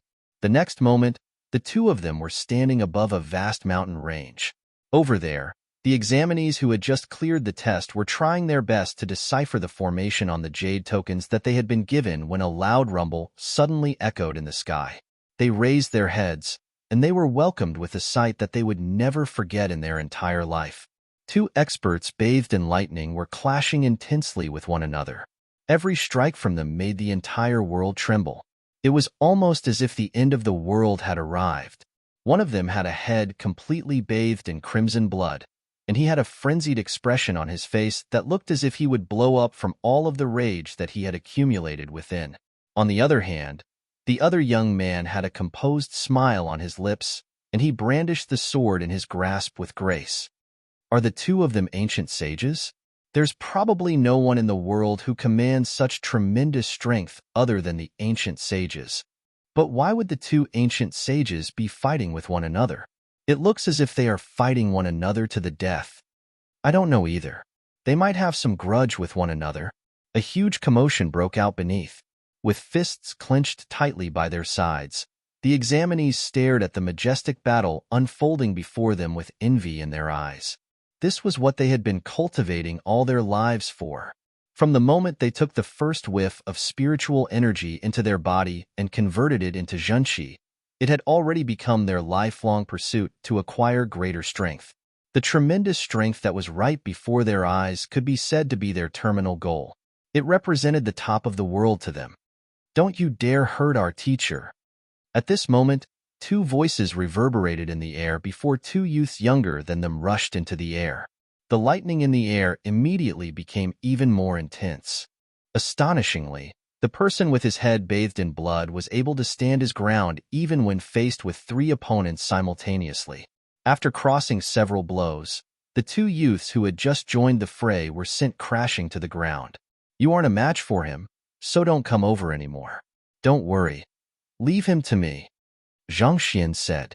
At the same time, he flicked his wrist and leaped into a dimension rift, disappearing from sight. Where do you think you're going?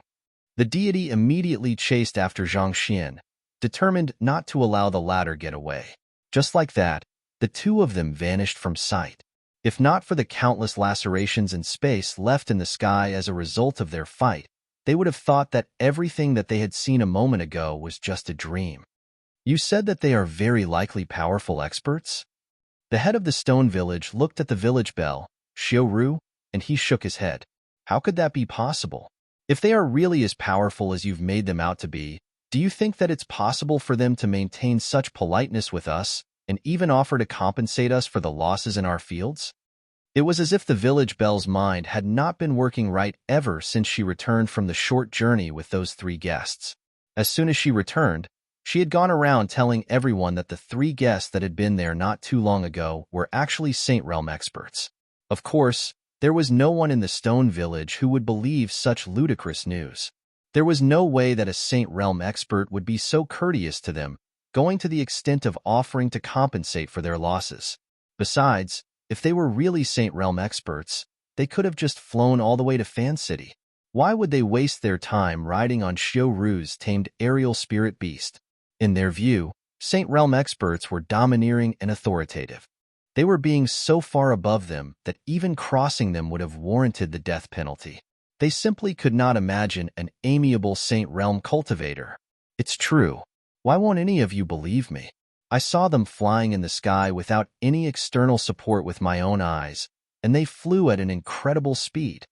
Xiaoru exclaimed in exasperation. It was so frustrating to see everyone acting as if she was blabbering gibberish. She was certain that she had seen the three of them vanishing right before her eyes. While she had found it unbelievable at first, she was convinced that they were definitely Saint Realm experts. Had she known that they were Saint Realm experts right from the start, she would not have acted so haughtily. Instead, she would have humbly asked for their guidance in her cultivation. I know that you have great ambitions in mind, but Saint Realm experts only exist within major clans. People like us will never get a chance to see them at all. The village head sighed deeply as he tried to console Xiaoru. But at that very moment, the deafening rumbling of thunder filled the air. Everyone quickly raised their heads, and what came into their sights were two figures shrouded in lightning. They were crossing blows intensely with one another, and every strike they dashed out tore the fabric of space apart, causing dark rifts to appear all around the surroundings. Isn't that young man? Recognizing one of the two figures in the sky, the villagers widened their eyes in shock. It was certain that the young man equipped with a spear fighting in the air was the person whom they had welcomed into their village not too long ago. The village belle had just said that they could very well be Saint Realm experts, and they had thought that it was ridiculous. But what they were witnessing had already far exceeded what saints or even great sages could achieve. He is actually an ancient sage. The village head felt his throat turning dry as he spoke. Even though they were only ordinary villagers who were unqualified to cultivate, they did hear a fair bit about the various cultivation realms and the strength that they commanded. Not even the esteemed great sages in the top echelon of the 100 schools of philosophers could summon such tremendous might. The young man in the sky was definitely an ancient sage, and a very powerful one at that. I actually journeyed together with an ancient sage. But not only did I neglect to learn from him, I even scorned him? The village belle, Xiaoru, nearly burst into tears at the realization. For the longest time, she had desired to acquire higher cultivation techniques to advance her cultivation, but when the opportunity presented itself, she had actually allowed it to slip through her fingers due to her arrogance. Even though she was highly regarded in the village, she knew that someone of her caliber would never be able to catch the sight of an ancient sage.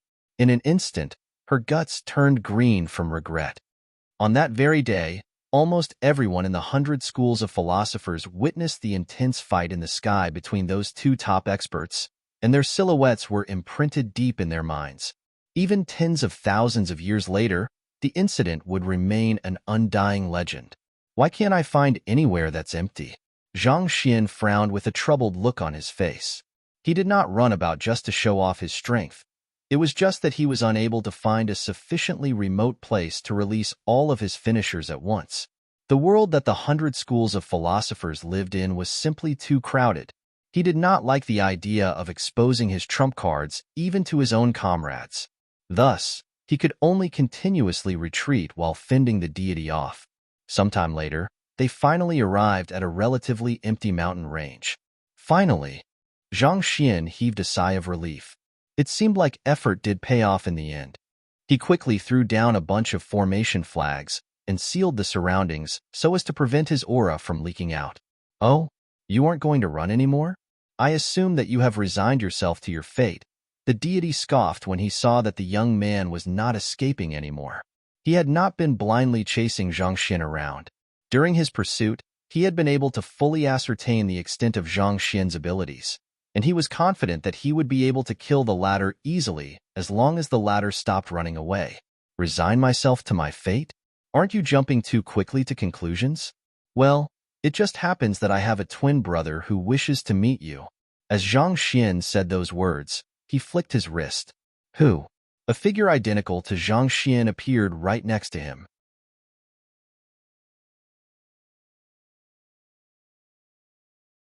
Chapter 1896 Slaying a Deity, Twin Brother?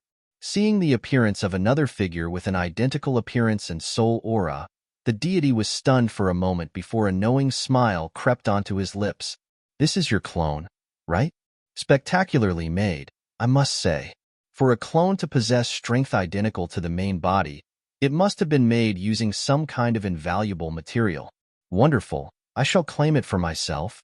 There were cultivators in the Azure who created their own clones to augment their fighting prowess, but most of them were just look-alike puppets that were similar to the main body and form. The clone that was standing right before him actually possessed a unique soul. This meant that the material used to create the clone was of extremely high quality, even by the standards of the Azure. If he could acquire such a treasure for himself and forge his own clone, his fighting prowess would effectively double in an instant. With reddened eyes, he pointed at the clone in front of him and spoke with quivering lips. From this day forth, you shall be mine as well. Boom. Torrential energy poured out toward Zhang Xin's clone, but before it could even reach the latter, the deity saw a blur in his field of vision. Before he knew it, the clone was already standing in front of him, and a leg was flying toward his face. With a haughty look on his face, the clone demanded, "Who the hell are you? The likes of you actually think that you would be able to tame me? You." With twitching lips, the deity swiftly grabbed the clone's leg to stop the attack when the latter's other leg came flying from the opposite direction. Pong. Just like that, the deity was knocked back as his cheekbone sunk inward from the powerful impact. What? How is this possible? The deity was stunned by the earlier strike. It was not due to the damage that he had sustained, but by the sheer disbelief at how powerful the kick had been. The clones that he had seen thus far had always been weaker than the main body, but why would this person's clone be even stronger than the main body itself? How in the world did this even work? It was illogical. You sure make a huge fuss out of nothing. My main body is a weakling, so how could he begin to compare to me? The clone smirked as he charged toward the deity once more, whipping his leg over at a terrifying speed. As Zhang Xin had been suppressing his cultivation, he was still at sempiternal realm consummation. However, it was different for the clone. As a god artifact, there was no need for him to suppress his cultivation at all. A month ago, he had already pushed for a breakthrough to Ancient Sage using the Aeon of Ancient Sage, making him a full-fledged blood reincarnation realm expert. Even when they were in the same cultivation realm, Zhang Xin was no match for his clone, let alone the fact that there was a gap of 3 entire realms between them. If Zhang Xin had a fight with his clone, he would barely be able to protect himself with the Dragonbone Divine's spear in hand. Slowly, the surprised look on the deity warped into feverish excitement as he began laughing maniacally. Ha ha ha ha ha. The heavens are really shining on me. Now I am more determined than ever to make you mine. With a piercing cry, he leaped forward to meet the clone's attack. He gathered all of his strength together in order to suppress this show-off of a clone once and for all when a shadow was suddenly cast over him. He hurriedly retreated in alarm before looking upward. It was a massive book, following which a pitch-black palm shot out from the book and darted right for his face. Pa! This strike caused him to spin around twice on the spot as fresh blood spewed all over the area. What the heck is this? The deity was a little astonished by all of the trump cards that Zhang Xin had up his sleeves. Just what other things did the other party have in store? First the spear, the sword, and the brick, and shortly after, the clone, and now, a book was joining the battle. More importantly, he could sense incredible pulsations of energy coming from within the book. There was some kind of existence that possessed strength comparable to him sealed within. Who? In that moment of astonishment, Zhang Xian charged forward with a spear in his left hand and a sword in his right hand. Brandishing the two weapons with surprising coordination, he was actually able to throw the deity into a fluster for a brief moment through the bizarre combination of attacks. Meanwhile, his clone and Vicious quickly rushed forward to further pressure the deity. Pung pung pung pung. Under the relentless assault, it did not take long for the deity to be struck by several hundred times, and the impact sustained caused his bones to shatter and internal organs to shift. There was not a spot on his body that remained unharmed. No, this can't be happening. For the first time throughout the entire battle, the deity tasted fear. He had rushed over when he noticed the weakening of the dimension barrier because he had thought that he would be able to acquire some rare treasures. But who could have known that he would end up being cornered in this lower dimension? Even Zhang Xian himself was already a tricky opponent to deal with, let alone having to simultaneously cope with another two experts who boasted strength similar to his. How could he win against such a lineup? In the depths of his heart, the deity began to despair. He knew that he could not allow the battle to continue any further. He had to escape. Thus, he gathered all of his energy seemingly with the intention to launch a desperate counterattack, causing the other three to immediately go on the defensive. However, it was, in fact, a feint. With no one tying him down, he immediately turned tail and ran away. However, before he could get far, the world suddenly turned dark. He barely had time to glance upward before a massive brick crushed down on his head once more. It was as if this fellow had been biding his time in the sky all along, waiting for the ideal opportunity to smash his face. Pung. While this smash did not deal a fatal blow to the deity, it did throw him off for a moment. This momentary lapse in attention turned out to be his undoing. The next instant, a spear and a sword pierced through his chest. Right after, a fist smashed right into his head, and a black hand stabbed into his heart. Putong. Even down to his last breath, there was an incredulous look on the deity's face, as if he could not believe that a superior being like him had been defeated by mere ants. As the last breath escaped his lips, his body grew limp, and he began plummeting from the sky. It would be a waste to leave the blood and body of an expert of such caliber lying around, Zhang Xian thought as he quickly stowed the corpse of the deity into the myriad ant hive nest, following which, he heaved a deep sigh of relief. The battle was finally over. No matter what, the enemy that he had faced was a true Dimension Shatterer realm expert. Had he made any mistakes over the course of the battle, he would have been destroyed in an instant.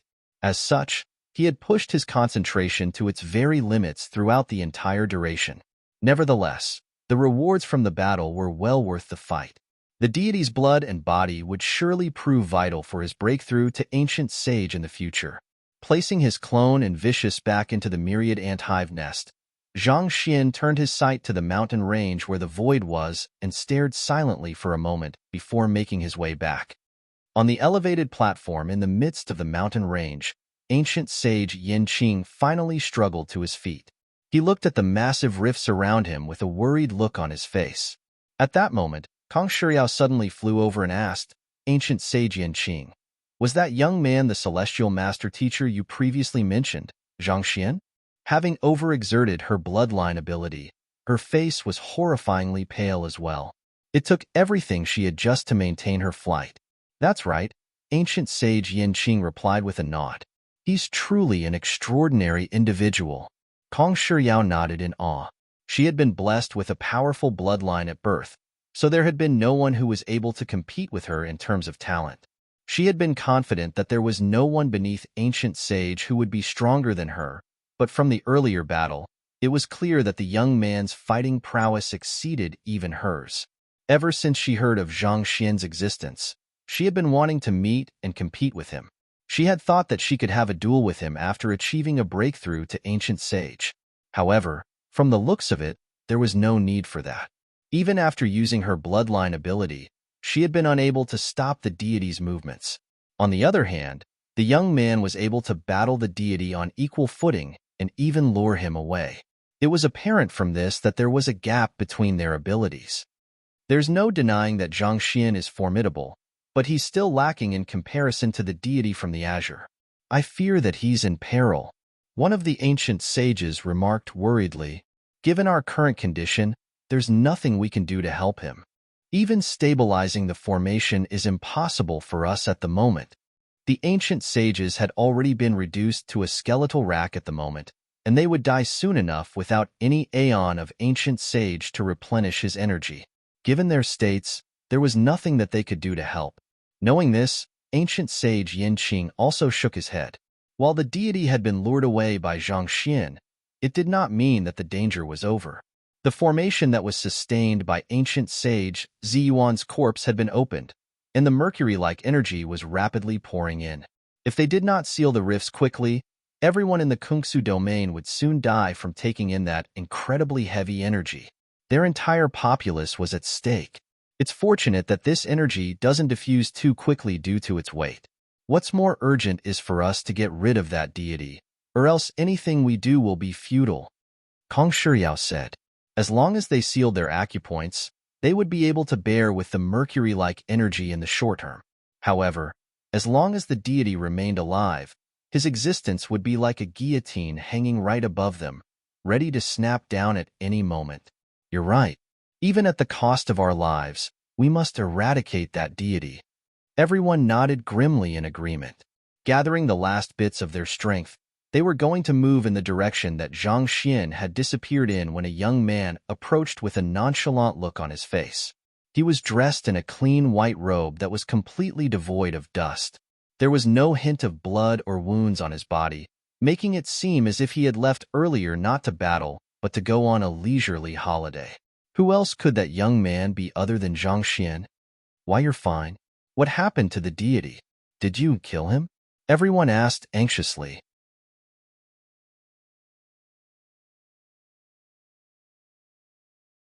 Chapter 1897 Repairing the Formation. As you can see, I'm perfectly fine, Zhang Xian replied with a smile. As for the deity, you need not worry about him anymore. On his way here, he had washed himself with clear water to quickly clean up a little before switching into a fresh set of clothes. Even though he had not sustained any injuries, he had sweated a fair bit over the course of the battle, and the feeling of fabric clinging stickily to his skin felt very uncomfortable to him. Time ticked by in silence. It was quite a while before the crowd was able to take in the news that the young man had successfully gotten rid of the deity, and looks of awe appeared on their faces. To defeat a person so powerful without sustaining any injuries, the young man was frighteningly powerful. Taking a deep breath to recover from his shock, ancient sage Yin Qing took a look at the rifts around him before looking at Zhang Xian with an awkward expression on his face. Zhang Shi, I understand that you have unique insights into formations, so may I trouble you to mend our formation for us? He knew that the current 100 schools of philosophers lacked the ability to mend the shattered formation, but the young man before him should be able to pull it off. It was just that the young man was an outsider, and the relations between them could not be said to be amicable. Furthermore, it was just a moment ago that the young man had done them a huge favor by luring away the deity and getting rid of him despite the risks, so he could not help but feel a little embarrassed for relying so much on the other party.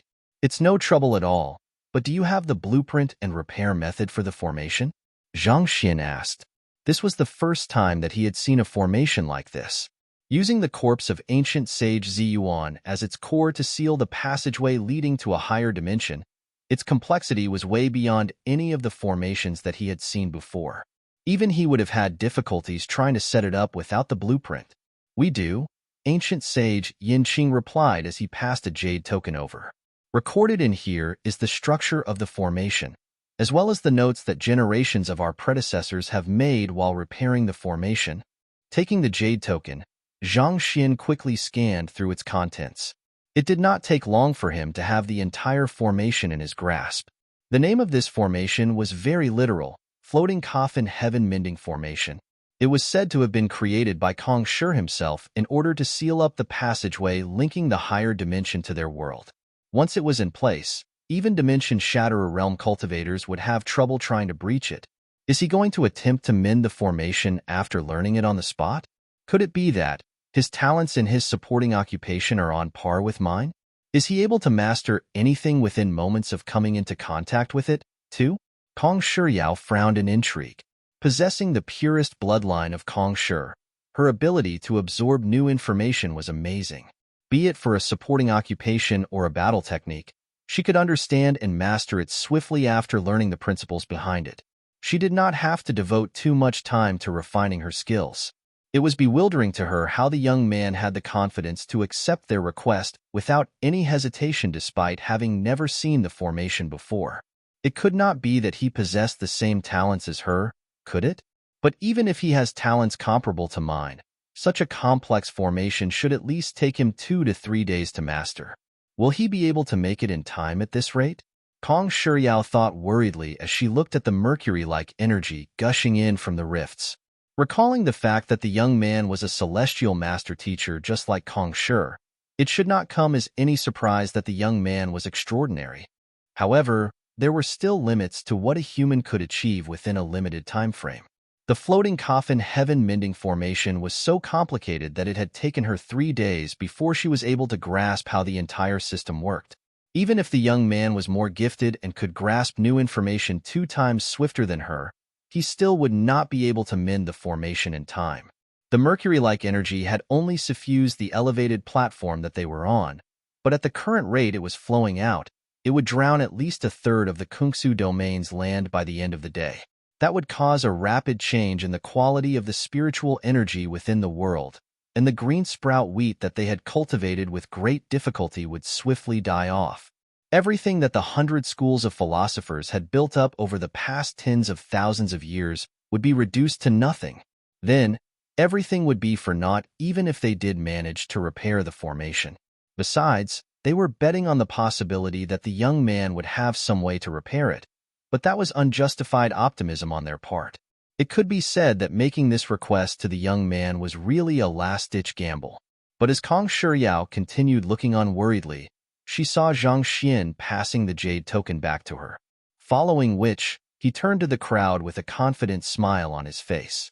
"I'm going to begin the repairs now, so please step back." Hearing those words, Kong Shiyao blinked blankly. She raised her right hand and swiftly counted 3 breaths. Had he really grasped the formation in just 3 breaths? Under her bewildered stare, the young man began moving. He opened his fingers wide and pumped his zhenqi toward the sky like a rapid current, swiftly forming illusory bridges of a myriad colors across the void. Standing in the very middle of those seemingly divine bridges, Zhang Xian looked as if he was the ruler of the world. He gently moved his finger to maneuver those illusory bridges, reminiscent of a demonic tunist performing a moving melody. Along with his movements, a faint but beautiful humming from the wind could be heard. Is that the voice of the heavens? Kong Shiyao trembled.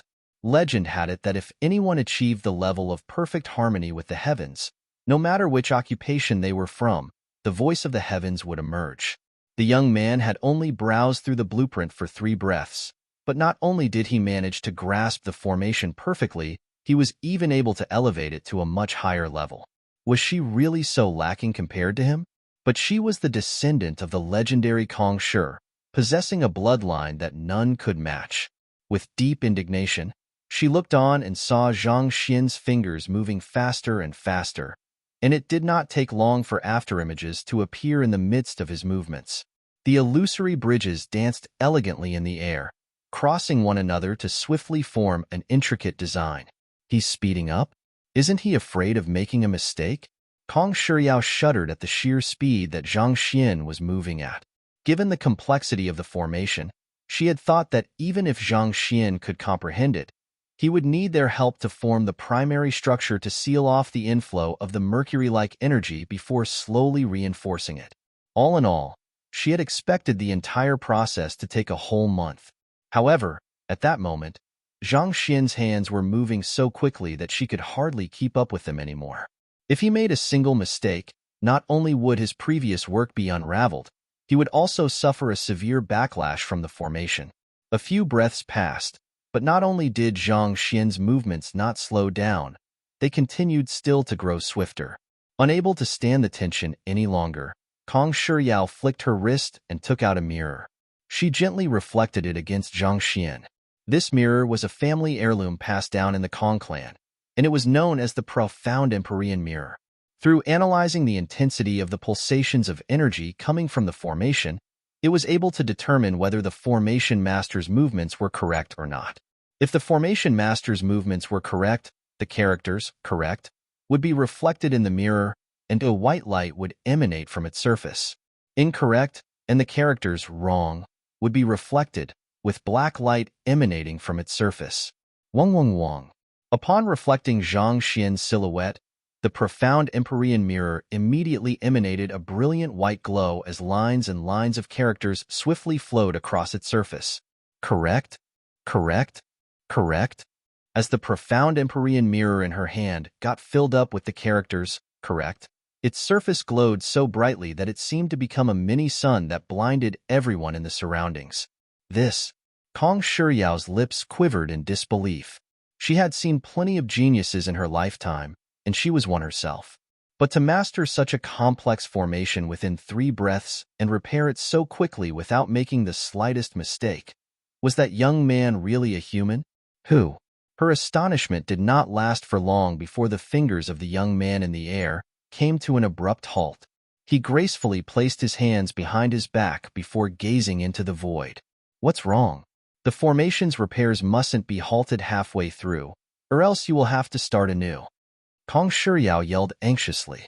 The formation was not just complex. The repairs must also be finished at a single go. Otherwise, if there was even a momentary interruption in between, the mercury-like energy would swiftly crush everything that had been built thus far. This was similar to repairing a dam. One had to finish the repairs in a single shot, or else any weakness in the structure would swiftly be exploited by the accumulated water, eventually resulting in a leakage. I didn't halt the repairs halfway. Hearing those words, Zhang Xian glanced at Kong Shiyao and replied, I have already finished the repairs. You have already finished? Kong Shiyao was taken aback. Given that ancient sage Ziyuan's body was still with her and the mercury-like energy was still flowing through, how could this be considered as a completed repair job? Noticing Kong Shiyao's incomprehension, Zhang Xian chuckled softly. He looked at the void above once and commanded, activate. Hong Long. The coffin beside Kong Shiyao immediately soared into the void and vanished, and the surrounding space was swiftly stabilized. All of the rifts were mended in an instant, and it looked as if nothing had happened there at all. The formation had actually activated under his command. The word of law. Isn't that the Kong clan's bloodline ability? Kong Shiyao could not believe what she was seeing.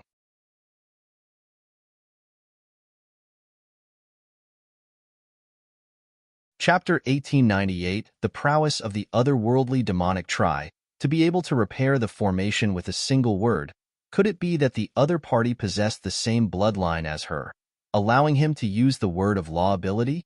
But very soon, Kong Shiyao realized that was not the case. While the move that Zhang Xian had used appeared similar to the word of law, there were some differences between the two. To be more exact, it was a more advanced use of the impartation of heaven's will. However, this floating coffin heaven-mending formation harnessed the energies of the heavens, so even activating it manually was extremely grueling. How could it possibly be so easily swayed by the impartation of heaven's will? Ancient sage Yin Qing, who harbored the same doubts in his mind, swiftly posed the question to Zhang Xian. Well, the formation blueprint you gave me had quite a few problems, so I made some corrections while I was setting up the formation, Zhang Xian replied with a smile. Corrections? Kong Shiyao's body froze in shock. That's not possible. This formation was created by Kong Shi himself, so there's no way there could have been any flaws in it. How could there be any imperfections in the things left behind by Kong Shi? Well, the formation that Kong Shi created didn't have any flaws. The problems originated from the huge changes in the Kungsu domain in the past tens of thousands of years. The formation that Kong Shi created is no longer optimal given the current environment in the Kungsu domain. Otherwise, you wouldn't have to keep repairing it generation after generation, Zhang Xian said. There was nothing in the world that time could not erode. Without a doubt, the Kungsu domain from tens of thousands of years back was bound to have been very different from what they saw before them. Since even the world had changed, How could formations remain flawless without adapting to the changes? Those words rendered Kong Shiryao speechless as shock swept through her mind once more. The young man's words did make perfect sense, but this was Kong Shi's formation they were talking about. The young man had actually modified Kong Shi's formation. Furthermore, he had even succeeded in doing so.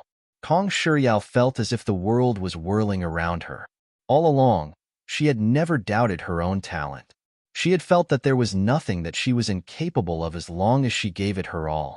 However, compared to the monster before her, she felt like she could sprint for her entire life and never catch up with him.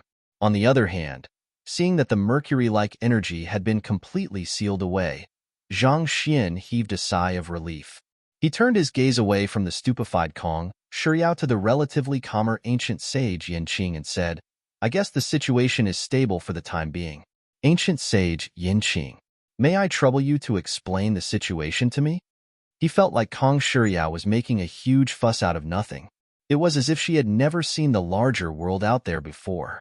Taking 20 breaths to set up this formation was really no remarkable feat at all. If anything, it was rather slow. If he had achieved a breakthrough to ancient sage, such a thing would not have taken him 2 breaths. Zhang Shi, what do you think of that heavy energy from earlier? Do you think that you will be able to absorb and assimilate it into your body? Ancient sage Yin Qing replied with another question. Zhang Xian pondered for a moment before replying. The heavy energy shares some commonalities with spiritual energy, but its sheer weight makes it impossible for anyone from the master-teacher continent to absorb. If I absorb it, the chances are that my meridians will collapse as a result of the weight. Hearing those words, ancient sage Yin Qing sighed deeply before saying with a bitter smile, "I see. To be honest with you, that heavy energy is the spiritual energy from the azure." Spiritual energy from the azure? That's right. Have you ever wondered why the beings from the azure are so much more powerful than us? That's because the spiritual energy they absorb is very different from ours. It's much more condensed, and being constantly exposed to it has tempered their constitution to the point that even their younglings wield tremendous fighting prowess at birth. Ancient sage Yin Qing explained. They actually absorb that heavy spiritual energy? Is it really all right for them to do so? Zhang Xian was stunned. Even with his blood reincarnation realm prowess, he felt as if his internal organs would be crushed if he absorbed just a bit of it. Were the natives of the azure really able to absorb such heavy energy without suffering any backlash? Follow me. Seeing the look on Zhang Xian's face, ancient sage Yin Qing turned around and beckoned Zhang Xian to come along with him. Gritting his teeth to endure the frailty he felt, he headed off in a certain direction. He had lost too much blood in the earlier battle, such that he had nearly expended all of his vitality. Even though he was still breathing, he did not have much time left. The two of them flew for quite a while before arriving at a tightly sealed palace. Ancient sage Yin Qing pushed open the door of the palace and walked in. There was an isolation formation within the palace, and in the isolation formation was a massive metal cage. Zhang Xian could not quite tell what material it was made of, but there were runic inscriptions all over it. 2 youths were imprisoned in the metal cage.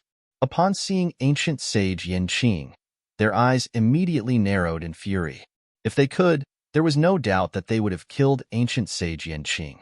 Zhang Xian swiftly assessed the 2 youths and noticed that they were both sempiternal realm consummation experts, just a step away from reaching ancient sage. In terms of disposition and strength, they did not pale in comparison to Yin Shui. Why did you lock them inside the cage? Zhang Xian asked doubtfully. While the 100 schools of philosophers had strayed from Kong Shi's ideal of education without discrimination, Zhang Xian could tell that they were not the type to harm others without any justification. Could those 2 have committed some kind of heinous crime? Zhang Shi, are you able to tell who they are? Ancient sage Yin Qing asked. Hearing that question, Zhang Xian frowned. Based on the other party's words, it seemed like he was expected to know these 2 youths, so he took a closer look at them. However, he was still unable to figure out their identities, so he eventually shook his head. They are otherworldly demons. Ancient sage Yin Qing replied. Those words made Zhang Xian freeze on the spot. They are otherworldly demons? How can that be? Could it be that they are otherworldly demon emperors in disguise? The otherworldly demon's zhanqi of slaughter was so overpowering that it was impossible to disregard it. The two youths standing before him were releasing no killing intent at all, so how could they be otherworldly demons? Could it be that they were otherworldly demon emperors who had used some kind of special means to disguise themselves? But that should not be either. Except for Luo Ruoxin's disguise amulet, there was no disguise that had been able to escape his eye of insight thus far. He was certain that the two youths before him were not disguised. They were in their natural form. I know that you have your doubts, but they are really otherworldly demons. They absorbed the heavy energy earlier and turned into their current states, ancient sage Yanqing replied. This? Zhang Xin's body shook in astonishment. He was still wondering whether that mercury-like energy could be absorbed or not, but it turned out that it was so powerful that it could even turn otherworldly demons into humans. Was this for real? Who? Without explaining himself, ancient sage Yanqing stepped forward and flicked his wrist. The mercury-like energy from the elevated platform earlier immediately gushed toward the two youths in the cage. In response to the arrival of this unique energy, the two youths did not show the slightest hint of fear. Instead, their eyes lit up in excitement as they swiftly sat down, opened their acupoints, and absorbed the energy. As the energy flowed into their bodies, it immediately began to billow like boiling water. Their aura and energies swiftly grew more and more condensed. It's really possible, Zhang Xian thought as he clenched his fists tightly together. The otherworldly demons were actually able to absorb the mercury-like energy that even he was unable to absorb, and it increased their rate of cultivation a frightening degree. He immediately turned to ancient sage Yanqing, hoping to receive answers about this curious observation from the other party. This has something to do with one's innate constitution. As long as one's innate constitution is sufficiently strong, one will be able to adapt to the heavy energy and assimilate it into one's body. The innate constitution of the otherworldly demons is far stronger than that of humans. Just the fact that they are blessed with the strength of a transcendental mortal at birth speaks volumes. Nevertheless, of the 10 I have experimented on, these are the only 2 survivors. Ancient sage Yanqing said. Furthermore, I have tested this on over 10,000 men over the past year, but none of them survived in the end. Hearing those words, Zhang Xian's face warped in horror.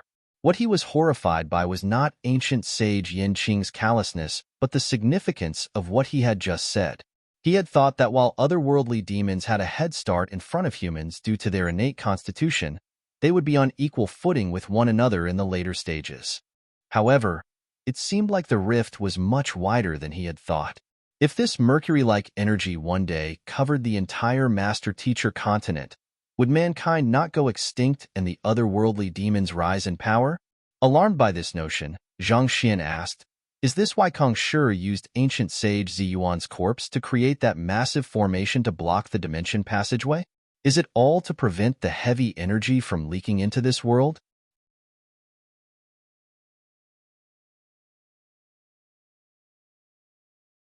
Chapter 1899 The Origin of Aeon of Ancient Sage. That's right. Ancient sage Yanqing nodded in response. When Kong Shi first noticed the Kungsu domain, it was nothing more than an ordinary passageway between the master-teacher continent and the azure. The heavy energy that lingered in it wasn't too great then, but he swiftly realized that while humans would quickly lose their lives upon absorbing it, there was a chance that otherworldly demons could survive the assimilation of the energy and become tremendously stronger as a result of that. That was also how Vicious came about. In order to prevent mankind from being destroyed, ancient sage Ziyuan willingly gave up his life to become the crux of the floating coffin heaven-mending formation that we have now. Nodding in realization, Zhang Xian recalled another thing that he had noticed in the Kungsu domain and asked, "What about the green sprout wheat and the superior constitution of the ordinary populace?" Knowing what Zhang Xian was asking, ancient sage Yanqing replied, "After years of research, Kong Shi found that the main reason why there was a chance for some otherworldly demons to survive the assimilation of the heavy energy was due to their superior innate constitution. This realization highlighted the importance of enhancing the average constitution of humans, but Kong Shi knew very well that the enhancement of an entire race's constitution was bound to be a long battle. It's impossible to make significant advancement within a short period of time. One of the key factors that Kong Shi identified that would effectively enhance the constitution of an entire race was their diet. As such, he entrusted ancient sage Ziqi and his descendants with the responsibility of developing a crop that could achieve this effect. After many years of trial and error, they eventually successfully nurtured the green sprout wheat. This crop has the effect of continuously cleansing and enhancing one's constitution, and after tens of thousands of years of nourishment, there was indeed significant growth in the constitution of the 100 schools of philosophers. Unfortunately, we are still a long way off from matching the constitution of the otherworldly demonic tribe, and we are still unable to directly absorb the heavy energy. Zhang Xin nodded in enlightenment. The doubts that he had harbored previously had all been cleared up. It was no wonder the 100 schools of philosophers had suddenly disappeared from the master-teacher continent. It turned out that they had devoted themselves to protecting the seal in the Kungsu domain, so as to prevent the mercury-like energy from leaking out. At the same time, they viewed it as their mission to nurture stronger humans. Once those in the Kungsu domain were able to adapt to the mercury-like energy, their strength would grow by leaps and bounds. Their means might have been different from the master-teacher continent, but their ultimate goal was the same: the development of mankind. Ancient sage Yin Qing continued on. The Kungsu domain is a small world, and the resources that it contains are severely limited. Furthermore, with the strengthening of the average constitution of the general populace, the spiritual energy that we require is growing significantly too. As such, we have no choice but to limit the qualifications to cultivate to just a selected few. This is also why we have so many tests and trials in place. We can only afford to invest our resources in talents who have the potential to reach the top. While ancient sage Yin Qing mentioned that the Kungsu domain was a small world, that was only in relative comparison with the master-teacher continent. Its scale comfortably exceeded that of any of the major empires on the master-teacher continent. However, in order to nurture the green sprout wheat properly, the Kungsu domain had to seal off its connection to the master-teacher continent. Thus, it carried the risk of its spiritual energy drying up should there be too many cultivators. In a sense, the Kungsu domain was similar to a greenhouse. No matter how huge the greenhouse was, it could not reach the same level of self-sufficiency as the external world to provide nourishment for any number of plants. In Zhang Xin's previous world, a scientist had once set up a massive greenhouse and placed countless plants, animals, and insects within it as an experiment. However, within less than a year, the entire habitat had completely collapsed. Such was the case for Kungsu domain. Unlike the master-teacher continent, it did not have the ability to fully regulate itself, and the nourishment required to bestow even ordinary humans with the strength of the Zhongshe realm put a huge burden on it.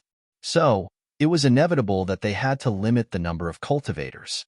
Otherwise, it was likely that the Kungsu domain would first collapse before its people could adapt to the mercury-like spiritual energy from the azure. I believe that you might have noticed it already, but this problem isn't just limited to the Kungsu domain. The master-teacher continent is still safe for the time being, but it'll face the same threat in the future. As the number of cultivators increases, there'll eventually come a day when the spiritual energy dries up, ancient sage Yin Qing remarked. Zhang Xin nodded in response. No matter how big or enriching an environment or habitat was, it would have a breaking point where everything started to unravel. In a way, humans absorbing the spiritual energy from the environment was like fleas leaping on a cow. Even 1,000 fleas might not mean much to the cow, but what if there were millions or even billions of them? No matter how strong the cow was, it would eventually collapse under the burden and die. In the face of this practical problem, the 100 schools of philosophers had no choice but to limit the distribution of cultivation resources, granting only the most talented individuals the privilege to cultivate. Perhaps, the master-teacher continent might find itself forced to make the same decision as well in the distant future. Since we're on the topic, is that why the master-teacher continent lost its ability to support the birth of newer ancient sages? Zhang Xin asked. Be it the master-teacher continent or the Kungsu domain, not a single ancient sage had been born from 10,000 years back to before the recent emergence of the Temple of Confucius. Could this possibly be the reason? Well, Overpopulation does play a part in that, but it isn't the primary reason, ancient sage Yanqing replied. As you might know, the aeon of ancient sage is the necessary catalyst for any cultivator to achieve a breakthrough to ancient sage.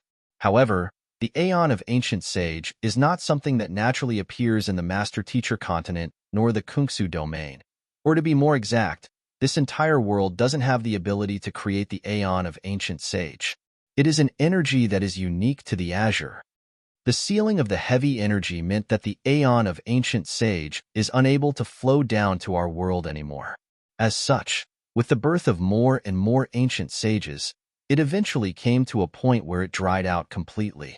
You mean to say that the heavy spiritual energy contains the aeon of ancient sage? Zhang Xian asked with raised eyebrows. He had absorbed a sliver of it back when he was at the mountain range, but as soon as it entered his body, its weight had nearly crushed all of his meridians. This had forced him to seal all of his acupoints. Yet, there was actually aeon of ancient sage in it? Perplexed, Zhang Xian quietly absorbed a small bit of it. The mercury-like energy felt as heavy as ever, but upon closer inspection, he did sense a hint of aeon of ancient sage in it. It was just a small amount, but as one absorbed more and more of it, it was only a matter of time before one overcame the great sage bottleneck and rose to become one of the top experts of the master-teacher continent. But that was assuming one was able to assimilate this domineering energy. Given how even he himself was unable to absorb it, he was not too hopeful for the other cultivators. There was no other choice. If we didn't seal the energy from the azure, the otherworldly demons would only have grown stronger and stronger, eventually leading to the eradication of mankind. It was a decision our predecessors made after careful deliberation. It hasn't led to a good outcome, but it's the lesser of two evils, ancient sage Yanqing explained bitterly. Zhang Xian also fell into deep contemplation. There was no denying that the presence of more ancient sages was good news for mankind, but as long as they did not deal with the mercury-like energy, the greatest beneficiary would ultimately still be the otherworldly demonic tribe. As long as the mercury-like energy existed on the master-teacher continent, it was only a matter of time before the scales were tipped in the favor of the otherworldly demonic tribe. Not to mention, there were deities from the azure who could descend through the dimension barrier. The threat that they posed could not be underestimated either. Is it true that the otherworldly demonic tribe are the descendants of the gods, just like the legends depict them to be? Zhang Xian asked out of curiosity. Was it really just a problem in the compatibility of their constitution that meant they were unable to absorb the mercury-like energy, whereas the otherworldly demons were able to? I don't really know the exact answer, but there are written quotes from Kong Shi that suggest that the otherworldly demonic tribe are the descendants of an exiled god tribe. He said that it's due to the scarce spiritual energy on the master-teacher continent that resulted in their severe weakening, and as long as they are supplied with pure spiritual energy, they will swiftly return to their former glory. Speaking up to this point, ancient sage Yanqing suddenly turned to the two caged youths and sighed deeply. These two over there are perfect examples. They were ordinary otherworldly demons when they were first captured, but under the nourishment of the heavy spiritual energy from the azure, they grew so much stronger within less than 10 years. On top of that, their appearances have also become no different from those of ordinary humans. Even the most talented human would have to cultivate for hundreds of years before reaching sempiternal realm consummation. However, those otherworldly demons were actually able to reach such a height within a shorter period of time, just by absorbing and assimilating the heavy spiritual energy. It sure was frustrating. But if deities are able to pass through the dimension barrier to descend upon our world, we should also be able to ascend to the azure through the same way, right? Zhang Xian asked as his heart leaped in agitation.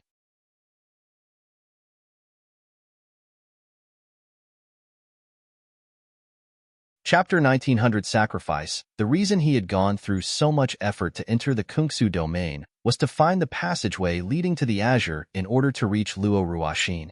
Since there was a passageway above the elevated platform and the deities were able to pass through. Not to mention the fact that the mercury-like spiritual energy leaking out from the void came directly from the azure. Could that actually be the way he had been seeking all along? To be honest, I don't really know. Ancient sage Yanqing shook his head. I see. Then, do you know how Kong Shi left the Kungsu domain to enter the Azure? Regarding that, ancient sage Yin Qing's face reddened in embarrassment. In truth, most of Kong Shi's direct disciples did not even know of his departure back then, let alone a junior who came many generations later like him. It's only recorded in the books that shortly after Kong Shi achieved a breakthrough to the Dimension Shatter realm, he left this world. As for where he went, I'm afraid that it isn't recorded anywhere. However, our historians who investigated the matter deduced that there's a good chance that his disappearance had something to do with this seal. This time, it was Kong Shiyao who answered Zhang Xian's question. Hearing those words, Zhang Xian heaved a sigh of relief. From the looks of it, there was a good chance that the void above the elevated platform was the way into the Azure. However, with his current strength, he would not last long surrounded by the mercury-like spiritual energy. Perhaps the minimum requirement to doing so was to first reach the Dimension Shatterer realm. Clearly, the current him still had much to work on. Zhang Shi, pardon me, but I have a question for you. The seal on the Kungsu domain was created by Kong Shi himself, making it impossible for anyone to enter or leave. The reason we were able to enter the Master-Teacher continent previously was because we were able to tap into the power of the Temple of Confucius to temporarily breach the seal. So, how did you manage to get in here? Ancient sage Yin Qing asked with a doubtful frown. This question made the others direct intrigued looks at Zhang Xian. It was an established fact among them that it was impossible for them to enter or leave the Kungsu domain. The emergence of the Temple of Confucius had been the only exception to the rule in the past tens of thousands of years. However, it had been several months since the Temple of Confucius closed, so it should be impossible to exploit this loophole. Given so, how did Zhang Xian manage to get in there? Feeling that there was no reason to hide this matter from them, Zhang Xian replied honestly. While I was visiting the Tianqian kingdom, I found a seal that was centered around ancient sage Ranqiu. Out of curiosity, I broke the seal, and before I knew it, I was already in the Kungsu domain. Wait a moment.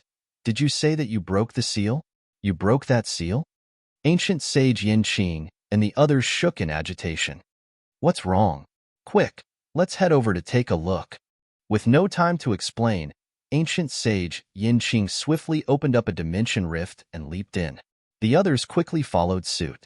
In just a moment's time, they had already arrived at where Zhang Xian had entered the Kungsu domain.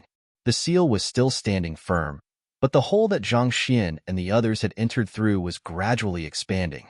They could just about see black flames pressing firmly against the exterior of the Kungsu domain, attempting to force its way in.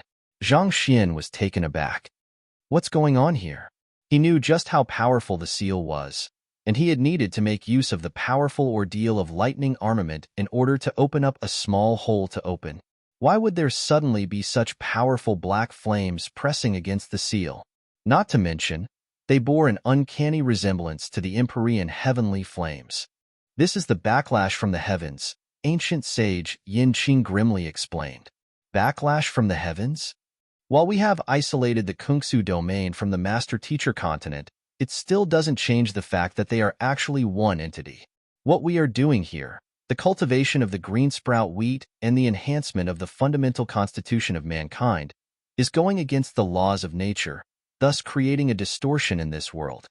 The reason ancient sage Ranqiu's body was left outside is not just to sustain the seal. More than that, it's to prevent the heavens from peeking in. However, now that the heavens have learned of what we have done in the Kungsu domain, they've sent down divine retribution to punish us and undo what we have done. At this rate, it won't be long before the Kungsu domain is swallowed by the raging flames of the heaven's fury, ancient sage Yin Qing exclaimed worriedly. Zhang Xian's body stiffened. Every world had its own rules, and these rules were enforced by the heavens. Anyone who tried to breach these rules would find themselves faced with the wrath of the heavens. In a sense, this was similar to how cultivators attempting to push for higher realms would have to face heavenly tribulations. Putting everything aside, in his previous world, Wang Mang, being a transmigrator, had attempted to change the world. But in the end, the heavens had sent down the son of the heavens, Lu Xiu, in retaliation, and the latter had easily destroyed everything that he had built. The rules of the world could not be disregarded, and even ancient sages were no exception to the rule. Zhang Xian had thought that the reason no one was able to find the Kungsu domain was due to the lofty 100 schools of philosophers trying to steer clear from the rest of the world, but it turned out that their main goal was to conceal themselves from the detection of the heavens. If people frequently entered and left the Kungsu domain, it was only a matter of time before the heavens detected the existence of the Kungsu domain. Once that happened, everything would be utterly destroyed, be it the green sprout wheat, the 100 schools of philosophers, or even the domain itself. Knowing that this was a catastrophe that he had caused, Zhang Xian turned to ancient sage Yanqing and asked, "Do you have any blueprints of it for me to mend the formation?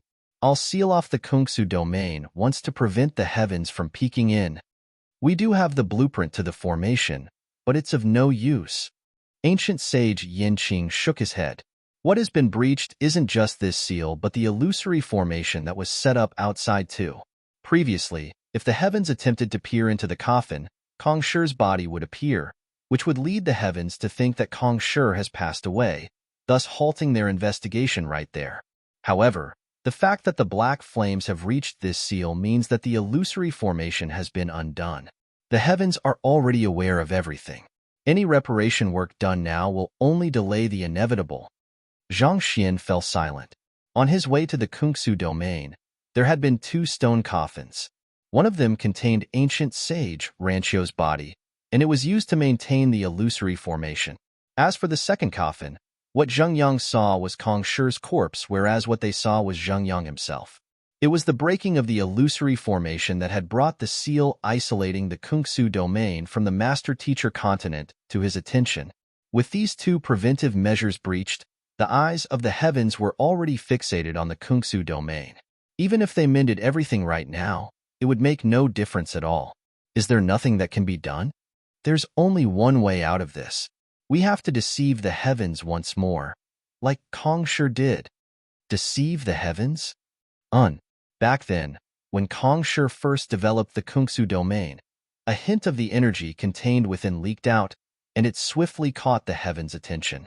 It was due to ancient sage Ranchio's willing sacrifice to sustain an illusory formation that they eventually managed to deceive and placate the heavens. Ancient sage Yanqing said grimly, "There's only one way for us to resolve the problem.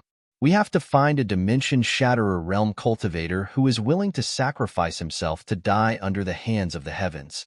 Using his death as a catalyst, we'll create an illusion of the entire Kungsu domain falling into ruins.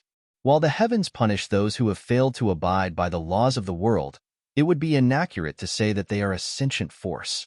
As long as our means are sufficiently convincing, there's a chance that we'll succeed." Those words made Zhang Xian's eyebrows shoot up. Be it in the entire master-teacher continent or the Kungsu domain, there was not a single Dimension Shatterer realm expert still alive. While his strength paired with the Dragonbone Divine Spear was very close to that of a Dimension Shatterer realm cultivator, his core was simply too much different from that of a real Dimension Shatterer realm cultivator. The heavens would see through his disguise easily. "I'll do it. I don't have long to live anyway. Even if I'm unable to fully deceive the heavens, I should at least be able to buy some time." Ancient sage Yanqing sighed as he looked at the seal with determination. While my cultivation hasn't reached the Dimension Shatterer realm, it's very close to it.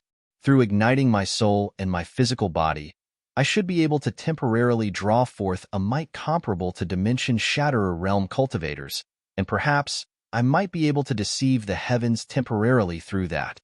Ancient sage Yanqing replied. "Ignite your soul and physical body?" Kong Shi Yao was startled. "But once your soul and physical body are destroyed, it will really be the end of you. There would be no way you will be able to come back to life. Upon reaching the blood reincarnation realm, even if one's physical body was torn apart, there was still a chance for one to revive. However, if he ignited his soul and body, he would really die through and through. There was nothing in this world that could bring back a dissipated soul, not even the Aeon of ancient sage. I know that, but as long as I can protect the Kungsu domain, my death will not be in vain." Ancient sage Yanqing replied. As a human ancient sage, he had already resolved himself to sacrifice everything he had for the preservation of mankind. If his death could save many more people, his sacrifice would be worth it. Hold that thought for a moment. Let me take a look and see if there is any other way to resolve this situation. Seeing that ancient sage Yin Qing was going to rush over at any moment to give up his life for the greater good, Zhang Xian walked up to the black flames with a frown and tapped his finger lightly on it. You're tuning in to the Warrior Lore YouTube channel. Don't forget to subscribe and join us on this journey to catch the most captivating stories.